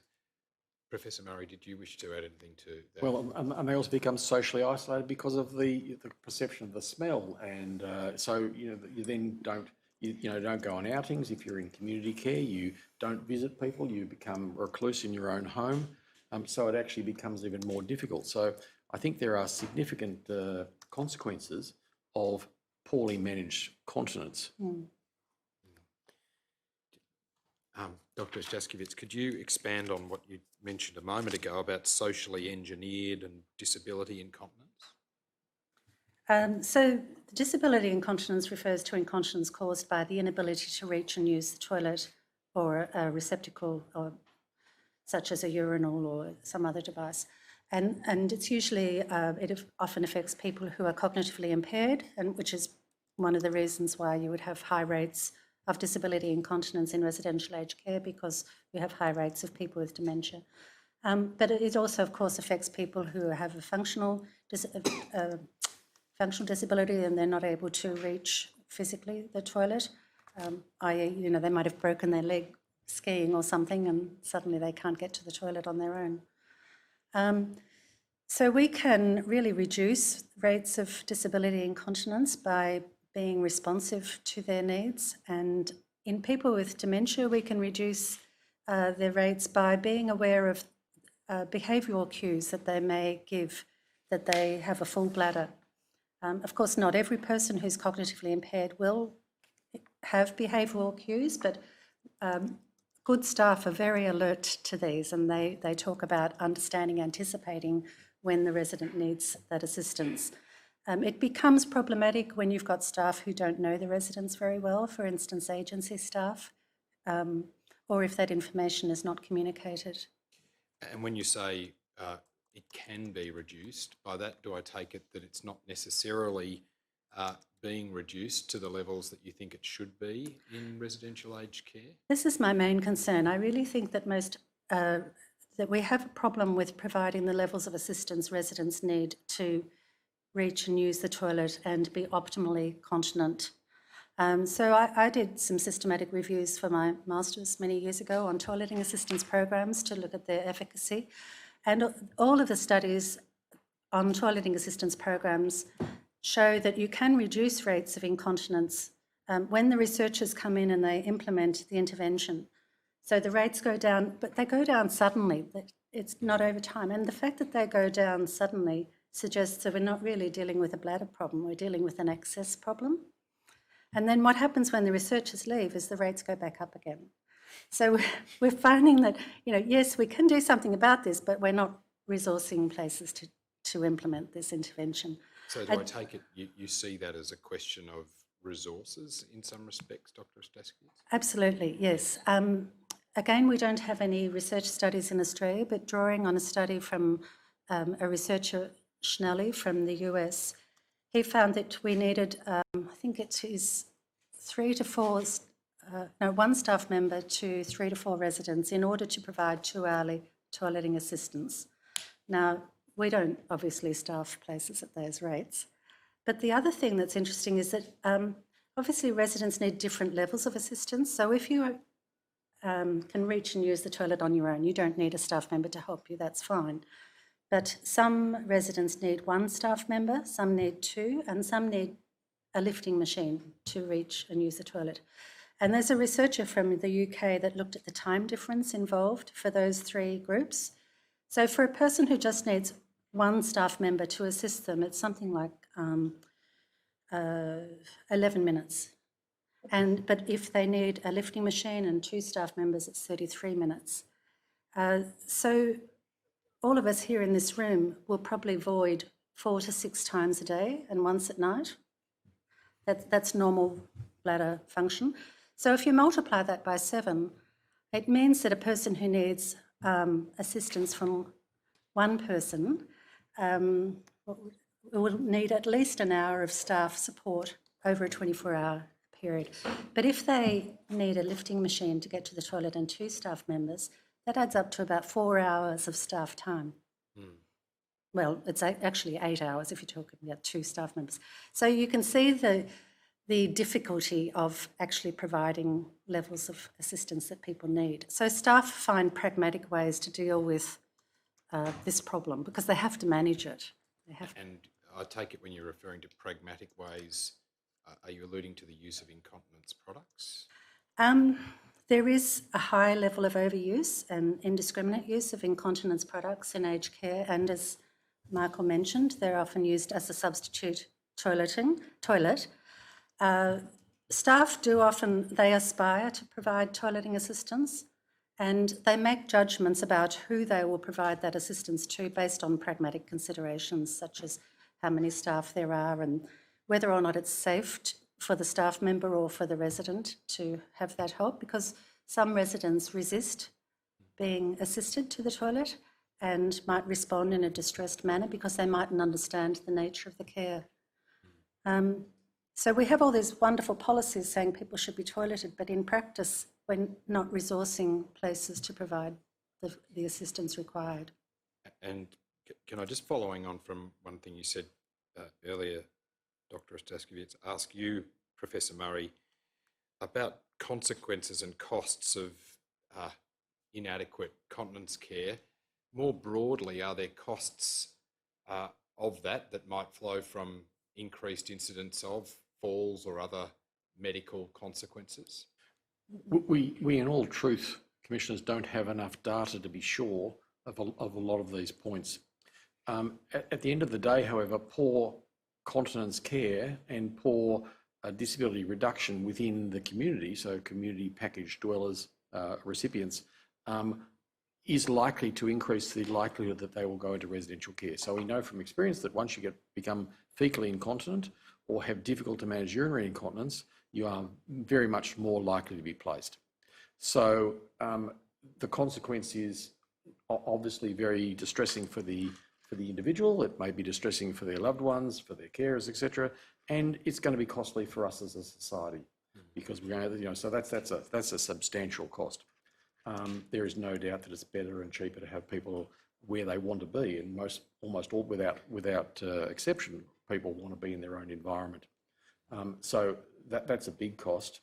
And there's a big cost right across the board of going to residential care.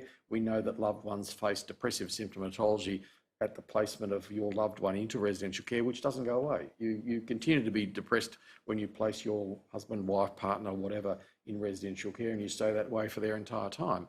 So that's very difficult. There's the sort of the social trauma and the social engineered costs.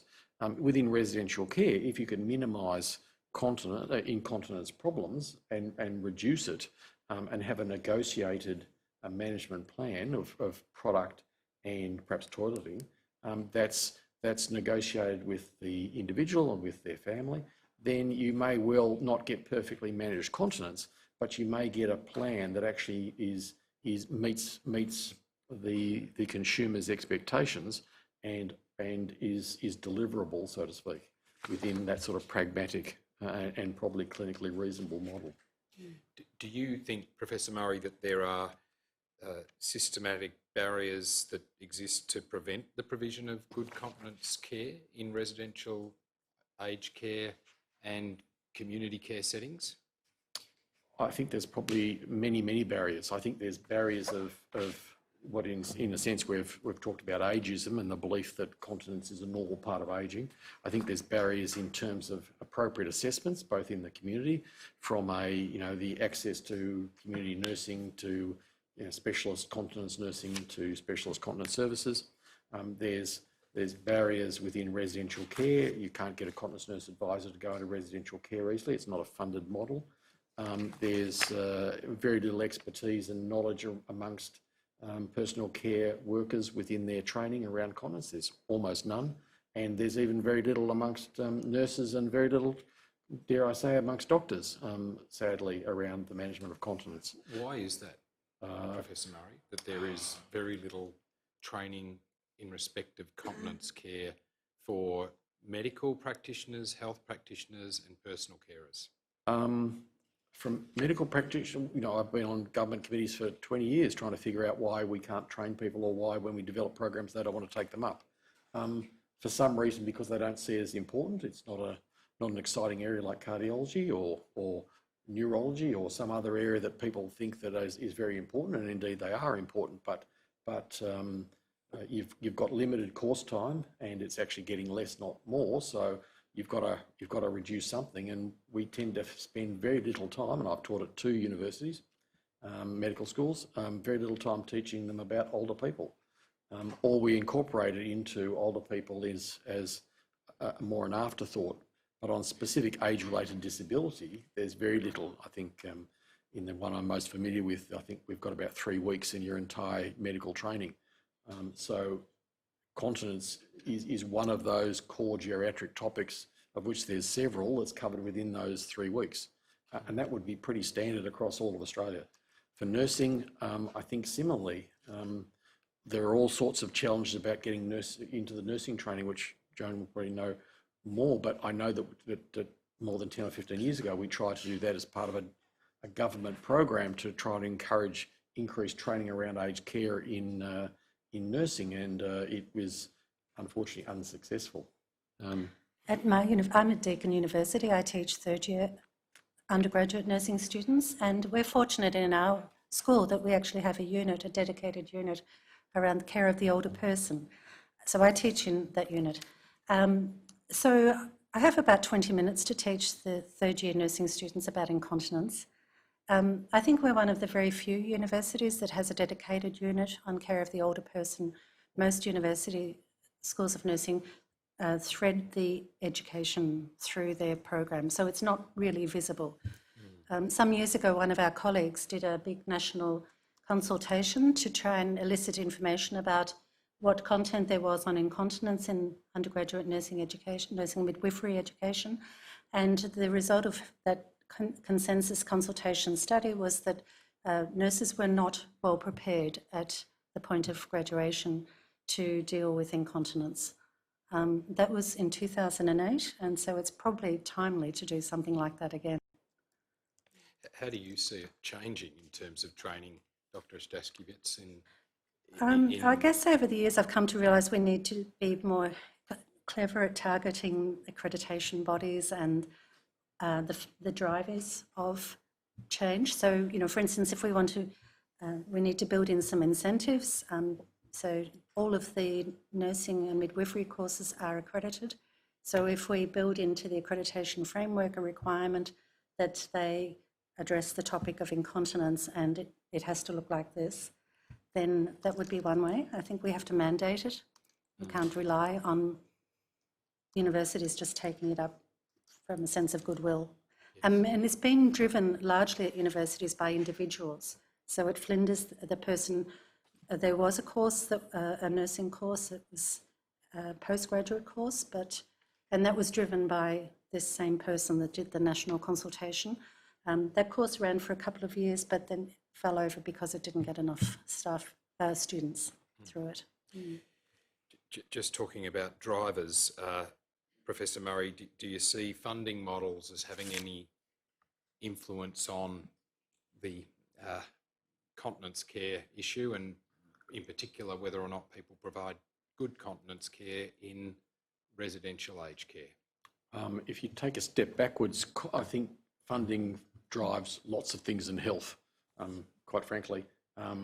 And if it's not assessed, if it's not measured, it's probably not going to be done very, as well as we perhaps would like. So there's no doubt that we've all learned that one of the benefits of safety and quality, and we've had experience of safety and quality in hospitals for 15 years, and residential care is a little bit like hospitals were 10 or 15 years ago, and it's going through a rapid growth cycle to try and catch up.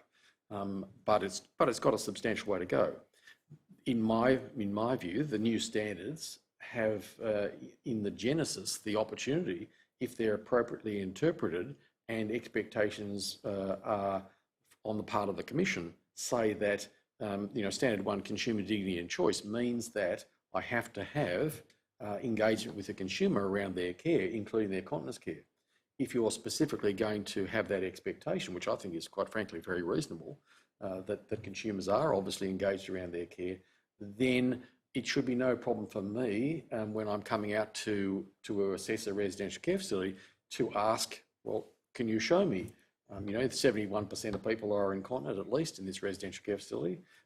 Can you show me evidence that you have engaged with consumers and you have developed a program that is undertaken in conjunction with their wishes? And that will create change. And you see that as an improvement on, this is a regulatory standard that previously existed that simply required that a person's continence is managed effectively. Yes, because part of the problem with the old ACFI, or the old funding instrument, was the aged care funding instrument, is that in a sense there was no re-enablement built in.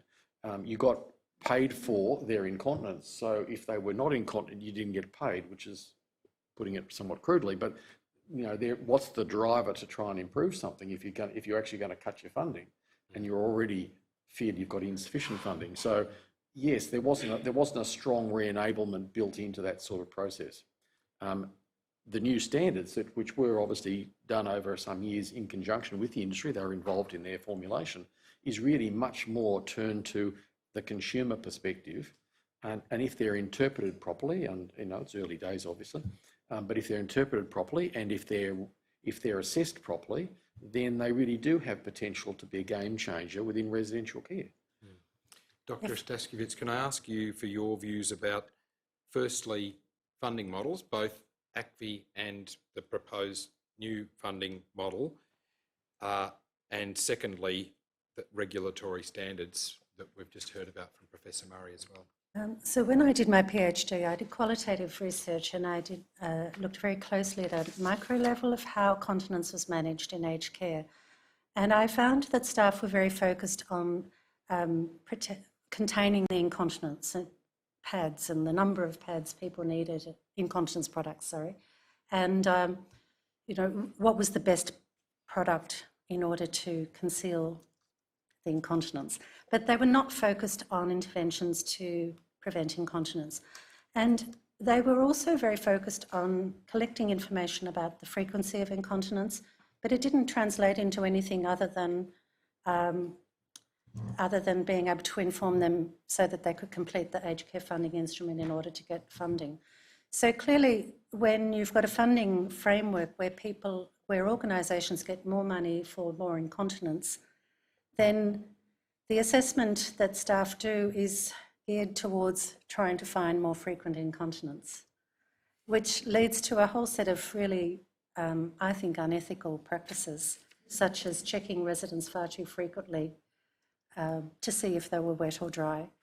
So the funding framework was a disincentive, or is a disincentive, for continence promotion.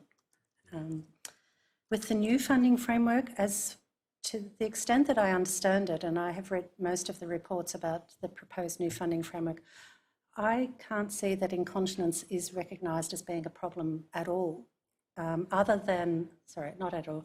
It's not built into the funding model, so it's not considered to be a cost driver. And that's problematic, because if we don't recognise it as being a problem, then we won't actually fund it. And if we don't fund it, we won't do anything about it. So that's funding. In terms of the accreditation standards, as you said, the old standard, pre-July of the 1st this year, simply stated that residents' continence needed to be managed effectively.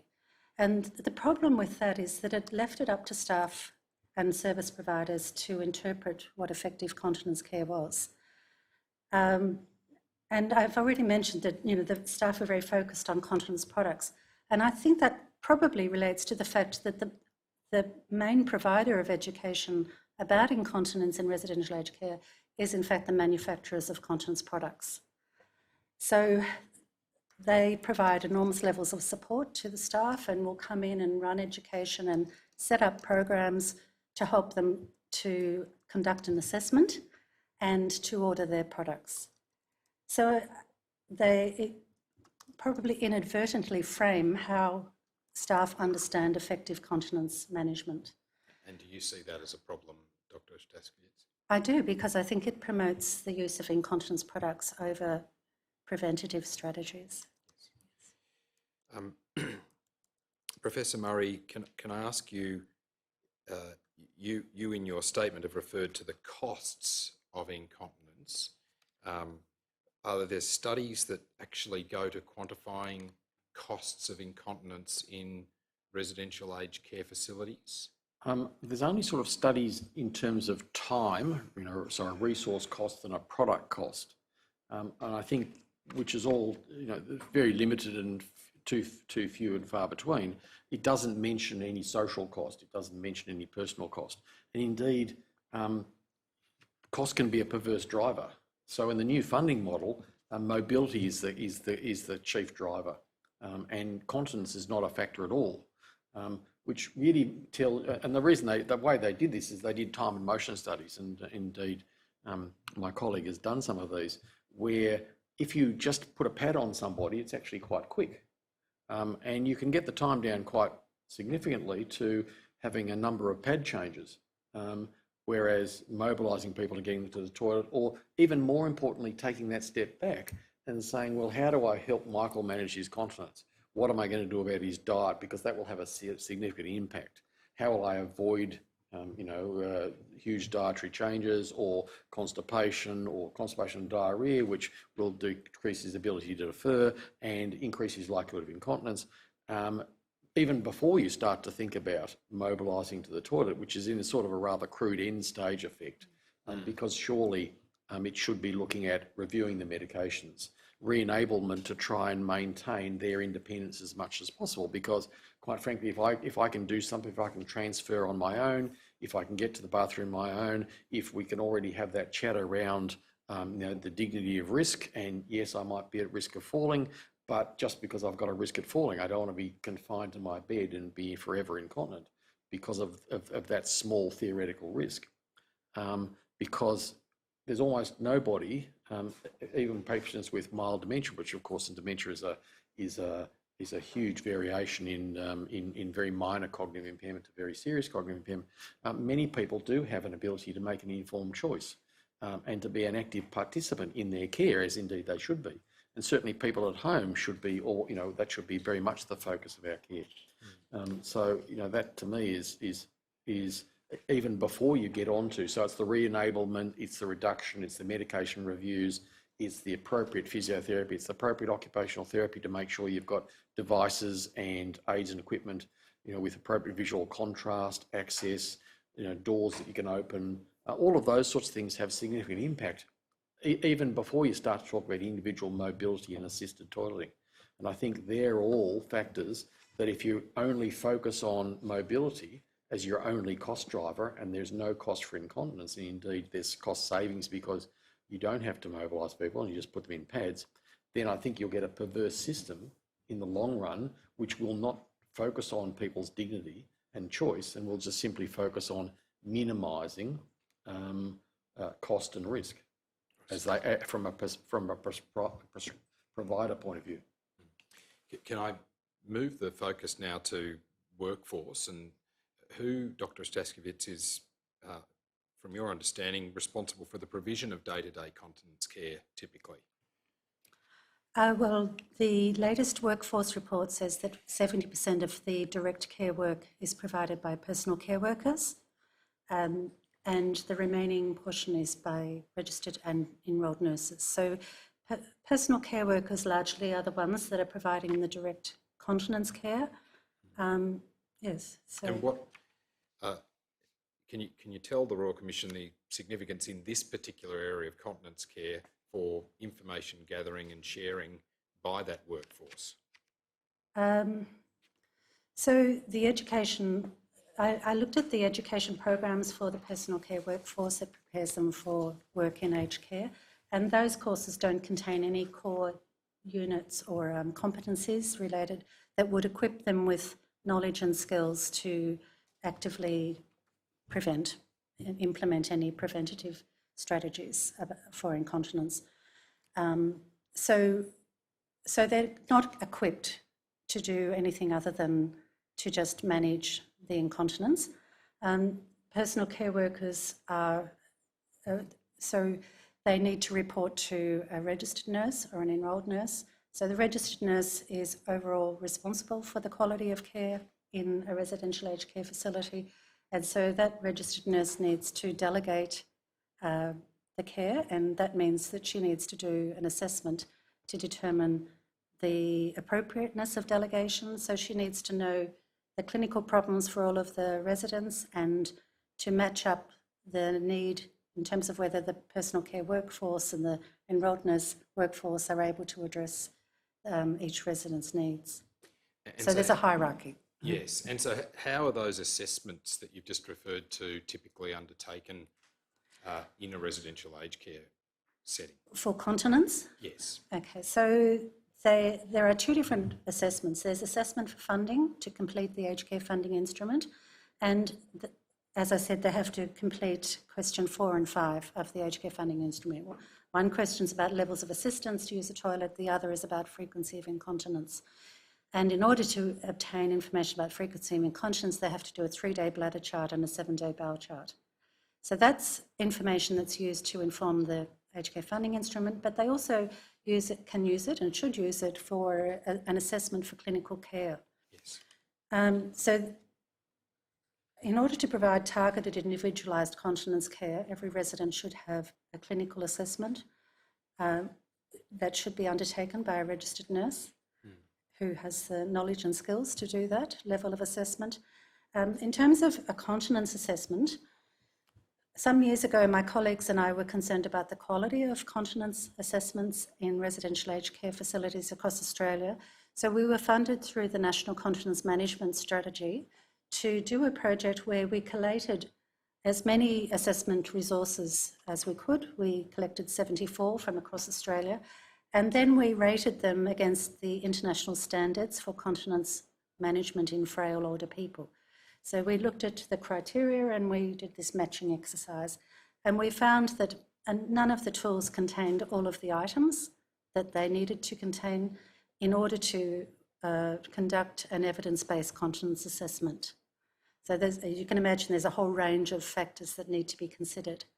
So then we went on and developed a set of resources which have been available through the Department of Health on the Bladder and Bowel website up until a couple of years ago, and they're currently being updated. So there is a resource available that staff can use to help guide them through what they need to assess.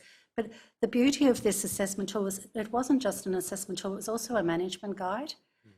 So we took a lot of thought of the workforce and the sorts of their health literacy, for instance. So the questions were targeted so that it would guide them into a management option.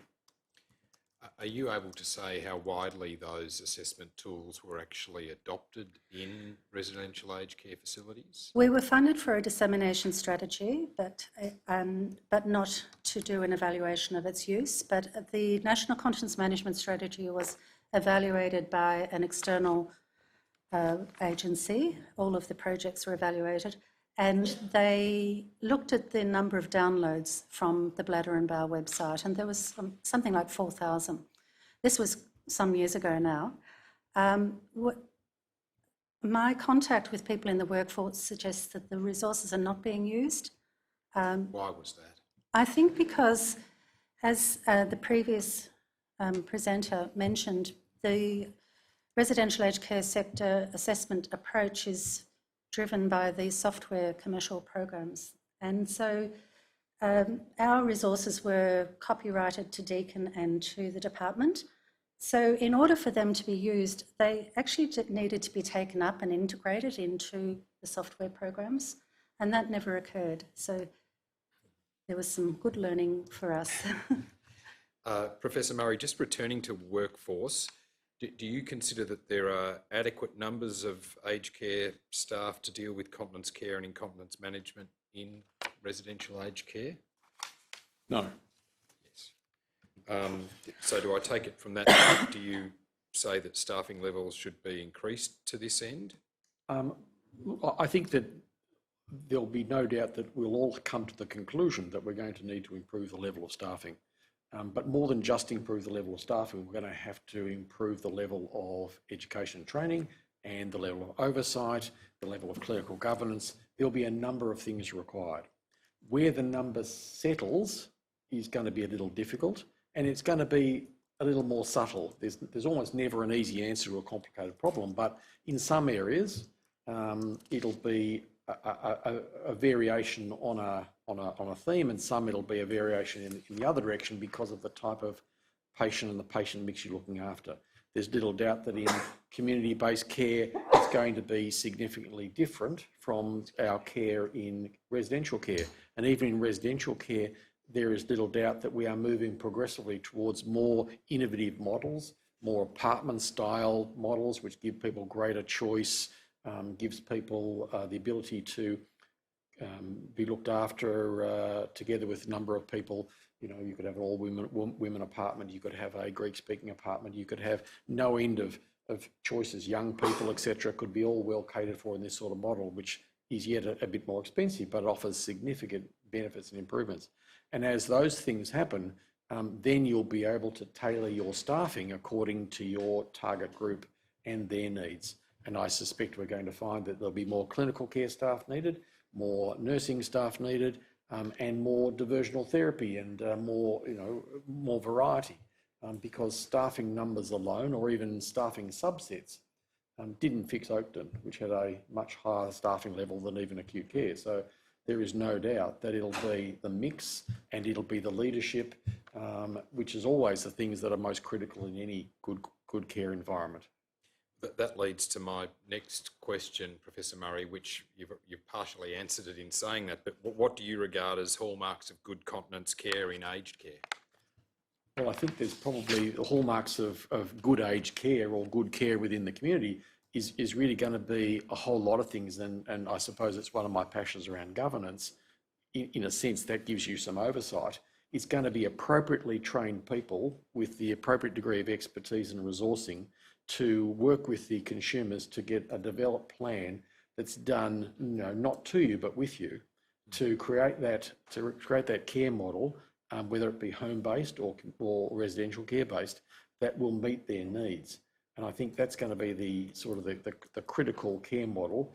So you're going to have appropriately skilled people, you're going to have appropriately credentialed people, you're going to have appropriately supervised people, you're going to have some sort of some standards, you're going to have both a combination of the 8 new standards, you'll probably have some KPIs that speak to those standards, you'll probably have some sort of guidance around what good quality care, whether it be continence or wound or any other area around key geriatric syndromes and what that actually means to an individual. And it's hopefully, you would expect that these would be developed in conjunction with the individual who's the care recipient in whatever environment they happen to be, in a sense, meeting the expectation of both Standard 1 and Standard 8 around governance. So I think if you've got all that, you've got the appropriately staffed people, the appropriately trained people, the appropriately supervised people, appropriate benchmarking, and unlike benchmarking, which is, we tend to put data in and never get data out, but it's clear and it's transparent, and that we know people are being appropriately assessed, and we know the staff have appropriate assessment skills, which are around the KPIs we've suggested. This will, I believe, be much more likely to deliver high quality care, and in turn, it makes understanding funding and financing much clearer in my mind, because you'll understand what you're paying for. Yes. And on that, both you, Professor Murray, and you, Dr. Ostaskiewicz, have referred to the KPIs, and I take it you're referring to the KPIs that are set out in item 121 on the last page of Dr. Ostaskiewicz's first statement. Yes. Is that what you're referring to, Professor Murray? Because she was also involved, Jo was involved in writing them, so yes, in a sense, the most sensible person to ask. I paid him. She paid me. But in that regard, can I just ask you to explain how those KPIs were developed, what they would go to, and what they would be used for? So they address a major gap, because we have a lot of KPIs that are very medically focused, but don't speak to the issue of care. And so my colleagues, international colleagues, and I teamed up with an organisation that funded KPMG to do an international study where we developed key performance indicators for toileting and what we called containment strategies. So most people, if they're incontinent, they still want to use the toilet, and also manage with the containment strategy with an incontinence product. So they address a key gap. They provide organisations with a benchmark to aim for, because at the moment they don't know what good care really looks like, and so that it's left to the people who are providing education to them to make judgments about what good care is. So we used a Delphi approach to come up with this set of 14 key performance indicators. It involved a review of literature internationally, an expert panel, and then reducing right down. So we divided them into clinical KPIs, KPIs that addressed quality of life, and there's a KPI, an economic KPI. And so we considered 3 groups of people who were care independent, who could reach and use the toilet independently, people who were care dependent, who could express their need for assistance, and then a care dependent group who could not. So you could imagine somebody with moderate to advanced dementia in an aged care facility. We needed KPIs that would support their care as well. So we came up with 14, and for instance, a clinical KPI is the proportion of staff who have the skills to perform a continence assessment and prescribe a toileting and containment strategy. At the moment, we don't have thresholds. We can't say that, if X% are in this category, then that represents low care or high care. But over time, if organisations adopt these KPIs, then we will get enough data in order to differentiate. And so it's a starting point. I see. You mentioned in an earlier question, Dr. Ostashkiewicz, socially engineered incontinence. Can I ask you about that concept in the context of incontinence pad rationing? Are you aware of that occurring in residential aged care at all? Yes, absolutely. So again, we don't have any objective empirical data on how incontinence products are used in aged care. Based on some research I did in a subacute care facility, it's likely that they're used indiscriminately, i.e. that there's probably a lack of objective information that staff are using to make judgments about their use. So in the subacute care facility, we did a survey and found that 41% of patients were using products, an incontinence product, but actually hadn't had any episodes of incontinence. So they were being overused. But equally, there were patients who had incontinence but no product. So I suspect the same is happening in an aged care facility where we have ageist attitudes predominate, as they do in society more broadly. And we all know lots of examples of people admitted to hospital who are automatically put on an incontinence product with the assumption of, just in case, or they're elderly. So there are a whole range of factors that coalesce to create a situation of incontinence rather than continence in institutional care settings, whether it be hospital or residential aged care facilities. And that's what I call socially engineered incontinence. The International Consultation on Incontinence uses the term disability incontinence, but I think that puts the blame on the person, whereas in fact I think we're creating a situation of incontinence in many situations. Did you want to add to that? Yes. Look, I think people have become very fearful of people falling, and there's been some of my colleagues who have very, very eloquently pointed out the risk of falls in residential care and the sometimes adverse consequences with falls and serious fractures and even death. But even those same individuals have also pointed out, like many of us, around this concept of dignity of risk, and that there is inherent risk. Life is full of risk, and it's something we understand and take up every time we get into the car, where you might say needs must. And it's the same for an older person. There is plenty of evidence internationally that older people can make value judgments around risk-benefit. They understand the things that are important to them and they understand the things that aren't. But nevertheless, it's as part of this sort of person-centred domain of discussion around their plan should always be, the concept of how much will be transfers, mobility, toileting, the risk of falls, etc. And that's sometimes a problem for residential care. They get very concerned about anyone falling, and then therefore they tend to want to confine people to non-spill chairs or to devices that contain them because they're concerned about an adverse event. Now, on occasion, that's absolutely appropriate.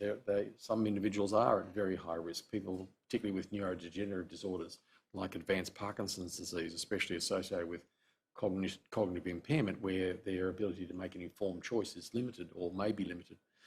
So it is a subtle and complex, or can be a subtle and complex scenario, which does require some negotiation. But I've almost inevitably found that when you talk to the care recipient where possible and their family and let people know and talk about their choices, people are really not only very appreciative of the fact that you've actually gone to that trouble to discuss it, but almost inevitably, more often than not, you can come up with a reasonable balance where people will be able to say, Mum would rather have more independence even if she didn't live as long. And I think we all understand that we'd much rather quality sometimes than just quantity if that's not at high value.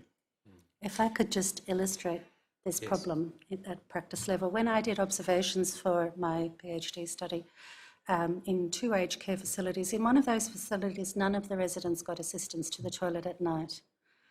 In the other facility, a very limited number did. The rationale was the fear that people would fall, but also the staffing levels. So if you think about people over 65, most old people over 65 need to use the toilet at least once at night. So it's, again, a situation where there may well be a lot of incontinence that's socially engineered. Dr. Ostaskiewicz, I asked Professor Murray earlier about what goes to good continence care and how it could be better delivered. For your part, what do you see as needing to change in that regard? I'd like to see education about continence as a core component of the education programs that prepare all of the healthcare workforce, nurses, doctors, and personal care workers in the community and who work in residential aged care. I think caring for people with their personal care needs is fundamental care, but it's not just about practical care, it's how to communicate with them in ways that protect the person's dignity and not make them feel further humiliated. So I have a lot of examples of communication strategies that support people's sense of integrity, but equally others that shame them, possibly inadvertently. So I think we need some education about communication strategies that make care recipients feel safe and protected and hold together their dignity. So that's building on what Michael said. We also need education, and if we provide that level of education, I think we could minimise a whole lot of the distress that some residents experience when we try to help them with incontinence or when we try to take them to the toilet. So I mentioned before that some people react in a really distressed manner to our attempts to assist them to the toilet, and that could be related to the way they interpret the care that we're providing, or they could have something like an early trauma that it's triggering some bad memories. So if we as staff members react badly to that, if we don't know how to manage that situation, it can escalate into a situation of conflict in care, or in other words, abuse. And both parties can be damaged in that situation. So we need education there. It needs to be built into the dementia education programs in particular. And I agree entirely with Michael that we need to really have this discussion about respecting people's rights to take risks to reach and use the toilet. So we have a lot of examples of patients in hospital who attempt to get out of bed to go to the toilet and who fall over, and we've tried to restrain them, but that just makes the situation much worse. So I think education about people's basic rights for what I call physiological autonomy, the right to use your bowel and bladder. Clearly, I think we need more toileting assistance, and we need to recognise that that needs to be resourced, and a much better assessment than what we have at the moment. And not an assessment for funding, but an assessment to provide person-centred care. And you're right, we can't go wrong if we go by the residents' expressed preferences, or if they can't themselves express their own preferences, then they will have a family member that can do that for them. I have examples from research of family members who were so dedicated to their parents' dignity that they would go and sit with and stay with their mother or father in order to provide them with the levels of assistance they felt their mother or father needed to go to the toilet, because they recognised that staff weren't able to do that.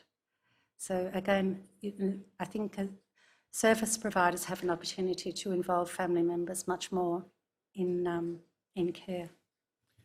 Professor Murray, is there anything else that you'd like to say to the Royal Commission at this juncture yourself? I'd just like to thank the Commission for this wonderful work that you're doing and for giving us this amazing opportunity. I mean, you can see we're both passionate about this, and we've been working to try and improve the quality of care for many years. So it's great to have this happening. I thought I'd put my continence off until residential care or wages in the future, but it came a little quicker than I anticipated, to be honest. But it has given me the respect, or the newfound respect for negotiating goals of care with individuals, and of both harm minimisation, but also the value of assessment. And not only assessment as a one-off event, but as an ongoing thing in one's life, that you're assessing people all the time. Many people come to hospitals who are constipated, with poor care, with lots of health-related problems, sometimes caused or exacerbated in residential care. And it becomes apparent that more negotiated discussions with the resident and the family, there are just so many opportunities for us to improve care, and continence is one of those really where medicine hits the psyche, which hits social. It is a really profound opportunity to get right or to get profoundly wrong, and I think we've got an opportunity to get continence right, hopefully for current residents, but if for nobody else, but for us in the future. So thank you. Just to tease out the practical ways in which continence care of people in aged care residence can be improved.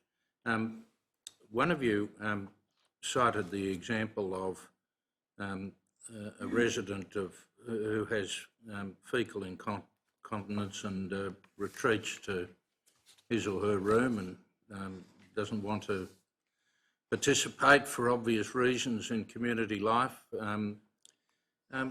In a practical way, how would you go about improving the lot of that person? I'll start. Look, because incontinence is accepted as a condition of old age, it's likely the person themselves believes there's nothing that can be done about it. But I would ensure that they have access to an assessment in the first instance, and that assessment should be somebody who's skilled and knowledgeable about continence, because it's highly likely that there's something that's reversible. So there are studies showing that 80% of people living in aged care have a reversible cause for their incontinence. And laxatives is the most common risk factor for fecal incontinence in aged care, the misuse of laxatives. So that would be a starting point with this person. And, you know, we've all had a lot of success stories with people whose continence we have resolved or improved simply by identifying the underlying cause. Yeah, I think assessing continence and using external expertise when you don't have that expertise internally. You know, we have a problem in the current funding model getting continence nurses to visit residential care and getting residential care people to continence services is problematic. We've got a problem within the community. I put to the Victorian government that everybody who receives a care package who is also being funded for continence-related problems should have an assessment.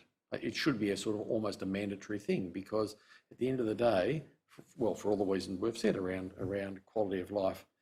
So I think that assessment should be mandatory, and a plan should be put into place in as much as the consumer will be accepting of it.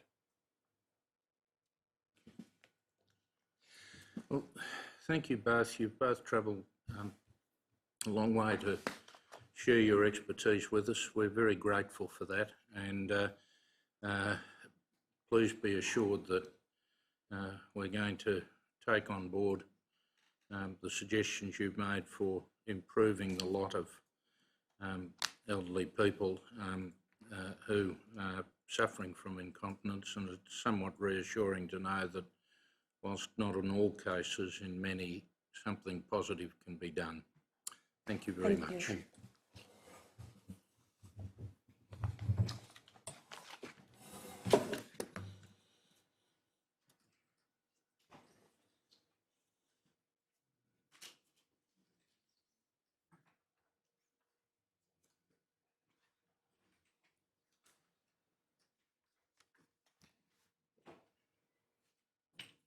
Commissioners. The next witness is Ms Catherine Sharp. I understand she's just being located at the moment. She may have just stepped outside of the That's all right. We'll room. await return.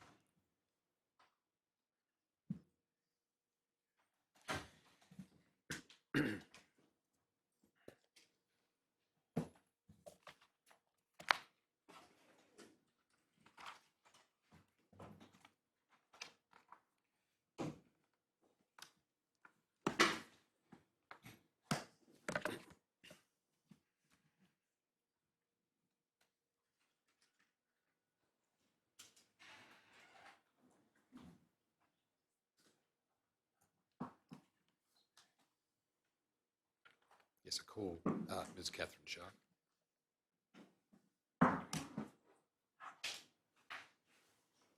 Just get you to repeat after me. I swear by Almighty God I swear by Almighty God that the evidence I shall give that the evidence I shall will give be the truth, will be the truth, the whole truth, the whole truth, and nothing but and the truth. nothing but the truth. Is this fresh water?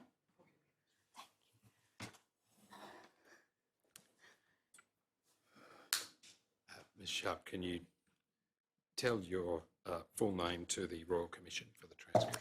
My name is Catherine Ann Sharp. And you prepared a statement dated the 3rd of July 2019? I have. Yes.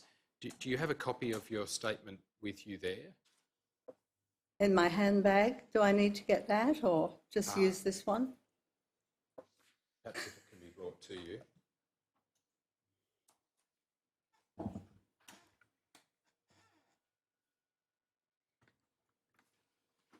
Can you transfer?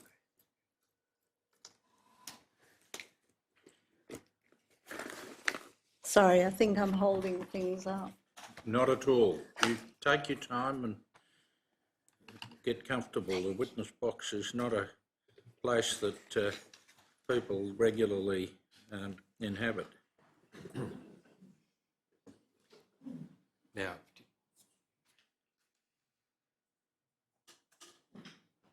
Ms Sharp, do you now have your witness statement there? I have. And that's your statement dated the 3rd of July 2019? Yes. Yes. And it's numbered WIT.0240.0001.0001. Have you read your statement lately? I have. Yes. And do you wish to make any changes to your statement? No, And are the contents of your statement true and correct to the best of your knowledge and they belief? are. Yes. Seek to tender the statement of Ms Please Catherine. just remind me of the date, Mr. We were at Exhibit 6-27 was the corrigendum. No. Oh, the date, pardon me, 3 July. It's not on the screen. No, it's at the signature page, pardon me. It's at 3 July 2019. Yes. Pardon Thank you. me, The witness Commissioner. statement of Catherine Ann Sharp dated the 3rd of July 2019 will be Exhibit 6-28. Now, Ms Sharp, you presently work as a wounds consultant. I do. Yes, and can you describe to the Royal Commission what your work in that role entails? My role as a wound care consultant is to see residents in aged care facilities at the request of staff, GPs or the Director of Nursing or a registered nurse, anywhere in Sydney. So I've probably been in 200, maybe even 300 residential aged care facilities, mainly to see residents with lower leg ulcers, skin tears, and pressure ulcers. Pressure ulcers would probably predominate. And can you tell the Royal Commission what your qualifications are? Well, I'm a registered nurse. I trained in the UK in the 1960s. I'm a sick children's nurse, registered nurse. I've done several other things which are all listed, from certificates in intensive care to a Master of Clinical Nursing many years ago, Master of Public Health Research on pressure ulcers, a Master of Health Law from the University of Sydney. And I'm completing my PhD on pressure ulcers in aged care facilities, and that will be submitted in the next month or so. And what is the topic of that PhD that It's you are on clinical practice, patient safety and legal implications of pressure ulcer care in elders. Thank you. And in terms of your experience in the aged care system, can you provide some details of what that has been in the past in terms of your working role since 1997, I think you say in paragraph 4 of your statement? Yes, yeah. In 1995 to 2000, I was working at Royal Prince Alfred Hospital in Sydney as an infection control wound care consultant, and I had a call from a GP asking me if I could go and see a resident in a facility who had a pressure ulcer. I'd never been asked to go outside the hospital system to do anything like that, and I did in my own time. And I remember the woman, I remember her name, I remember her daughter, I remember her pressure ulcer, and it was huge and it was horrendous, and it was full thickness sacral buttock pressure ulcer.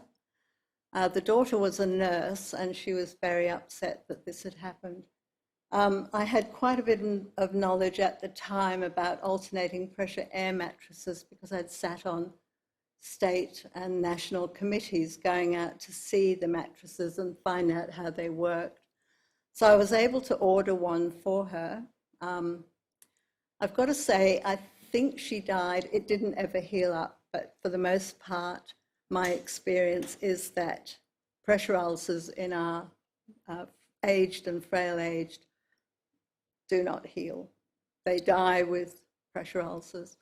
And in my PhD research, a third of our residents died in aged care facilities with one or more pressure ulcers.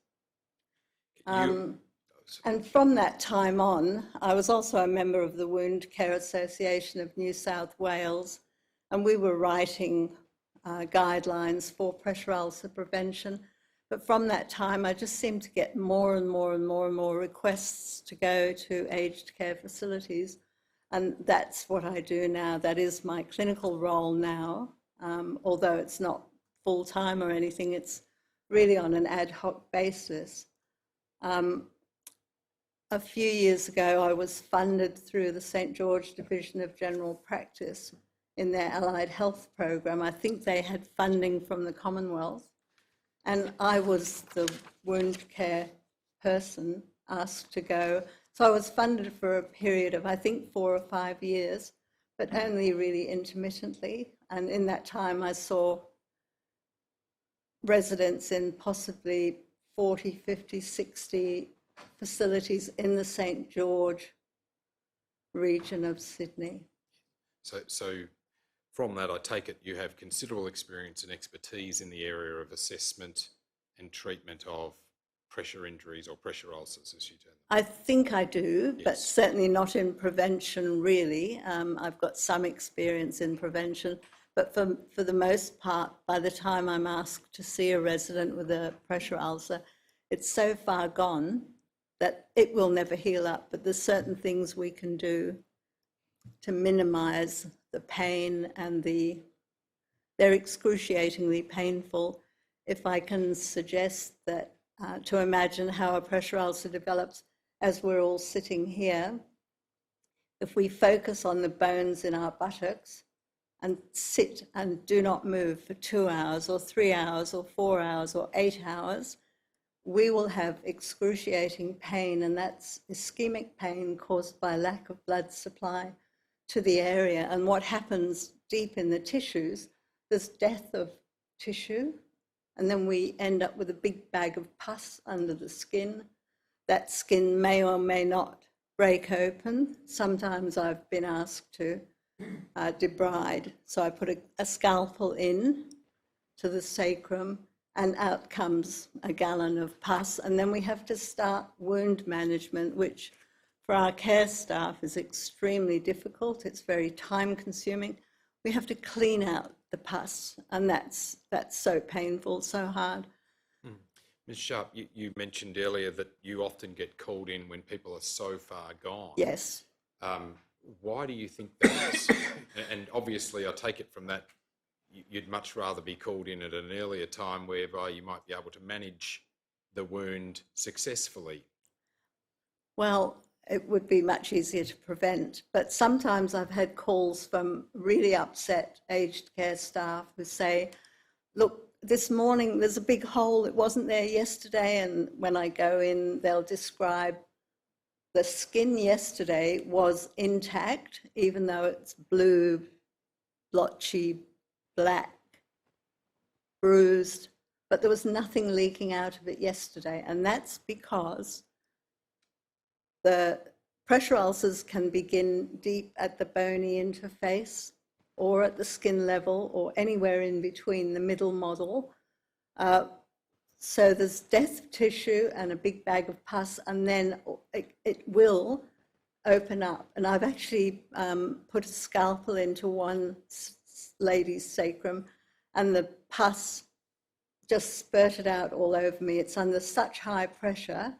But then when you clean it out, often you can see bone. By that stage, there's often osteomyelitis if it's going to be diagnosed. And they simply do not heal up. There's nothing you can do to heal them up. We need surgical intervention, and I like to ask the GPs to refer these people to a surgeon. So what would you recommend then to staff in aged care facilities dealing with people who are at risk of developing pressure ulcers and who might show early signs of a pressure ulcer? Do you have recommendations for how staff might better approach that? Well, even before they get an early sign of a pressure ulcer, that can just be a red mark. But because we know pressure damage, tissue death can start within half an hour of unrelieved pressure. So the unrelieved pressure we feel now sitting on a chair. Decades ago, a wonderful researcher called Mary Bliss, who was a gerontologist in the UK, she actually showed that pressure damage, tissue death, pressure ulcers can start in 30 minutes, and yet all our care staff are taught to reposition 2 hourly. 2 hourly is too long. So even right at the very beginning, as soon as somebody cannot reposition themselves, cannot move to relieve pressure, we have to relieve it for them. And the 2 hourly repositioning regime will not work. It's not soon enough. We need to have them on alternating pressure air mattresses that relieve pressure every few minutes throughout the 24 hours. And the other downside of repositioning every 2 hours means that you're waking people up. You're constantly disturbing them. And that's sleep deprivation in our aged is really unacceptable. If they're on a mattress, we can let them sleep for hours and hours and hours, and then reposition when they're awake, reposition, sit them up, give them a drink, roll them over, change a pad if necessary, sit and have a chat with them. But the other thing that happens when care staff are repositioning every 2 hours, often the residents, whether they have dementia or not, they become really aggressive and they hit and scream. And we've had lots of care staff injured while they're trying to reposition. You mentioned alternating pressure air mattresses. Can you just explain to the Royal Commission how they work, what they do to deal with the potential for pressure injuries? Yes, have you development? got the photograph of the alternating pressure air mattress that can go on screen or not? No. Not in the copy Okay, of the don't statement worry. that I have. These mattresses have tubes of air that go across the bed from top to bottom. Every few minutes, say every 10 minutes, the cell deflates and then inflates, the other one deflates, so that 24 hours a day, residents are getting complete pressure relief. And it's like us, we move in bed all the time. The ones I'm particularly fond of allow safety measures, so they have long tubes of air at each side of the mattress, so that if the resident rolls to the edge of the mattress, it will not collapse, because there's lots and lots of literature that shows that if suboptimal mattresses are used, perhaps big bags of air that have nothing to support the resident at the side, they have actually rolled off the bed and onto the floor. And I saw one a couple of weeks ago doing just that, because the edge of the mattress collapses. There's plenty of stories in the literature about residents who've been found dead. They've actually asphyxiated between the edge of the mattress that has collapsed and the bed rails, or they have slipped out between the bed rails and choked. So rolling off a mattress that doesn't provide support it's unacceptable. And these are El Chico mattresses, but the cost of providing a really good air mattress, alternating pressure air mattress, is about $1.40 a day to rent. That's all. Whereas to put on a sacral dressing on a sacral pressure ulcer can be $5, $6, $7, $12 for one dressing. And that dressing is, well, you hope it'll stay on for a few days, but often it doesn't, because residents, if they have a little bit of dementia, even a little bit of dementia, they'll feel this foreign body in their pants, and then they'll go and pull it off, and you'll find them on the floor or in a bin. So they have to be reapplied, and it's very, very costly. Ms. Sharp, can I just ask you, by way of conclusion, do you think that there is substandard care in the area of pressure wound prevention in aged care, and if so, why? And how would you propose that there be improvements? Well, I think there is substandard care, but that's not because of the care staff or the registered nurses in the facilities. It's the people who provide or pay for equipment. Now, if providers don't want to rent mattresses, good mattresses, they just simply don't, and they insist that the staff keep repositioning every 2 hours. But as we know, repositioning is simply not enough. And if you were to reposition to prevent pressure ulcers, you'd be doing it several hundred times in the 24-hour period.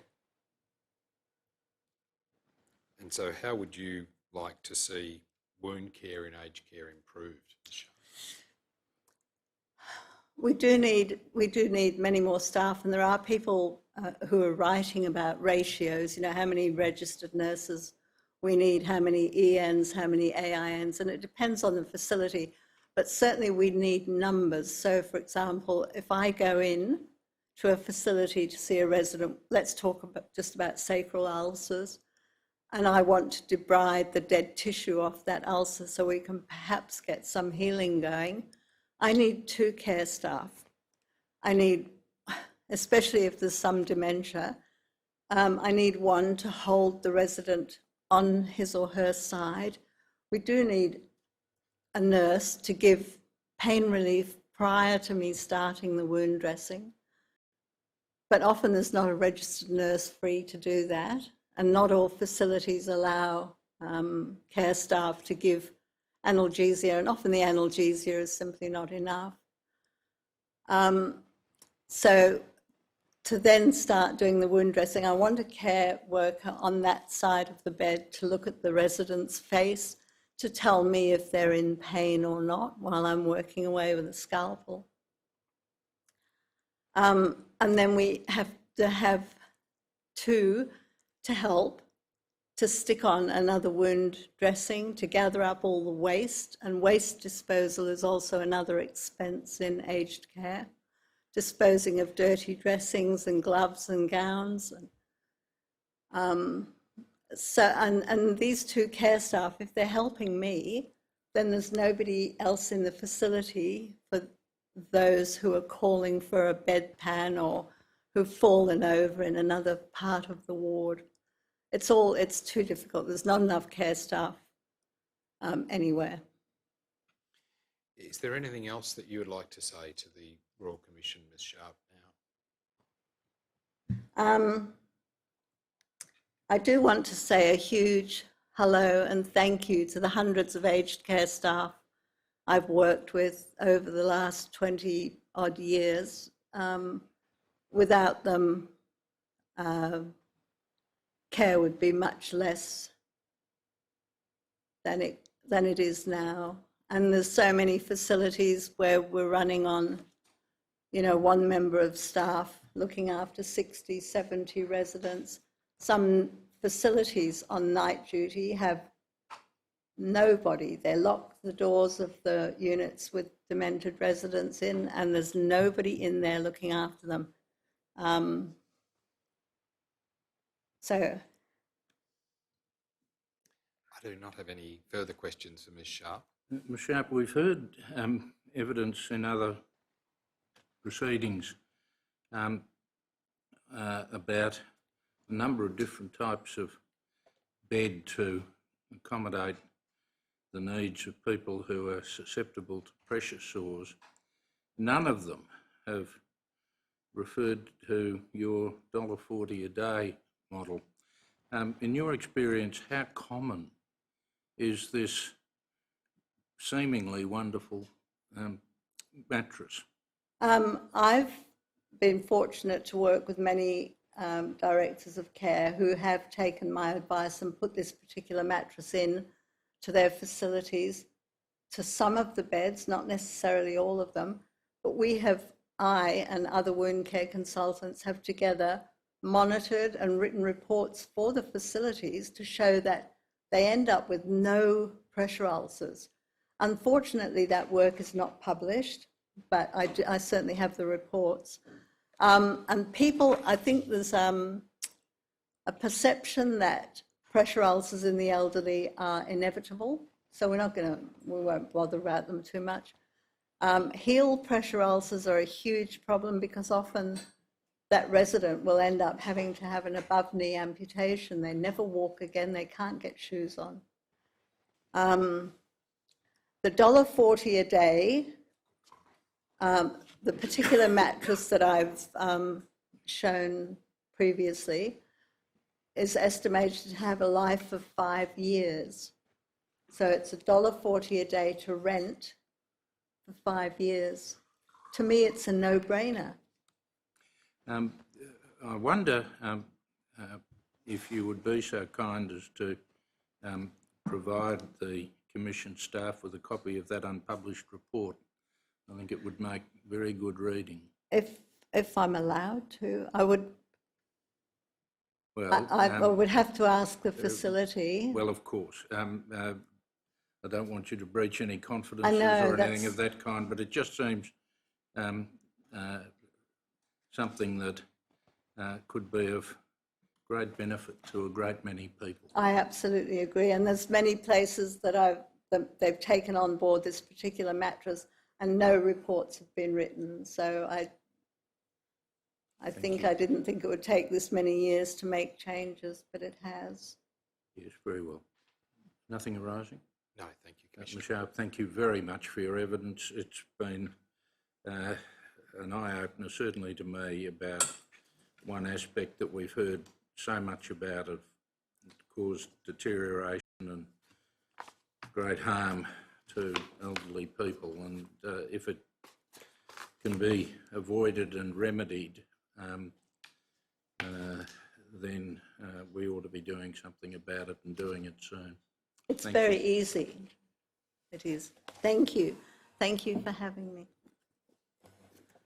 Commissioners, Take a break now, or are you ready to go straight on? we're in the Commissioner's hands, but Mr Rosen is here to take the next witness. Yeah, will we do that?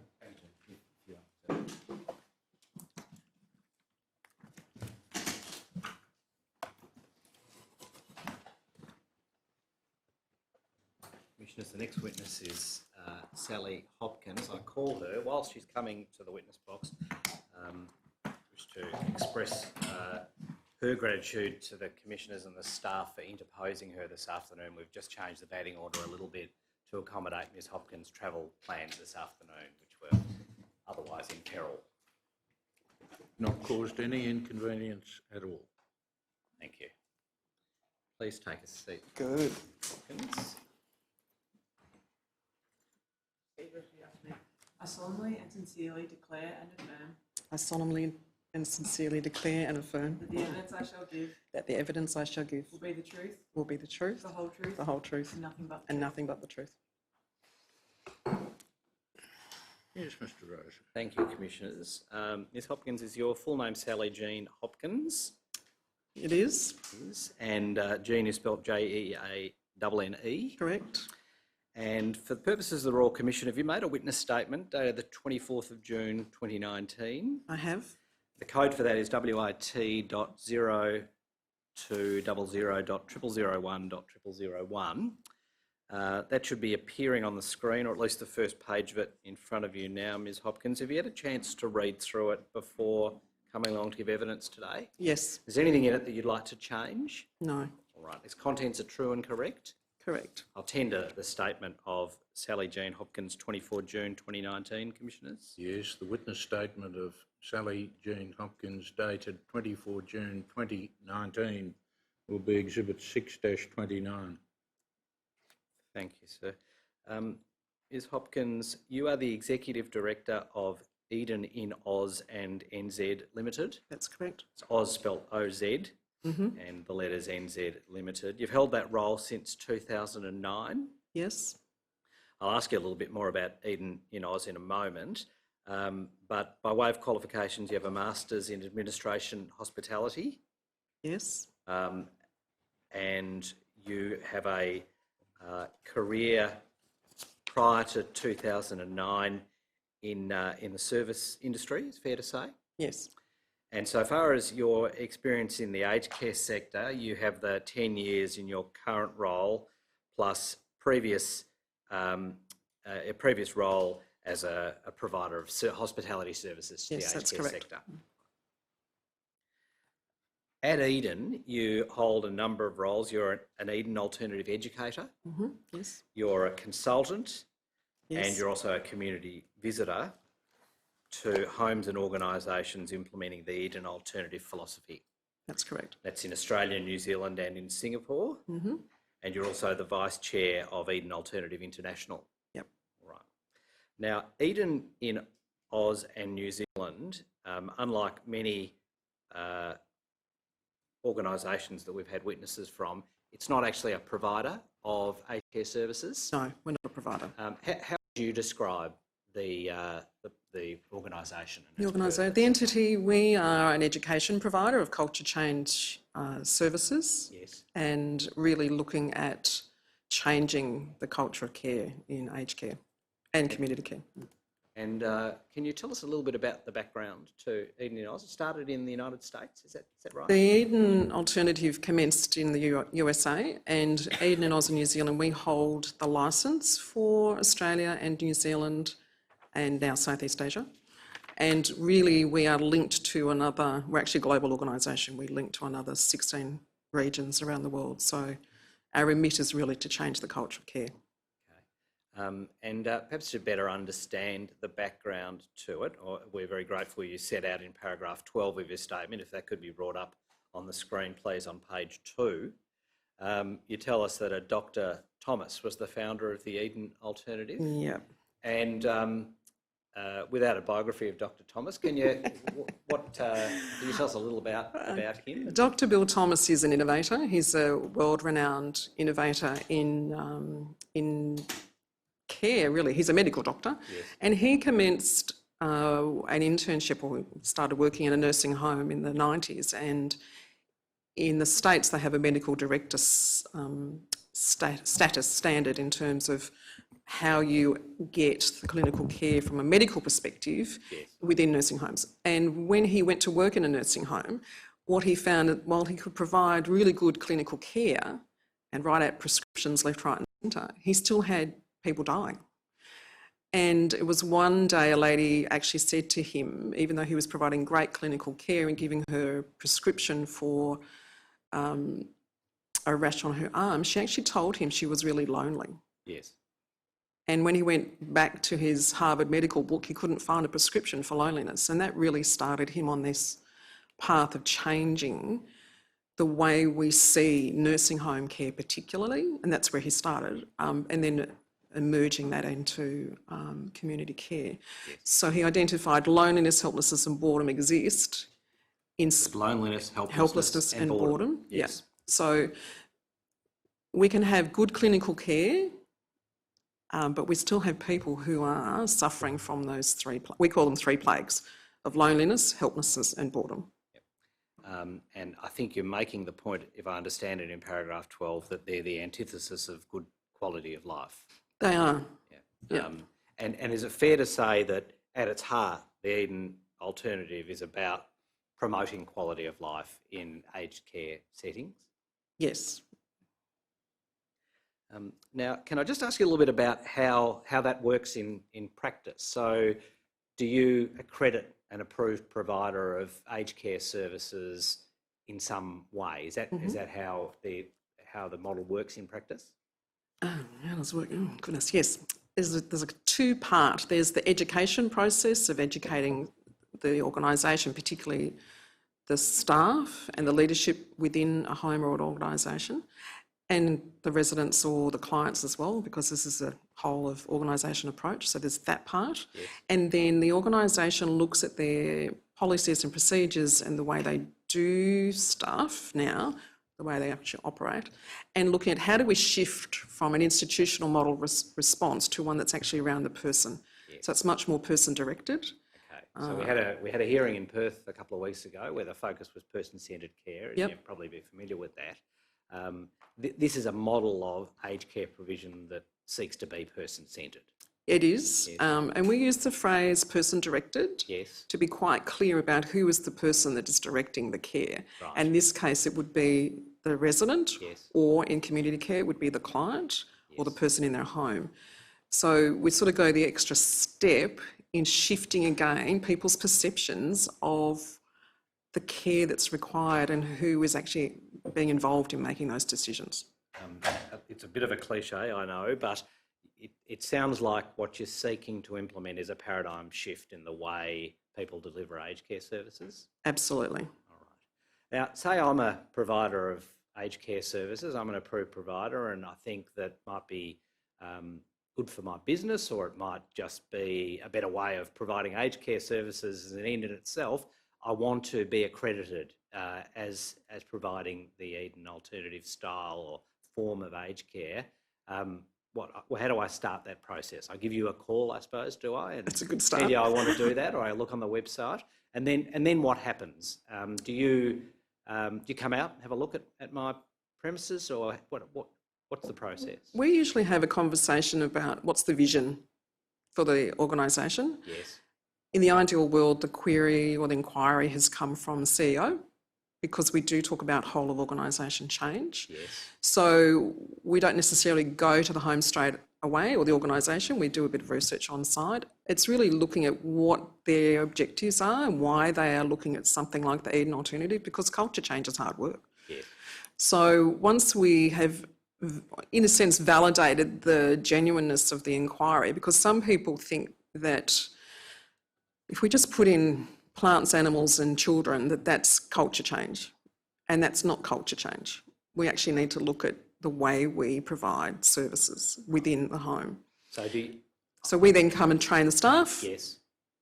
The organisation then takes the opportunity to look at what they're doing and start to implement the Eden alternative around the framework of 10 principles that really is quite organic.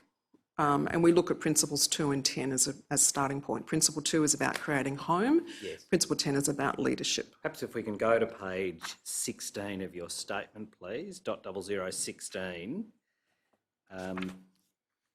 And we can see the first 4 of those principles at the bottom of the page. And then, because I know we have the technology to do this, the remaining, there we are, they're all there. So you, I think, mentioned a moment ago 2 and 10 as being the initial focus, is that right? That's right.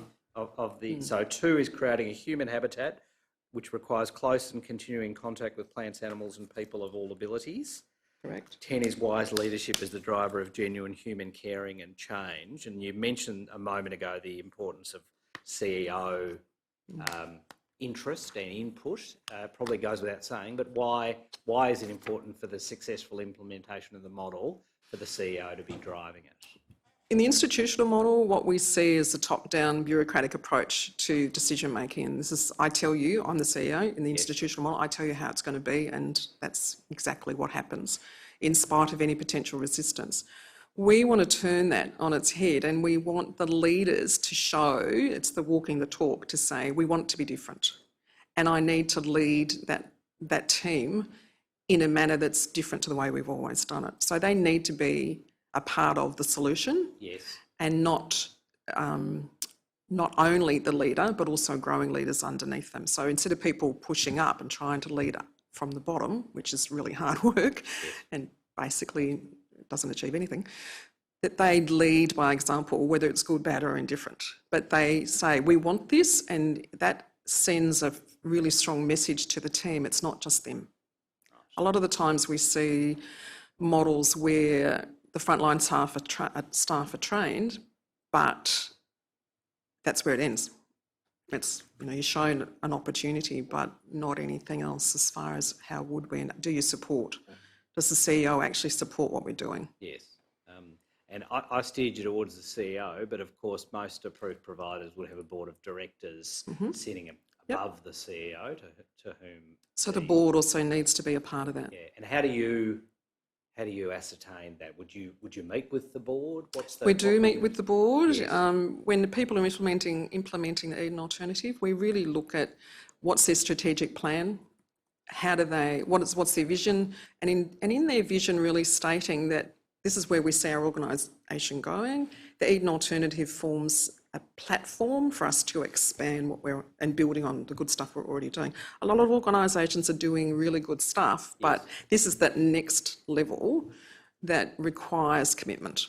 And the board, having a board committed to that, and if it's in their strategic plan, really again sends a strong message. This is who we are and where we're going. So is that what you're looking at before you would give the tick to an provider? Absolutely. Yeah. And you've described the need for the provision of the training and the completion of the training. Is that it, or is there some further form of assessment that you do to see that the principles that have been the subject of the training are actually implemented? When an organisation starts to implement the Eden alternative, they apply for recognition on a registry, and it's fairly rigorous, and we actually do site visits. And we call it validation. So it's completely separate to anything that the agency may do. This is what we do.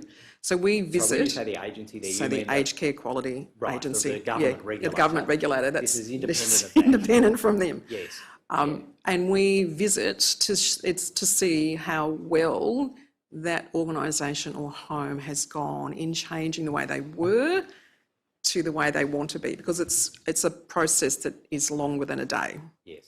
And it takes time. Okay. And in a practical, tangible sense, what are you looking for to make that assessment? Is it literally watching the way staff interact with residents, or do you look at policies and paperwork? How do you make that assessment? Around Principle 10, we look at the policies and procedures and the changes that they start to look at in terms of the how, part of the operational manual, for want of a better phrase. Yes. And then in Principle 2, because we're looking at creating home and what does that mean, and then looking at how organisations have started to include residents, particularly if we're thinking about residential aged care, how they're including them in the decision-making that directly impacts them. And one of the critical questions for me is, have you ever asked your residents, what does home mean to you?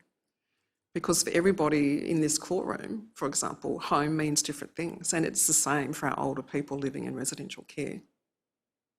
And having been through those steps and either satisfied yourself or not, I suppose. I imagine it's not a formality to get the tick. You have to be positively satisfied that the organisations embrace the principles. Is that right? There's a criteria that they need to meet. Yes. When we make recommendations, it goes to our own board. In Australia, we have a small volunteer board as recommendations to accept them onto the registry. Yes. And or to accept them for recognition and additional principles over time, because we start with 2 and 10 and then you've got these other 8 to work your way through. So it's not a case of it just stops there. Yes. It's really, this is the starting point. And then when we go to visit for additional recognition in those other principles, we then look at, so how much deeper are you going with your culture change? Or is it just superficial? And then we guide them, and that's where our consulting services comes into. We guide them around ways they can start to shift again, because it's hard work and people are locked into an institutional response constantly, unfortunately. Yep. I do need to ask you this, the funding for the organisation, is that, does that come from the consultancy work that you do? It comes from our training. We are self-funded. We don't get any government funding. Yep. So we live and die on the services that we provide, whether it's education, registry, merchandise. Right. We have a conference in October. Slip that one in. They're the main things. Right. Yep. Okay.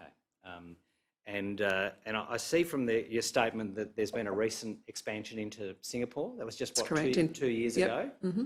And the service that's being provided in Singapore, broadly similar to what you're doing in Australia? Very similar to what we do here. And it's about starting the conversation as much as anything. And we're working with 2 different groups, a community care group and a residential care group. So that's our first foray. And the same issues in Asia as Australia or New Zealand in terms of how do we support people as they age. I neglected to ask you this earlier, but it's not just residential care that this is relevant to in Australia. Do you also provide accreditation for home care providers? We do. Right.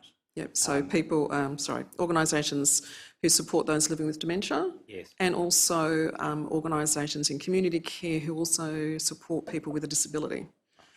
So I think Alzheimer's Western Australia is one such organisation. They are. In Mary Chester House is a facility that we heard about in the Perth hearings. They're accredited. They are. Right. So how many organisations in Australia, how many approved providers of aged care services would I see if I looked up your website list? You'd see approximately 30. Right.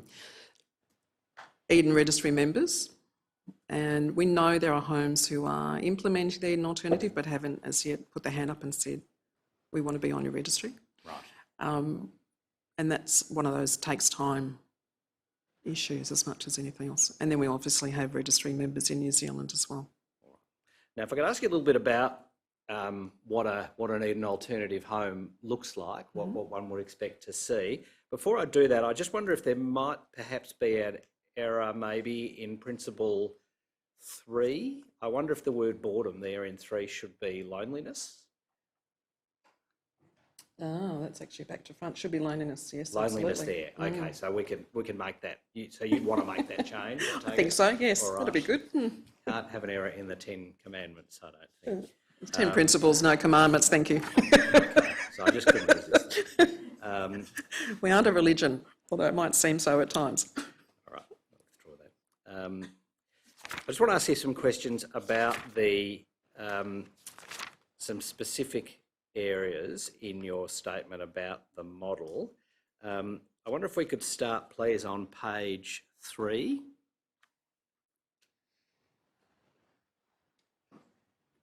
Top of the page there, you're asked a question in the request from the Commission itself about who you consider the people responsible for the care of residents in a residential aged care facility. And you make a point there about the importance of language and the meaning of care. The point, as I understand it, is you're saying, well, it depends what you mean by care. If you're using it in a narrow clinical sense, then it's this range of people. But if you're using it in a more holistic sense, which I think you would be more comfortable with, then we can see the range of people in paragraph 19 would be much broader. Am I understanding correctly the point that's being made there? That's correct, because the definition of care provided by the Commission is really the clinical approach as much as anything in the daily living activities. It's not really looking at helping someone to grow, which is our definition. Now, just to clarify, you don't say that, that clinical care and attendance to daily needs are irrelevant to quality of life? No. No. I assume they're necessary, but they're not sufficient. They're not the whole picture. Am I understanding That's that correctly? correct. I mean, the current, for a lot of organisations, the clinical drivers tend to dominate what is happening in the operational space. Yes. We ask that that's balanced more with a person-directed approach that really engages the person receiving the care more in the decision-making.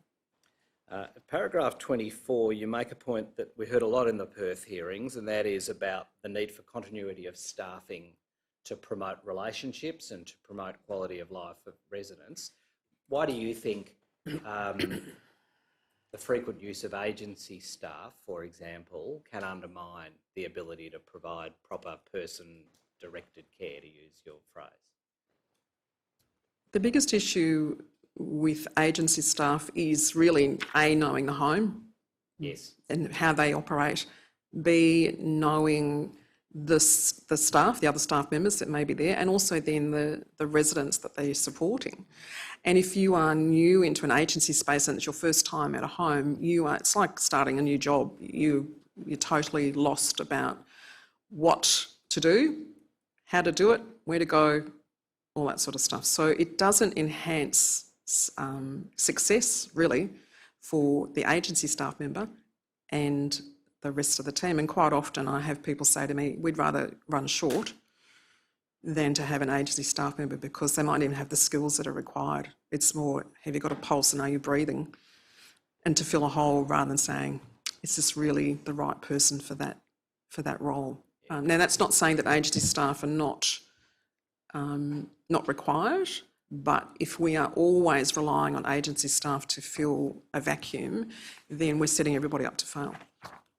Does continuity of staff and long-term presence of staff in an aged care provider, does it tell you something about the organisation from your experience? Absolutely. It tells you about stability. Yes. It tells you that the staff feel valued, that they are making a difference. And I think that's significant. I think most of us go to work, those of us that are working, and if you're not, you want to try and make a difference in whatever capacity that is, and the value of what I do, the work that I do, because it's not always as nice as it could be.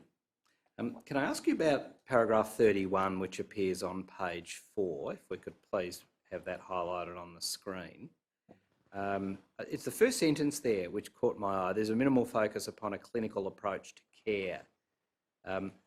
Is that, perhaps if you can explain that, what's intended by you there? What do you mean a minimal focus upon a clinical approach?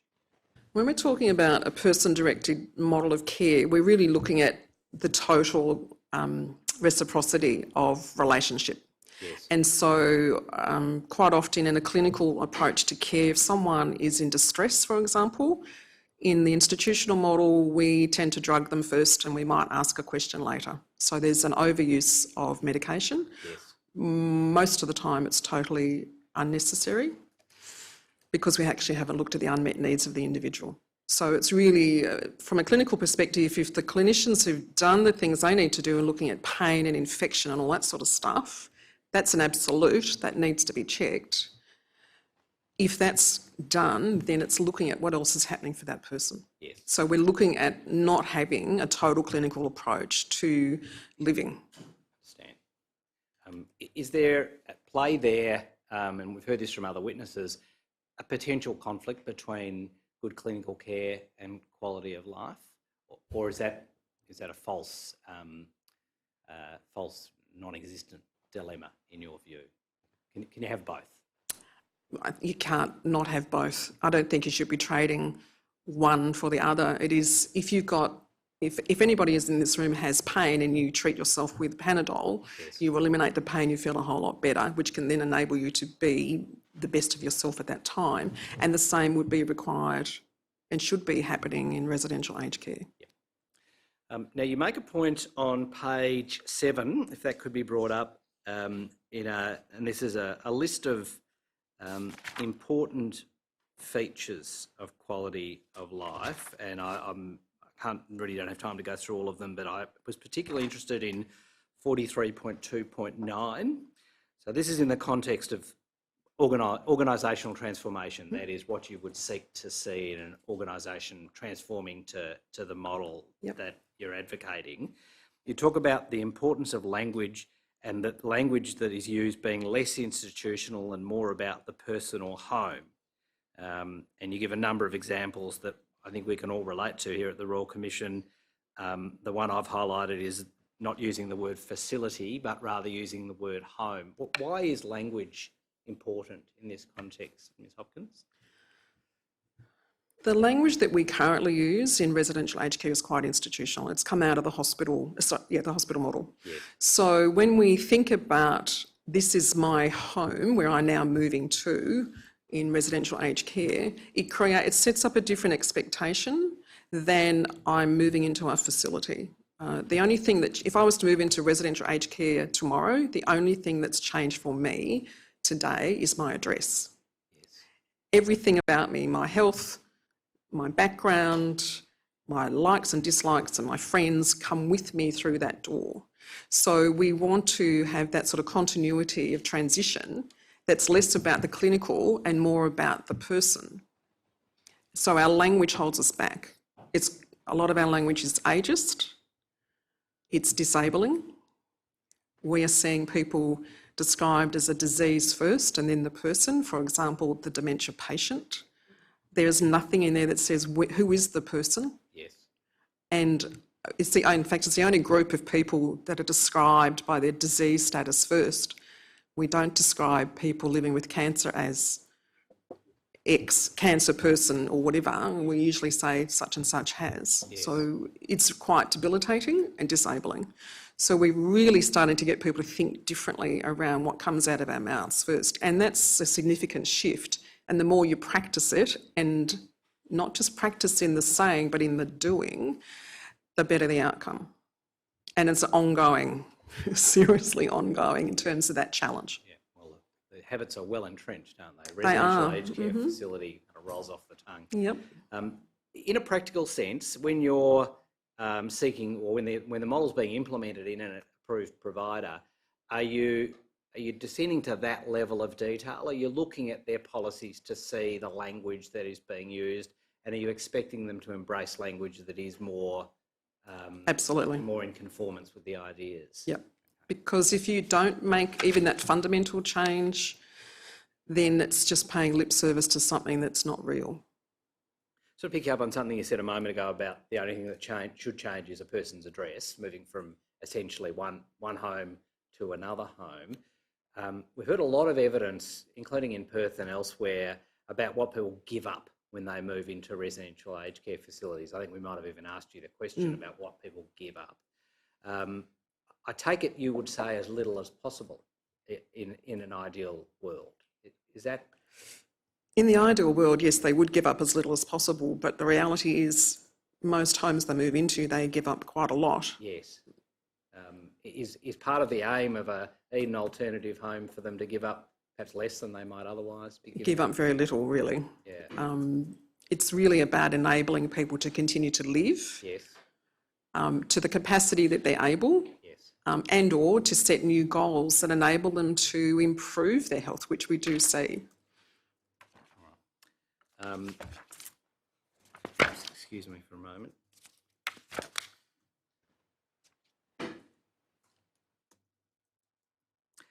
Just one last matter I want to ask you about in your statement, and then I'll take you to another topic. It's on page 16 of the statement, and we extended the invitation for you to include any other information that you considered relevant in your statement. And at paragraph 93, you talk about CEO and board commitment and accountability, and I've already asked you about those things. But I wanted to ask you about what you perceive to be the alignment between the new aged care standards, which of course have been in operation for a week, and the Eden principles. Can you explain to me why you consider there is a comfortable alignment between the two? If I look at the new standards, which are now 8 rather than 44, and we can match the requirements of each of the standards against any of the principles that are provided. So if we look at the governance space, for example, that particular standard, that's around principle 10.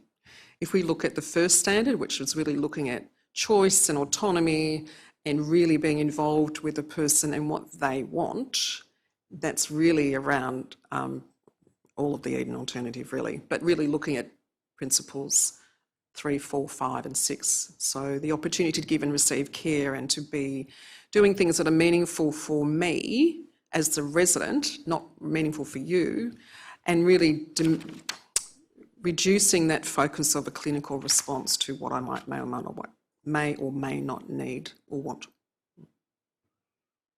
It occurs to me that the role that you're playing in relation to those, at least those 30 providers that find their names on your website, is it's not quite a regulatory role, but it has some aspects of that about it, operating as a type of private regulator, at least to the extent of giving consumers some information about that might inform choices about where they want their relatives to go in residential aged care. Is that something that's sort of part of the thinking of your board, or is it? Am I got that completely wrong?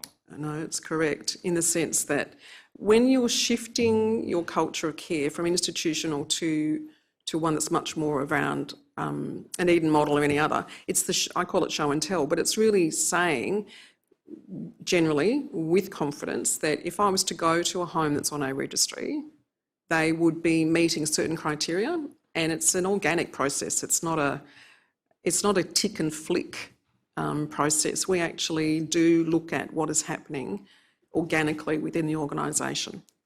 So when they're registry member, they've passed that first space, yes, and it's an ongoing process, and there's revalidation required all along the way, depending on what's happening. And I suppose that leads into the next question, which is what, if any, relationship do you have with the Aged Care Quality and Safety Commission? Nothing directly. Okay. Obviously, we know of them, and through our clients, we know the focus that they have. And for the last 15 years, any of our Eden homes have been compliant with the standards. Yes. And we don't expect that to change in the new space. In fact, they would be enhanced because a lot of the requirements are already in place for a lot of the homes, not all, but a lot of them. Is compliance with regulatory requirements one of the features of a provider that you look at in that accreditation process? Absolutely. You spoke of? Yeah. Which brings me to our last topic that I want to ask you about.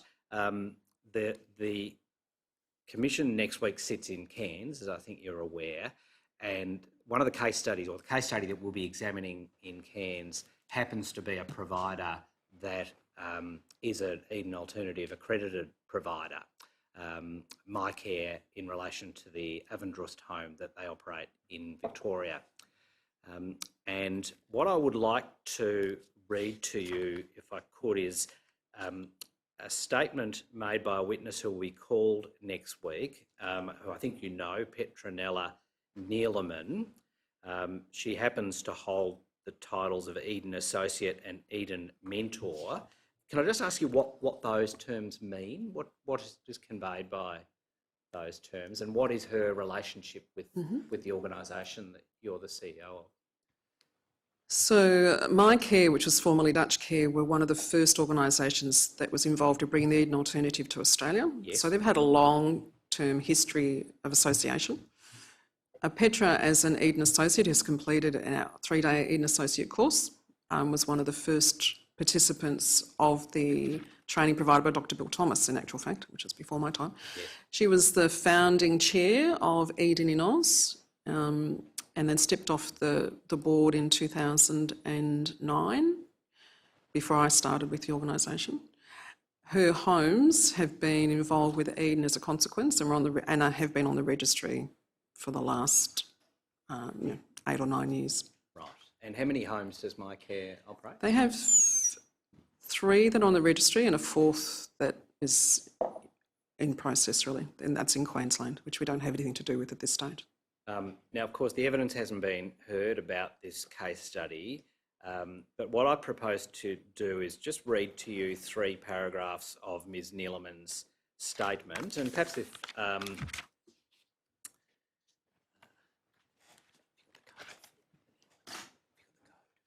just excuse me a moment. We're just bringing up the statement on the screen. We're just getting the code. I'll start to read it from you while that's being done. So the context here is that the case study will be examining the care that was provided to Mrs. Bertha Alberts. I think you've had an opportunity to read the statements that have been filed with the Commission concerning the case. And Ms. Neeleman is the CEO of MyCare, as you've indicated, which was the provider that was operating the home where Mrs. Alberts was living, and the late Mrs. Alberts. And under the heading Apology to the Family of Mrs. Bertha Alberts and Commitment to Improvement, I'll just get the statement up. It's wit.0260.0002.001.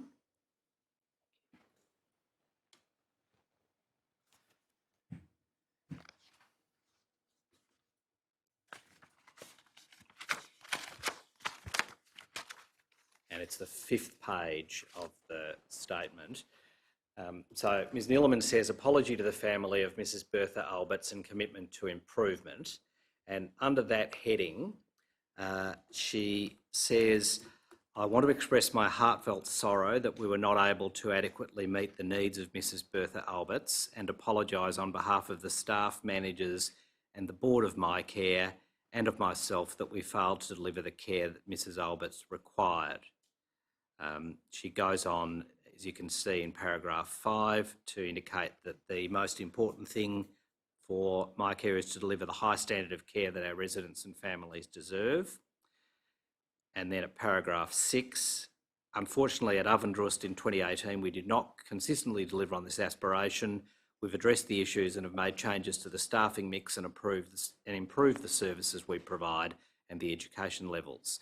And we understand Ms. Neeleman will give that evidence next week. On that assumption that that's in fact the case, has there been any process of reassessing MyCare as an accredited Eden alternative facility?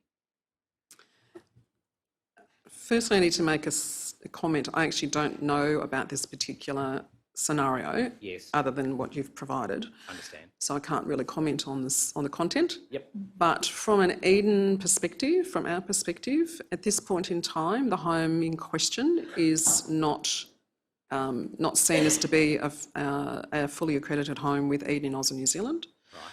And we would be looking to go back to revisit this home probably before the end of this year. Right.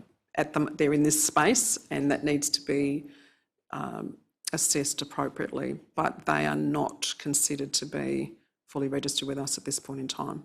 Okay, and what was the trigger for that? They were removed from the list, They're off. They're there, but they're actually not on our website. They're not identified as that, mainly because of the sanctions that were brought to bear late last year. Yes. And part of our review is when homes or organisations apply for membership to our registry list, yes, there needs to be no non-compliances. And when you are sanctioned, that's a significant non-compliance. Yes, I see. And that's a trigger for us. And for them to get back to that full registered status, what would they need to demonstrate to you? they'd need to demonstrate, A, that they've actually passed the requirements from an aged care agency perspective. Yes. And then we would be looking at what they've done to really realign themselves around the 10 principles as well. Right. But particularly around Principle 7, which is medicine is the servant and not the master. One of the areas that will be the subject of exploration next week when this evidence is led in this case study concerns staffing levels, particularly nursing staffing levels, and the evidence we anticipate will be that subsequent to the events that are the subject of the case study, there was a considerable increase, particularly in nursing staffing levels. Is that a matter that you're at all concerned with, in part as the accrediting body in relation to the Eden alternative? Staffing levels are really up to the individual organisations more than anything else. And so we don't dictate what the minimum or the maximum would be, because really that is a decision by the organisation more than anything. Right. I'll just ask you a general question, if I could, about clinical errors in care being made by approved providers without focusing on any specific provider. How would you expect a provider to respond where there has been a clinical error? What would be a response that was consistent with the principles, the 10 principles that you've identified? If we're looking at wise leadership and what that might mean, from an Eden perspective, we talk about accountability and transparency. And so it's really taking ownership that it's not other people's fault, if I can use that word. It's actually, you know what, we're all in this, and ultimately it stops at the CEO and or the board. So accountability at the top needs to be seen and expressed accordingly. Thank you. Commissioners, these are questions that I have for Ms Hopkins. Thank you. Ms Hopkins, does your organisation get consulted from time to time by providers who are contemplating establishing greenfield sites or adding to the accommodation on existing sites? Not directly, unless they're looking at something like small house style, such as the greenhouse model. That's where I was going. I was interested to know what your recommendation would be to such an organisation as to the best type of accommodation, drawing a distinction between what looks like large hospital-type corridors and multi-level buildings, which don't seem to be quite compatible with your principles. No. In the ideal world, we would have smaller living spaces of, depending on the organisation. In the States, when Bill Thomas created the greenhouse model, he worked on sort of a group housing space of sort of 6 to 8 people. In Australia and also New Zealand, we know that for organisations to break even under the current funding space, it's about 16 residents, but of 2 groups of 8. So it's really looking at creating smaller households. So in existing buildings where they are the multi-storey 120 resident establishments, it's looking at how do you break that down to smaller households rather than one big home. And within each household, the residents or the people who live there create that environment of home, whatever that might mean for them. But smaller would be better than the 5-star resort style.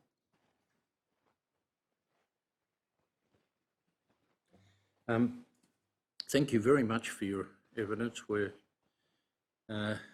exploring the best ways for caring for the elderly in this country, and your formula seems to be working. So we will certainly have it in mind when we come to make our recommendations.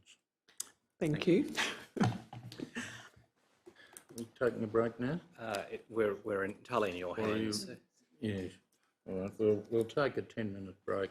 Well, guys, we're all finished now, gents.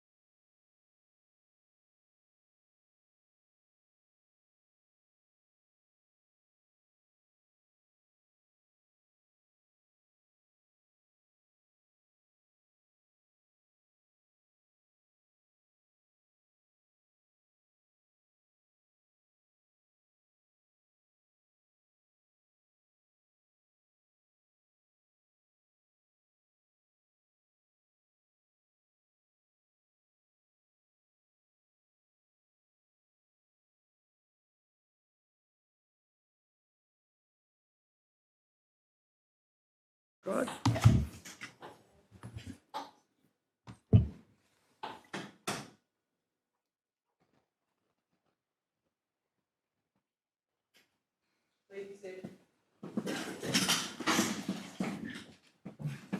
Yes, Mr. Knowles. Thank you, Commissioners. We have Adjunct Clinical Associate Professor Jeff Sussman and Ms Hayley Ryan in the witness box. Get you to repeat after me.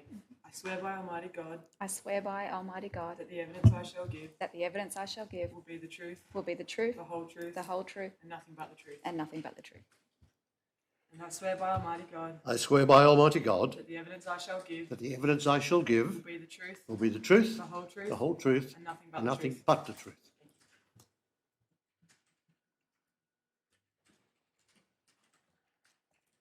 Professor Sussman, could you tell the Royal Commission for the transcript your full name?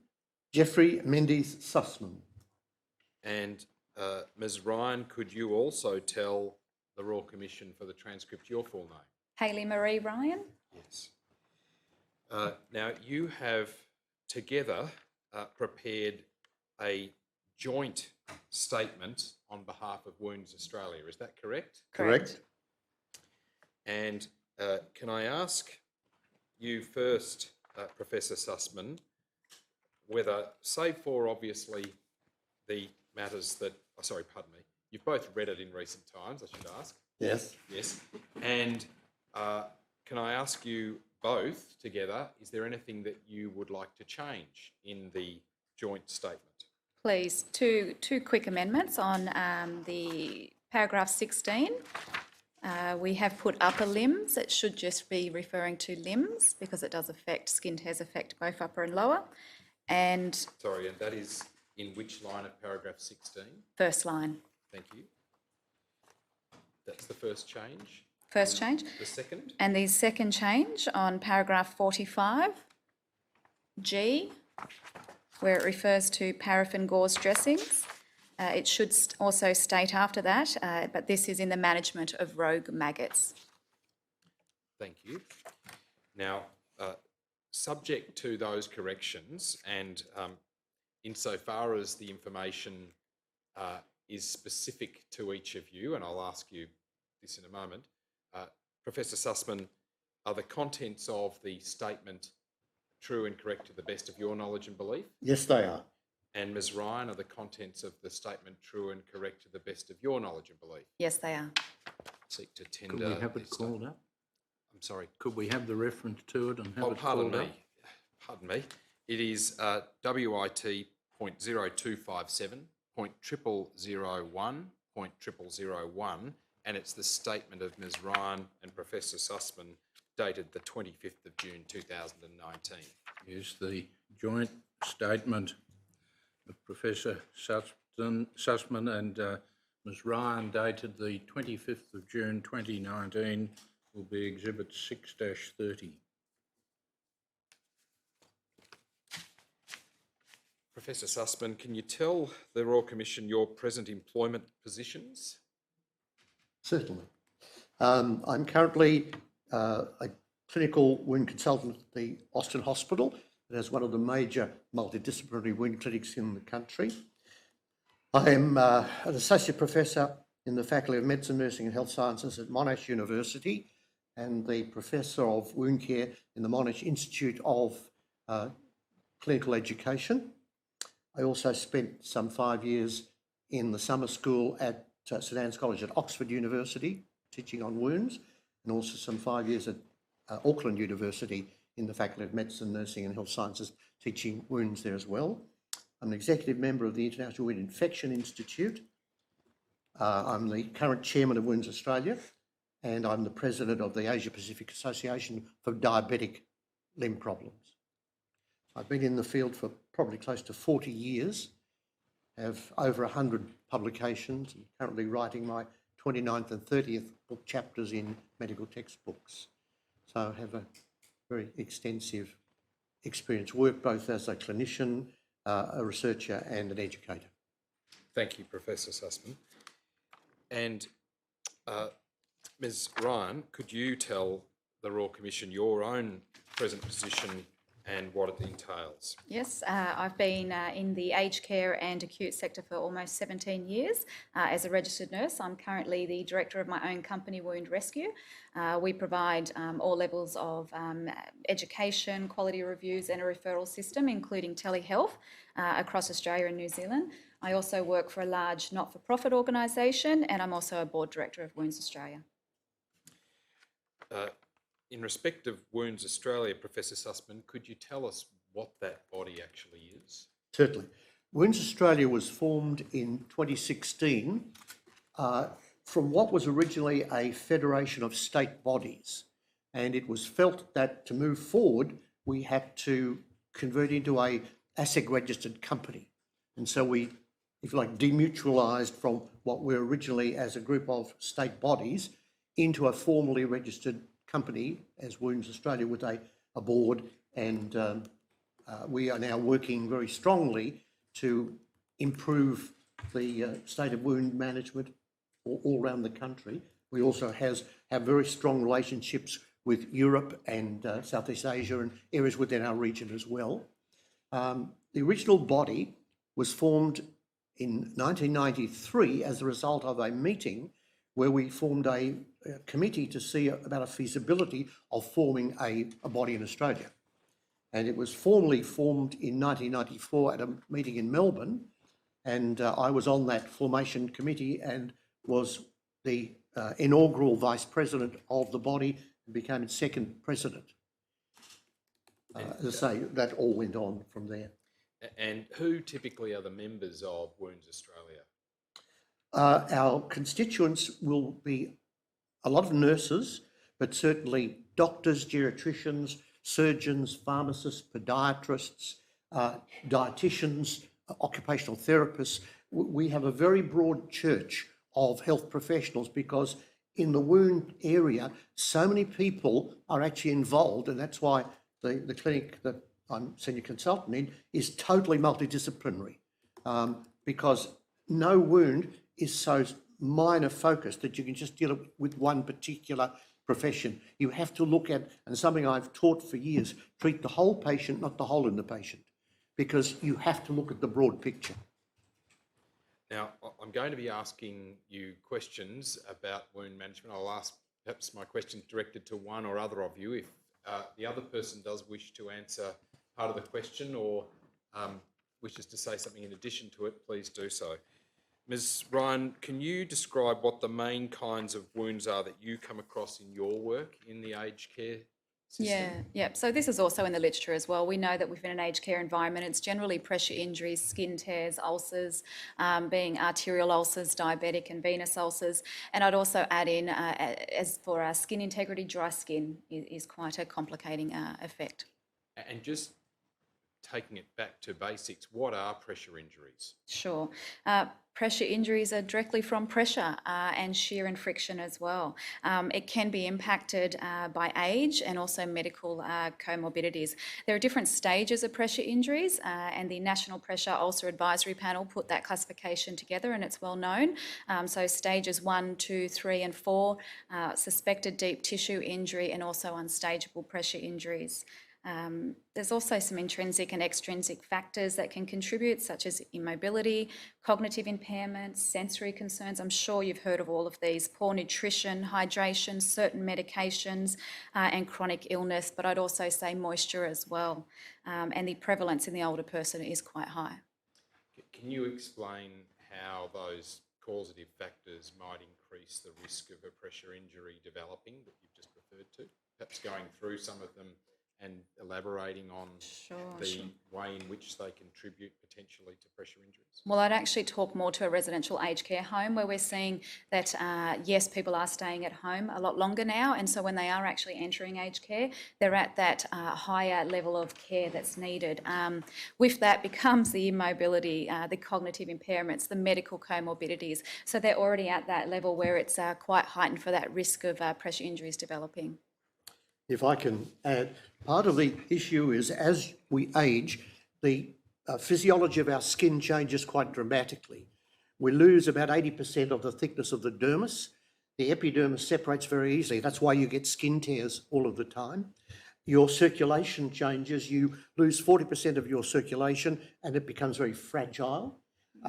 The collagen starts to break down. So the normal structure, which gives you tensile strength in tissue, disappears. So therefore tissue breaks down a lot more easily. And whether it's direct pressure or whether it's friction, and again, you can get that just from sliding in the bed or a chair, and that's also shearing, where the skin will stick to the surface but the bones move, and that's what causes the break deep. And as was mentioned before, pressure injuries come from below up, not from the surface down, although you'll get some direct surface effect. The majority is where you've cut off the circulation from the arteries over a bone, and then it becomes hypoxic, it loses oxygen, therefore the tissue dies, and then you'll get this build-up, often with hematoma. And the problem with hematoma is it's a focus for infection. Can I ask you, Ms. Ryan, just on that topic in relation to pressure injuries and how they often develop below the surface and the full extent of them is not necessarily known, how does that cause difficulties in residential aged care settings for people who are caring for older people?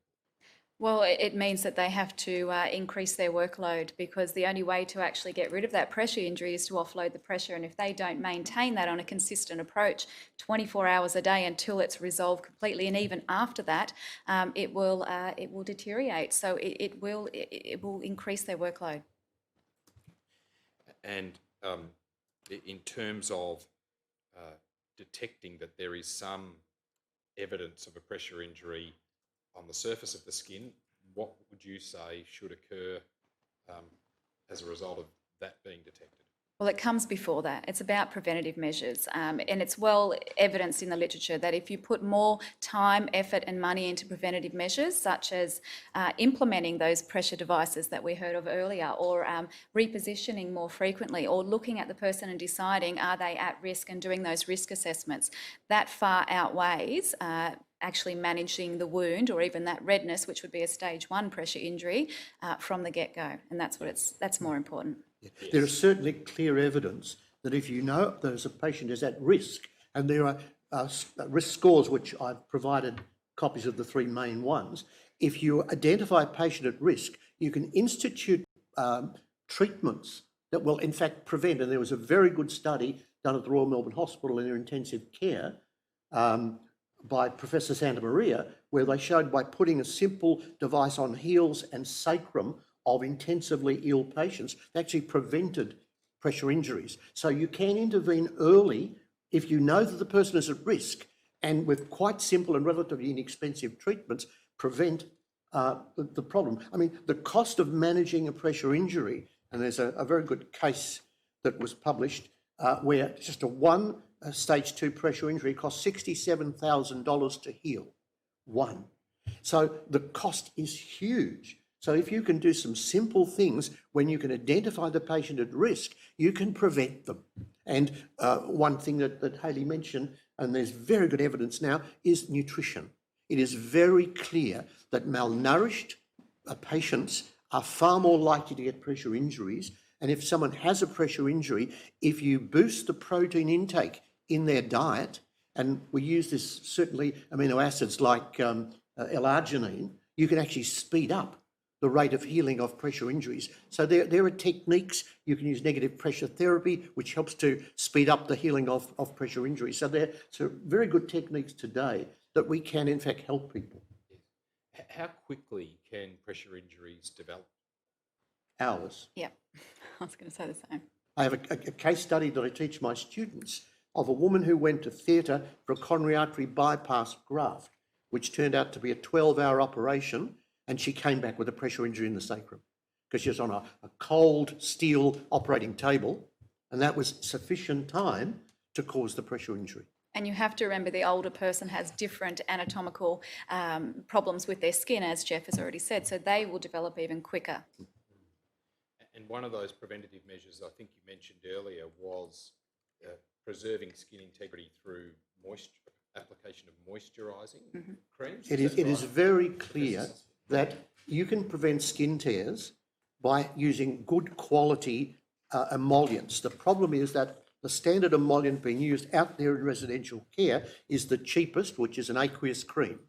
Now, aqueous cream was developed not as a moisturiser, as a soap substitute, but unfortunately it's now used extensively as a moisturiser.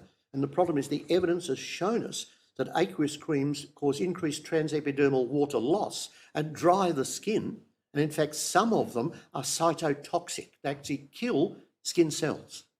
So a simple quality moisturiser, and there's a beautiful study which I've given you from Professor Carolyn Carville in Western Australia, where she showed in a randomised controlled trial that twice-a-day application of a quality moisturiser compared to just the standard one that's being used reduced the skin tears in 23 nursing homes and some 1,400 patients by 50%. Now, I also received from her last night the cost saving, and in that study, they showed the cost saving by doing this twice-a-day moisturising was something like $500,000. So the huge monetary benefits to the organisation, to the government, by a simple program of quality moisturising can make such a difference. And what the study also showed was using a pH neutral emollient is best and applied twice a day, which isn't too unreasonable. So that goes to the next form of wound that is commonly seen, that is skin tears. What are the ways in which they might arise, Ms. Ryan? Yeah, generally from trauma is exactly what Jeff had said with the changes to the anatomy of the skin. What we commonly see in a residential aged care home, it is often from a fall or manual handling or certain medications as well, such as anticoagulants, which also thin the blood. And because they've got paper tissue thin skin, it breaks very easy. It's not uncommon for me to actually see a resident who's literally just brushed across their bed sheets and sustained a skin tear. Anatomically, the epidermis is joined to the dermis by what are called retipegs, which are little structures that hold the two layers of skin together. As we age, they disappear. So therefore, the top layer of skin is so vulnerable to the slightest trauma, they will just separate. And finally, in terms of the last wound that you described, type of wound that you described, Ms. Ryan, that was leg ulcers. Can you just indicate what they are and what factors contribute to their development? Sure. It's generally caused by venous hypertension, but also arterial disease. In the elderly, they have other diagnoses that can contribute, such as if you think about edema, swelling of the lower legs, where somebody over the age of 65 may have heart failure and they develop this edema. Now, if they have that in combination with an ulcer, for example, it can actually hinder that ulcer from healing until you get that edema under control. The other problem is in a residential aged care home in practice, it's about classifying and diagnosing the correct type of ulcer, because that can really hinder how you treat the ulcer. For example, if it is a venous ulcer, we know that the best treatment and what will halve the life of that wound, this is what the literature tells us, is to use compression bandaging. That's the appropriate treatment. But unfortunately, we rarely see compression bandaging within that residential aged care environment. And that's partly because of knowledge. Yes, I think Haley said a very important factor. One of the biggest problems we see out there is misdiagnosis.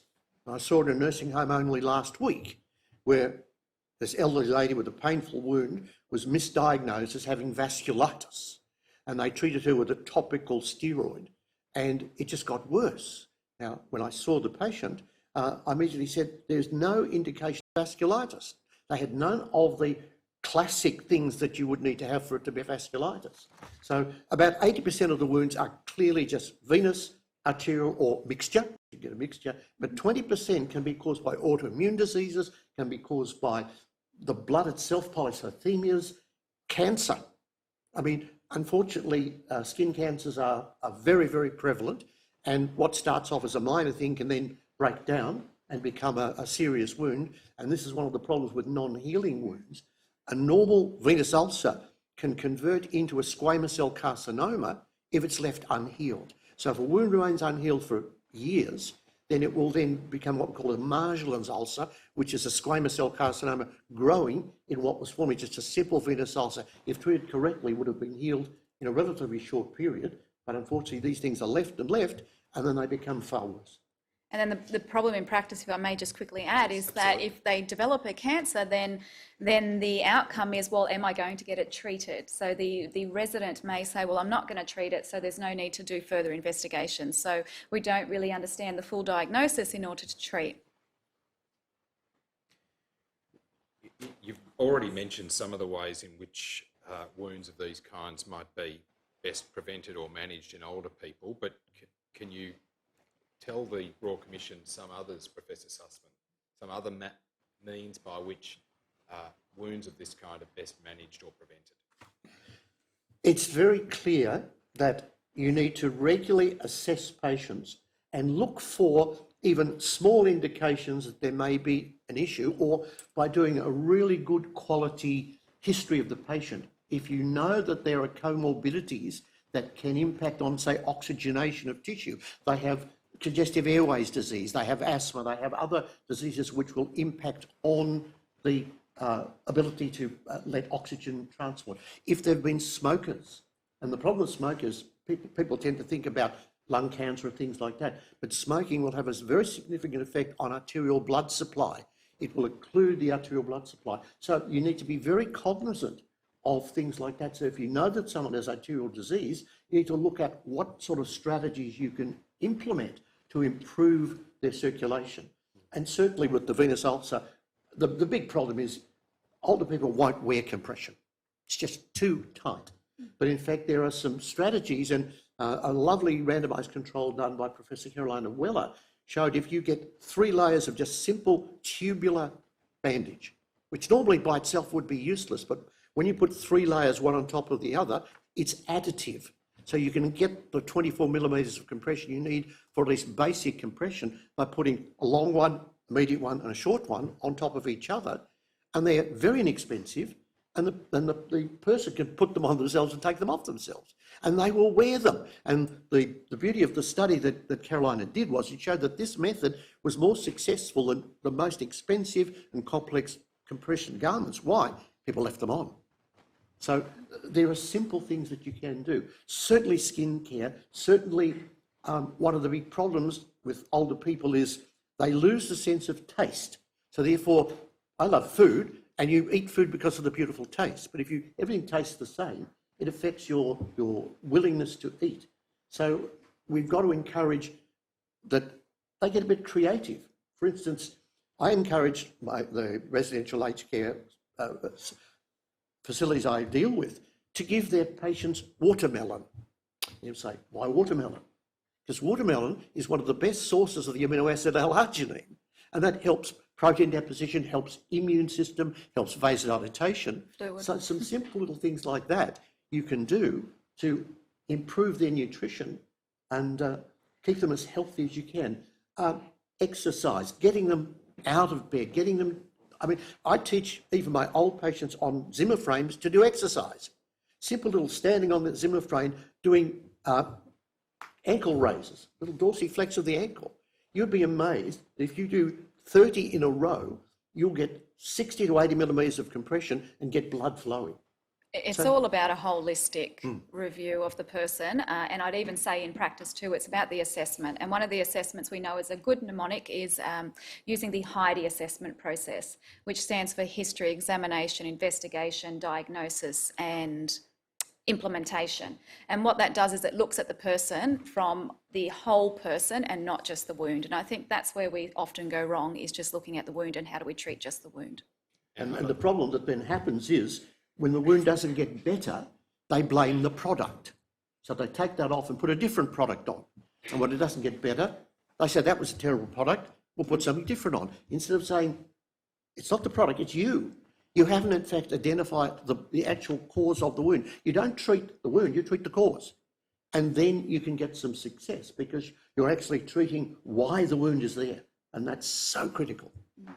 How does environment and equipment, what role do they play in prevention and management of wounds in the aged care facility environment? Look, I'm happy to say that what I often see in all of the aged care homes I go to is that there's just not enough equipment. Quite often they're taking alternating mattresses off people to give to somebody else because they need it, but then that other person is compromised.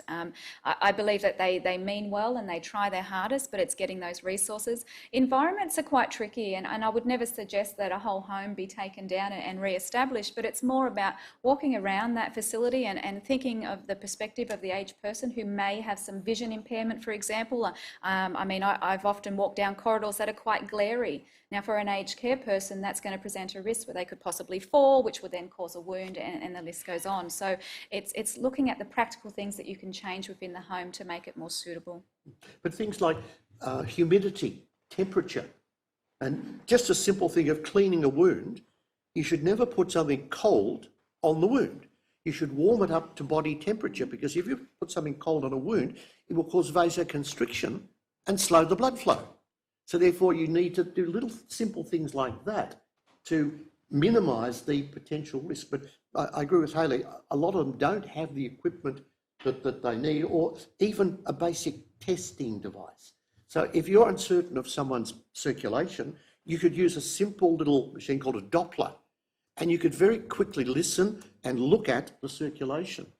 But I don't think I've been to a residential aged facility that would have one. No. And yet for a relatively inexpensive amount of money, you could have one of these simple devices that you could look at potentially at-risk patients and very quickly determine there is a risk. If you know that's a problem, refer them on and get some specialist help.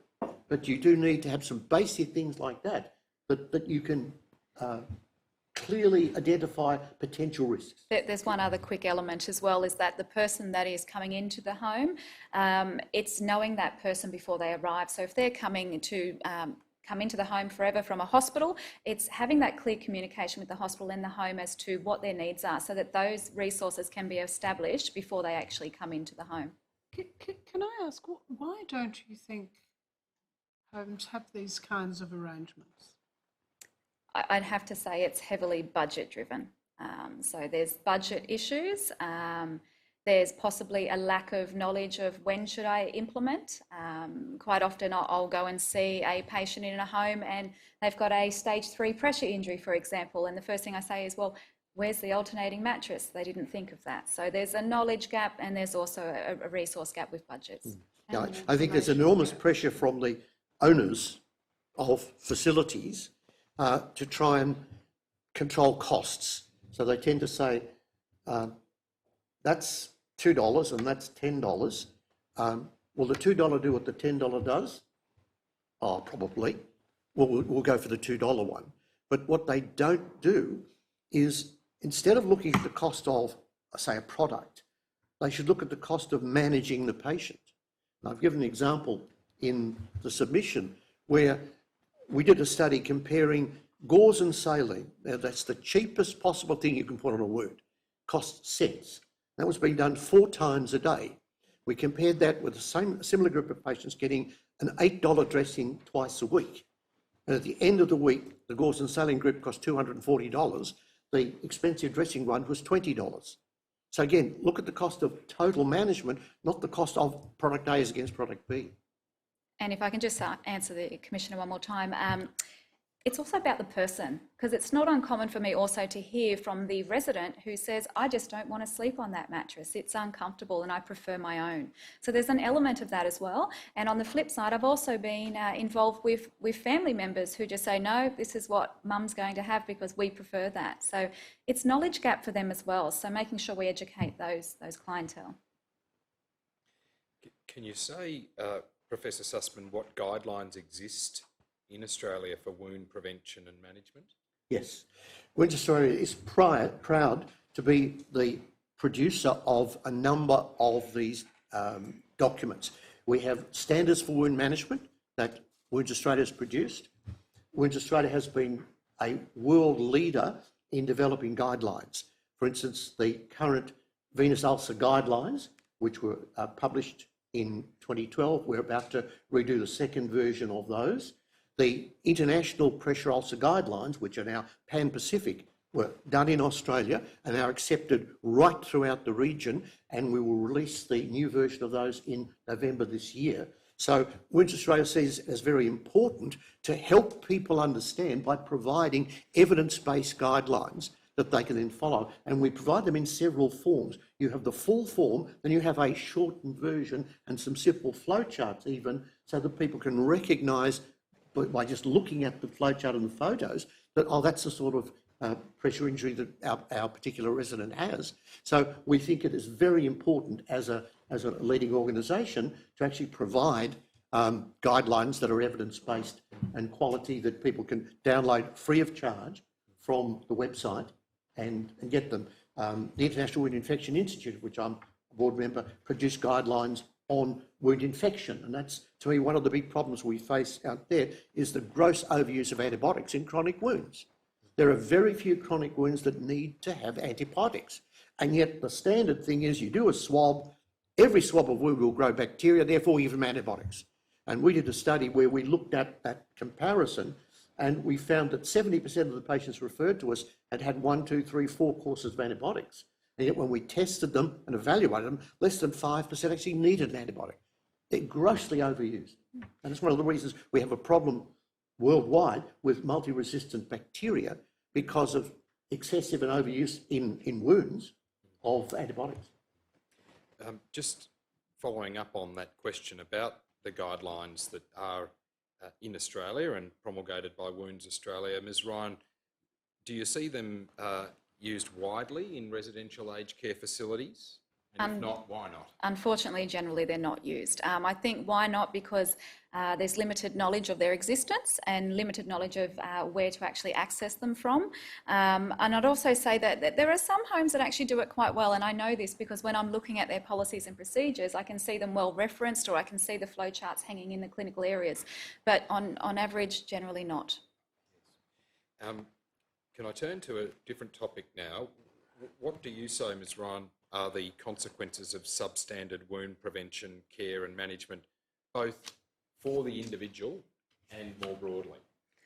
Okay, so substandard care would provide delayed wound healing, wounds that deteriorated, in the extreme circumstances, possibly amputation, even death. And for the person, increase in pain, possibly increase in symptoms such as exudate, fluid, odour. If they present with odour, then the person may become isolated to their room because they don't want to come out. So there's a social aspect as well. For the home, there's a cost to the home which will be increased, but also to the economy as well. More importantly, it's about quality of life. What is that doing to the person who now may suffer from depression or increased pain or, like I said, the effects of socialisation? And as we said earlier, it starts with the correct diagnosis. It's about knowledge, it's about having the capability to apply that knowledge, and more importantly, making it sustainable. Using appropriate dressings, we know, is an absolute must, and it's something we are pushing for at Wounds Australia. And it's about appropriate skin products and not using things like antiseptics and topical antibiotics. And I'd have to say the biggest thing is it's about early intervention of referrals to external providers, whether that be a GP or a specialist in wound management. And I give the example of my company are often called out when it's too late, when the wound is quite advanced, or on the flip side, well, there's an audit that's about to occur within the home, so they suddenly want us to review every single person. That, to me, isn't about quality care. It's more about let's put out that fire before it, gets any worse. It sounds If I can- Reactive rather than proactive. If I could extend Yes, this indeed, please. inappropriate wound management by a simple example. We've heard earlier that diabetes is a major issue in aged care. And diabetics will have 3 types of neuropathies. That's a change in tissue. They'll have a sensory neuropathy, have a lack of feeling. If you can't feel, then you can damage yourself, be unaware, and what starts off as a minor little skin break will very rapidly deteriorate into a wound. And the problem with the diabetic, they have a 5-time risk of infection compared to the non-diabetic. So infection gets in, the infection very rapidly gets into the bone, you get osteomyelitis, and the main treatment of that is amputation. And the reality of this is you start with 1 toe, then it's 3 toes, then it's half a foot, then it's a foot, then it's a below knee amputation. And the reality of that is anyone who has a major amputation for diabetes, within 2 years will have the other limb amputated and be dead within 8 years. And the worrying thing within Australia is the level of amputations for diabetes has gone up by 30% in the last 10 years. So someone loses a limb in Australia every 3 hours as a result of an amputation for diabetes. So it is an enormous problem. And if you consider your aged person as well, they may not fit the requirement for surgery. It may be too risky. Yes. So then, will they then in fact have to die with a possible wound that's not going to heal? That can be quite painful. Yeah. I had an instance of a residential facility. I was asked to look at a patient with a leg ulcer, and this frail, tiny lady in terrible pain when they undid the bandage. Certainly she had a small leg ulcer, but her foot was black. She had gangrene. They weren't worried about the gangrene, just an ulcer. He said, this is dreadful. You've mentioned proper selection of wound care products such as dressings and what should be applied topically is critical. You Absolutely. made that very clear. Is the selection of those types of products, in your experience, Ms. Ryan, restricted in some facilities, and if so, why is that so? Yes, it can be restricted in some facilities. There's a couple of reasons. One, it could be a recommendation from the hospital, as Jeff suggested before, the use of moistened gauze, I often see, coming from a hospital onto a discharge paper, and therefore the aged care home feels that they have to follow that, and that's problematic. It's generally restricted because of their stock levels that they have on hand. Unfortunately, that's very budget driven as well. The other thing that I often see is that the aged care home, for cost optimisation, they'll often focus on one supplier. Unfortunately, suppliers cannot provide all of the products needed to treat all the wounds that we see. And so when they have that restriction, quite often you'll go, I always take my own kit because I know that often I won't have the products there to actually use for what the wound needs. And that's based off the characteristics of the wound. We also need to make sure that we're avoiding, for this age group, those adhesive dressings, those dressings that are going to stick to the wound and potentially pull off the skin should they be removed inappropriately. We heard earlier in relation to the evidence given by the panel of experts about incontinence that sometimes suppliers of incontinence products provide training to aged care staff. Is there an analogous scenario that exists in your experience, Ms. Ryan, in this context of dressings and other products in the wounds context? I would have to say that there's a large reliance on suppliers to provide training. I would suggest that that's probably because they are free of charge. The problem with that is you can then have a home that becomes quite adamant that they're the products and the only products that they need to use. You know, the company's done their job, they're salespeople, but it doesn't help for actually treating the wounds that we need to. Professor Sussman, from your understanding of, you're very involved in the training of people in terms of wounds, what training more broadly for staff is available and what should be available? I'll start with what should be available. One of the greatest problems we face is that very few tertiary institutions that train health professionals who will be involved with wounds get any training at all, or if they get training, it is so minimal, it doesn't matter. Within a 4-year nursing degree, and Peter could clarify this, they might get 1 or 2 lectures. Most medical schools provide none, with the exception of Monash University. I teach in 3rd year, 4th year and 5th year.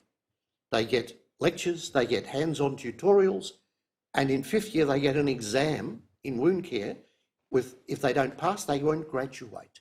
Now, this is rare in Australia, and this is one of the big problems we face, that there is so little training at the tertiary level in wound care that the level of ignorance out there is breathtaking, and you wonder why treatments are done so badly. If people don't understand even the basics, how can you get adequate management?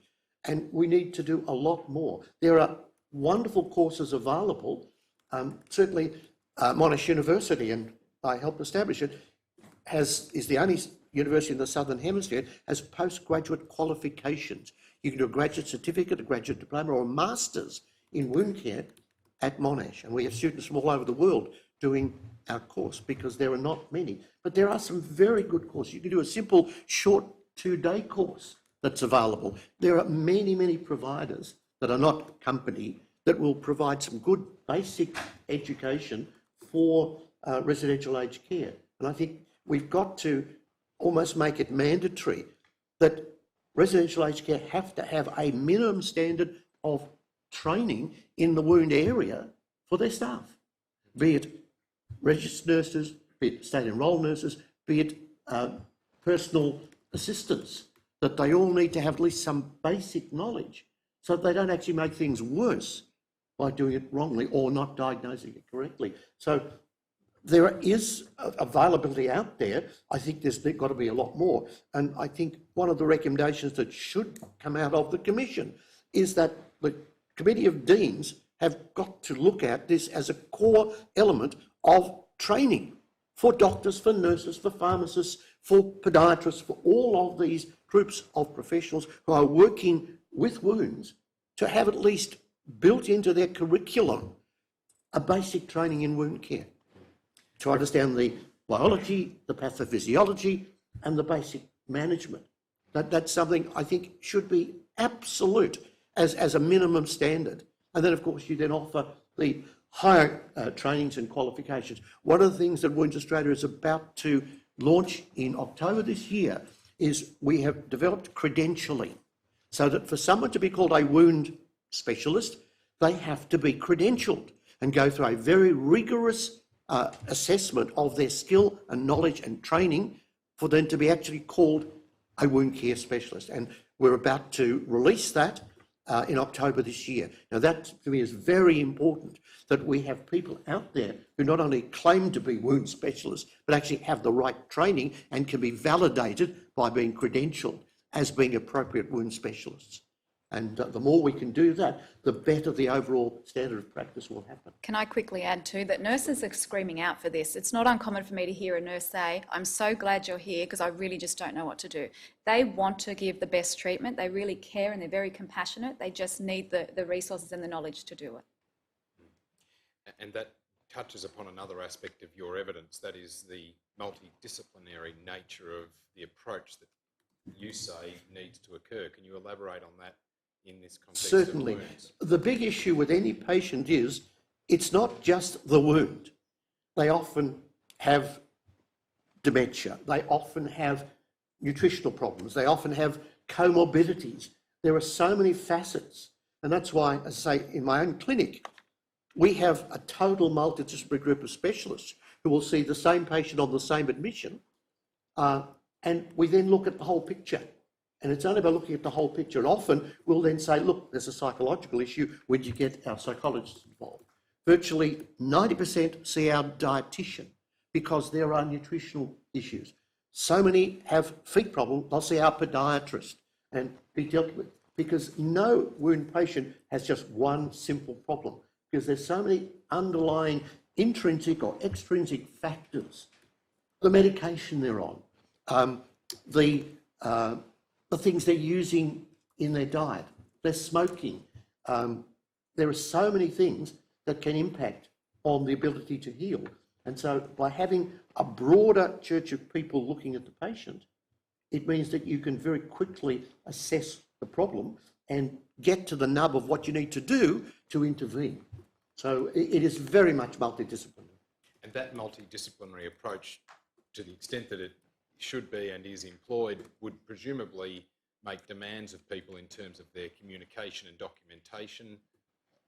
Absolutely critical. I go into some places and their histories are so bleak. There's barely 3 words that patient's wound is good, or redress the wound today. No other information whatsoever. So it's critical, and this proper communication. If you have a concern, speak to someone. Don't just keep it bottled up inside. You have to have good lines of communication with any organisation. I'm sure Hayley can enlarge on that. Yeah, I would add by saying that access is a problem for residential aged care because quite often they can't actually leave the home. So it's having the knowledge for that home, knowing that there are external services that can come in and provide, and there's not enough of them, I will say. So we've got to work on that, particularly from a Wounds Australia point of view. But giving that access to come to the home and give all that requirement and that extra advanced technique in wound management is needed. And how do you, in your practice, Ms Ryan, engage in that access where the relevant aged care facility is in a remote or regional area? Yeah, good question. Remote and regional areas are extremely difficult. We are seeing them definitely at the advanced wound stage where you're thinking, am I going to be able to save this limb? I'm finding telehealth very beneficial, and whilst the technology isn't great, and that's an area that the government should consider looking into, it's one way around it to provide immediate assistance to that area, and I'm finding it very beneficial for the person. There are leading centres in most capital cities that could set up a telehealth advisory service where if you have a remote area, they could Skype in or have some system like that where you could actually see the patient, get the full history, and then without bringing them to a major city, start the treatment from being able to see them, being able to get some idea from the clinician, all of the other aspects of the patient's history, and you could then have a much more streamlined system, and in the long run it would save a lot of money by having to fly people down to major centres to get treatment. If we could set up a system of having some major advisory centres that could work with regional areas. My company does that quite regularly. We do it via telehealth, but one of the issues is access to the products as well. Resources will quite often ship them over to them, but there's a distribution issue as well to the regional and remote areas, so we have to factor in how do they get these supplies if we're recommending them.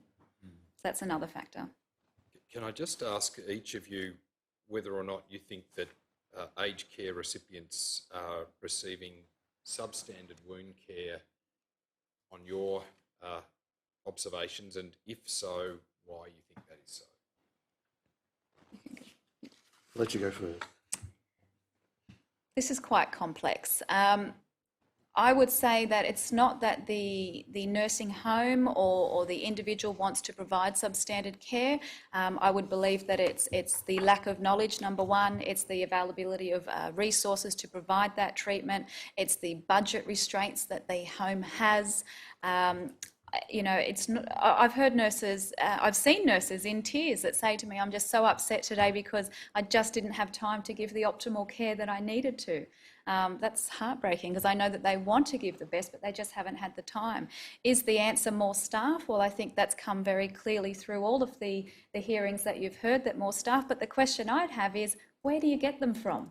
And are they trained, and do they have that knowledge? Because that's another gap, is that unfortunately the aged care industry isn't just, it's not considered a specialty, and that would be a recommendation that I'd have, is let's start looking at aged care as a specialty, start teaching that as an extra specialty core subjects at that university level so that we can make it attractive for people to want to come to.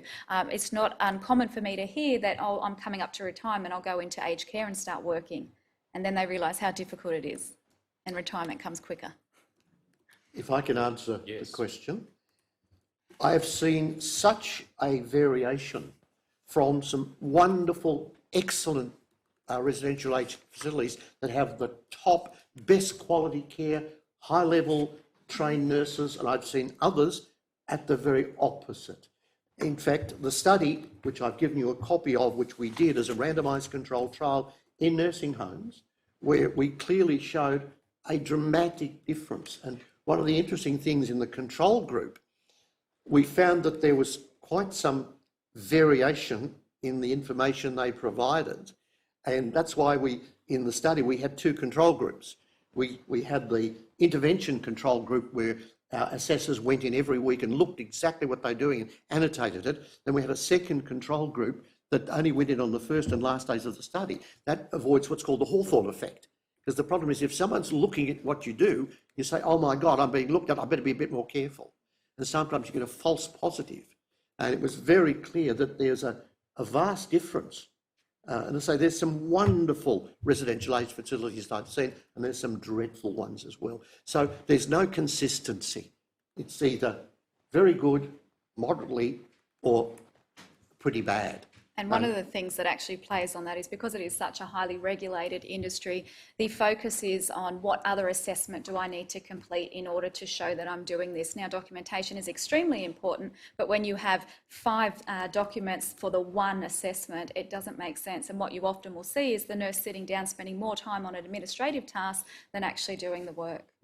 If I could just read you the conclusion of the study, it says standardised treatment provided by a multidisciplinary wound care team saved costs and improved chronic wound healing in nursing homes. The main source of the savings was the cost of nursing time and applying traditional dressings at the cost of their disposal.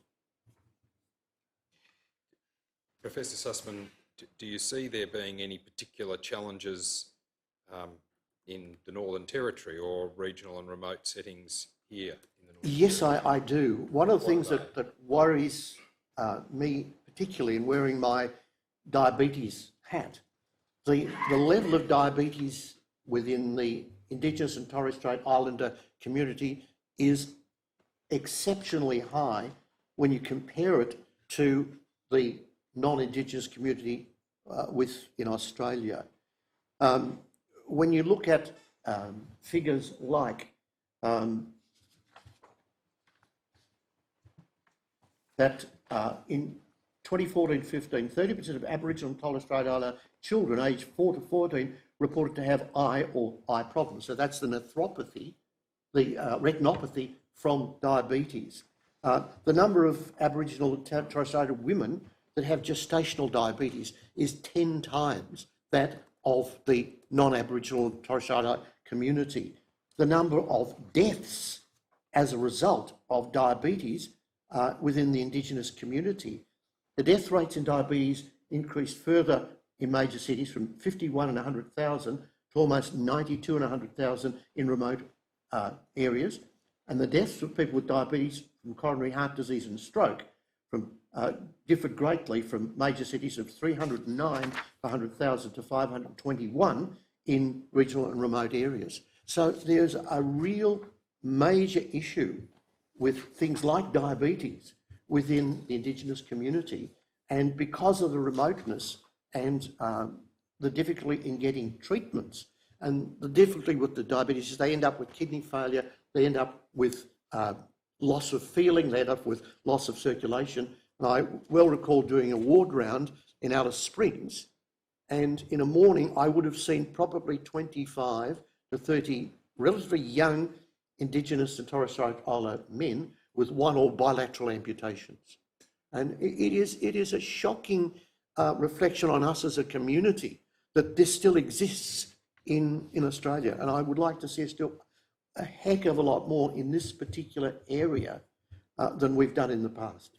And unfortunately, there's no statistics. There's not much in the way of statistics for wounds in those remote and rural areas. And it's simply because it hasn't been researched. And that's something we would definitely be interested in pursuing with the government, hopefully. Yeah. That's always been one of Wounds Australia's major concerns, is that so many people compete for research funding from NHMRC and ARC, and it's very hard to get funding to do wounds because it's not cancer, it's not diabetes, it's not important things, it's only a wound. Well, in Australia, on any given day, we have over 400,000 people with non-healed chronic wounds, which is costing us over $3 billion annually. And that's the reality. Can I ask each of you for your final reflections on how wound care, prevention and management can be improved in aged care? I'd start by saying make aged care a specialty. That needs to occur. Certainly looking at research, aligning with Wounds Australia so that we can certainly support that. Education, as we've spoken about, throughout universities for all levels, so doctors, nurses, allied health teams. The access to regional and remote areas via telehealth, so looking at adequate equipment to do that. Standard protocols of products and how we can streamline the types of products that should be considered within an aged care environment. And we do need to consider funding of some of the wound products under the PBS. Yes, if I can to just add to that, to me, the number one thing is education. We have to have better trained people out there. I would love to see Wounds Australia work with the government to develop a standard, simple protocol for managing wounds in aged care. And in the study, that's what we did, and it worked extremely well, to develop a simple product list that is appropriate for residential aged care, to ensure that there is adequate provision of the sort of things we need in the way of moisturisers and simple preventative devices, so that we don't even get to the situation of having wounds, that we prevent them by instituting relatively inexpensive practices, so that we have decent nourishment, we have simple skin treatment, we have simple devices where if we know someone's at risk, we put them onto or in a particular product which will then prevent the thing happening. And it's this awareness of risk and decent assessment. So we have to develop that. And it involves getting the right people involved, because it is multidisciplinary. You know, having a pharmacist go into a nursing home to do drug reviews is wonderful, but having a trained wound person also going in to do reviews of wound management should be funded by the government. So just as someone can go in and look at their drug use, someone should be able to go in and look at their wound management as a service, not just like Hades service to go in and just provide specific treatment, but to go in and just assess the processes and assess what's being done to ensure that there is a basic level of knowledge and practice that will help to A, prevent and then rapidly treat, so that you don't get to the situation of the stage 4 massive pressure injuries. I've seen them the size of a watermelon, that bad, and it shouldn't happen. Thank you, Professor Sussman. Thank you, Ms Ryan. I have no further questions, Commissioners. We thank you both very much for travelling so far to come and explain the intricacies of wound management to us. We've, as you can imagine, along the way seen some dreadful wounds pictorially, and left us wondering how it could possibly happen in this modern age. You've explained that there are ways of stopping that happening, and we will certainly be giving full account to your evidence about how best to stop this happening. It's got to stop. Thank you. We thank the Commission for the opportunity to be able to enlighten and enhance the exposure of wounds, because we think it gets put under the table. We call it the elephant in the room. So we do thank you so much for giving us the opportunity. And we are clearly passionate. Yeah.